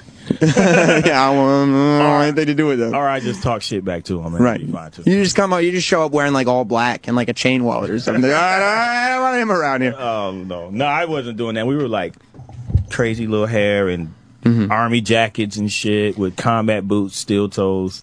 So that type of shit. So when you're going on The Apprentice and you're like, okay, I'm gonna let people understand that I know how to operate in a business world. I'm a multi-functioning human being. Well, Dave Chappelle actually set people up to see the other side of me. Well, I was gonna have to think about that too. I was gonna ask you, like, you talk about blessings. Yeah. How amazing was it when that Dave Chappelle skit took off of him just going, yeah, what? I mean that. Every time I see Dave, I thank him because he helped me to go places music would never have been able to take me. Yeah. And it's classic, and that is going to be around forever as well, and it's still hilarious. People didn't know who Lil Jon was, and they were doing the impression. Then they found out there was a real Lil Jon, and they were like, "Oh shit! Right, he really is this guy too." Right, and it was awesome to go on the show and to actually do myself with him. Right. To improv with one of the great comedians of our time is who can say they've done that? Not a lot of people. But you were smart too, because I feel like a lot of people would have been like, look, I want everybody to know I'm a lot more than what Dave Chappelle makes me look like. I don't walk around with that chalice everywhere. I say more. But you were like, no, I'm going to do it even more. Whatever he's doing, I'm going to do it more. I mean, it was great advertisement for me. Yeah. And like I said, that it set people up to see the other side, because people were like, is he really like that? Does he Because he really intelligent, you know. Does he have a British accent? So The Apprentice is not really a far stretch from that. It shows people that, basically. They're like, oh yeah, I remember when Chappelle did it. Of course he's like that. Yeah. But so he's really like that. Was there any question about whether or not you're going to take out your diamond teeth? Do they come out? Yeah, they come out, but even though I'm on the show, I have to still be myself. You know? So this is me, and Donald Trump is weird though, because like anytime people have tattoos, he's like, I hate tattoos. But you have like diamond encrusted fangs, and he's like, what's up, Lil Jon? Lil Jon's a smart guy. Lil Jon is. I guess I gained this respect, you know. Yeah. And I guess it's something you can change. Like, I can take the teeth out. So, right. So when I'm 65, I might not be wearing a grill. Do they go in and out like every day? Yeah. It's amazing. The lights in here when you're just laughing. Like how much is that grill worth? Do you say? No, I don't really know because what's the carat? I don't know. I actually don't know. He's got Lil Jon has like his first is it just his first 4 teeth? 1, 2, 3, 4, and then the fangs come down. They're long fangs, but they're all, is it gold and diamonds? Yeah, gold and diamonds, white and yellow diamonds. Does it take you a long time to learn to talk with it? I had a grill so long, it's like, I think when I first started, I had to love this and stuff. Yeah. But, you get used to it. And there was probably a real cheap one at first. Like, yeah, it was like, it definitely wasn't like this. No. Like, so do they, for the ones like you have now, the real deal, yeah. Do you have to go to a dentist and get fitted? And No, I go to Paul Wall, the rapper. Paul Wall. Paul Wall gave me my first grill. Him and Johnny Dang. So Paul Wall is like a legit grill dude. He hooked everybody in the industry up with grills. Before he was rapping, or while he was rapping? Yeah, when they did the song Grills, and the grills got really extremely That's popular. just an infomercial for him. For real. Yeah. He's hooked everybody up, and he's hooked me up for years. Like, him and Johnny Dang do the best work. Is there a difference? Like, do they have to like take a mold of your teeth and everything, or he actually has taken the mold a couple of times himself for real. Like, he really does that. So, is there a difference? Like, is there past the point of no return? Can it get so ridiculous that you're like, that's stupid, man, I don't know why you would do that? Or is it just like, yeah, keep going, yes? I think it's always a ridiculous point. Like, T-Pain is my homie, but he made a chain that said big ass chain. I'm like, T-Pain, are you kidding me? It's stupid, man. You got that much money where you can make a chain that says big ass chain, and it was this big. And the words are written in diamonds. Yes. And gold. Yes. And it's like you're talking about $10, $50, $100,000 worth of so you could be stupid. Yeah, big ass chain. How successful do you have to be before you can actually afford to do something like that? Like before, I know because some people will buy the grill first or buy the big ass chain first, but you seem like you have a head on your shoulders. Like how successful do you have to be before when you could do it that it actually makes sense? Well, I think once you... or does it ever make sense? Looking back now at all the jewelry I bought, I'm like, why did I even buy some of that stuff? But I guess you have to be a part of the times, and you have to represent like your peers. Like you have to, you have a certain status you got to keep up with. So that's part of it. Staying in the mix is a big, but it's an expensive thing. I don't do the jewelry no more. The only thing I might do is the old school rope chain. I don't like all the flash anymore. Like I'm not.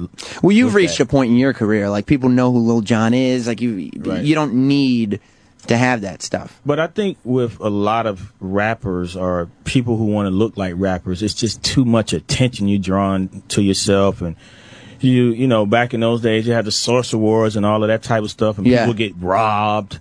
And, so it was just, it's too much. But then if you haven't seen, we mentioned it a minute ago, if you haven't seen the Trinidad James video, look it up on YouTube. Because then you have him, who nobody really knows who he is, but he's rolling down the street with a gold shopping cart. So you have to take notice. Yes, watch the video again. I never noticed that it was gold. The shopping cart is gold. He's holding a puppy in his hand. Like, he's the man. Yeah, it's hilarious video. So we got to let you go. Celebrity Apprentice finale is on Sunday. Did you think you were going to win? You were in the final 4.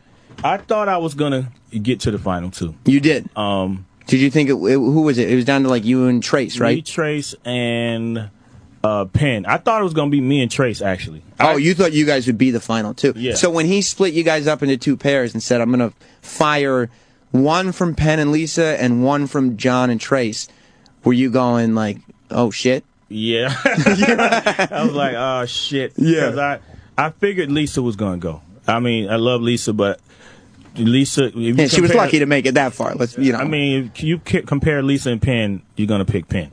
Right. And then me and Trace I think we were pretty much even. He's just got me on the fundraising. Other than that, I mean, I've been strong in every task and I kicked ass in every task, but I'm just not a good fundraiser. Like, I don't know that side. I don't, my friends would rather go spend money on the strip club making it rain than right charity. What? It's a write-off. What? Yeah, I mean, people give money to charity, but fundraising is different from taking care of charities. So, and charity is a stripper's name.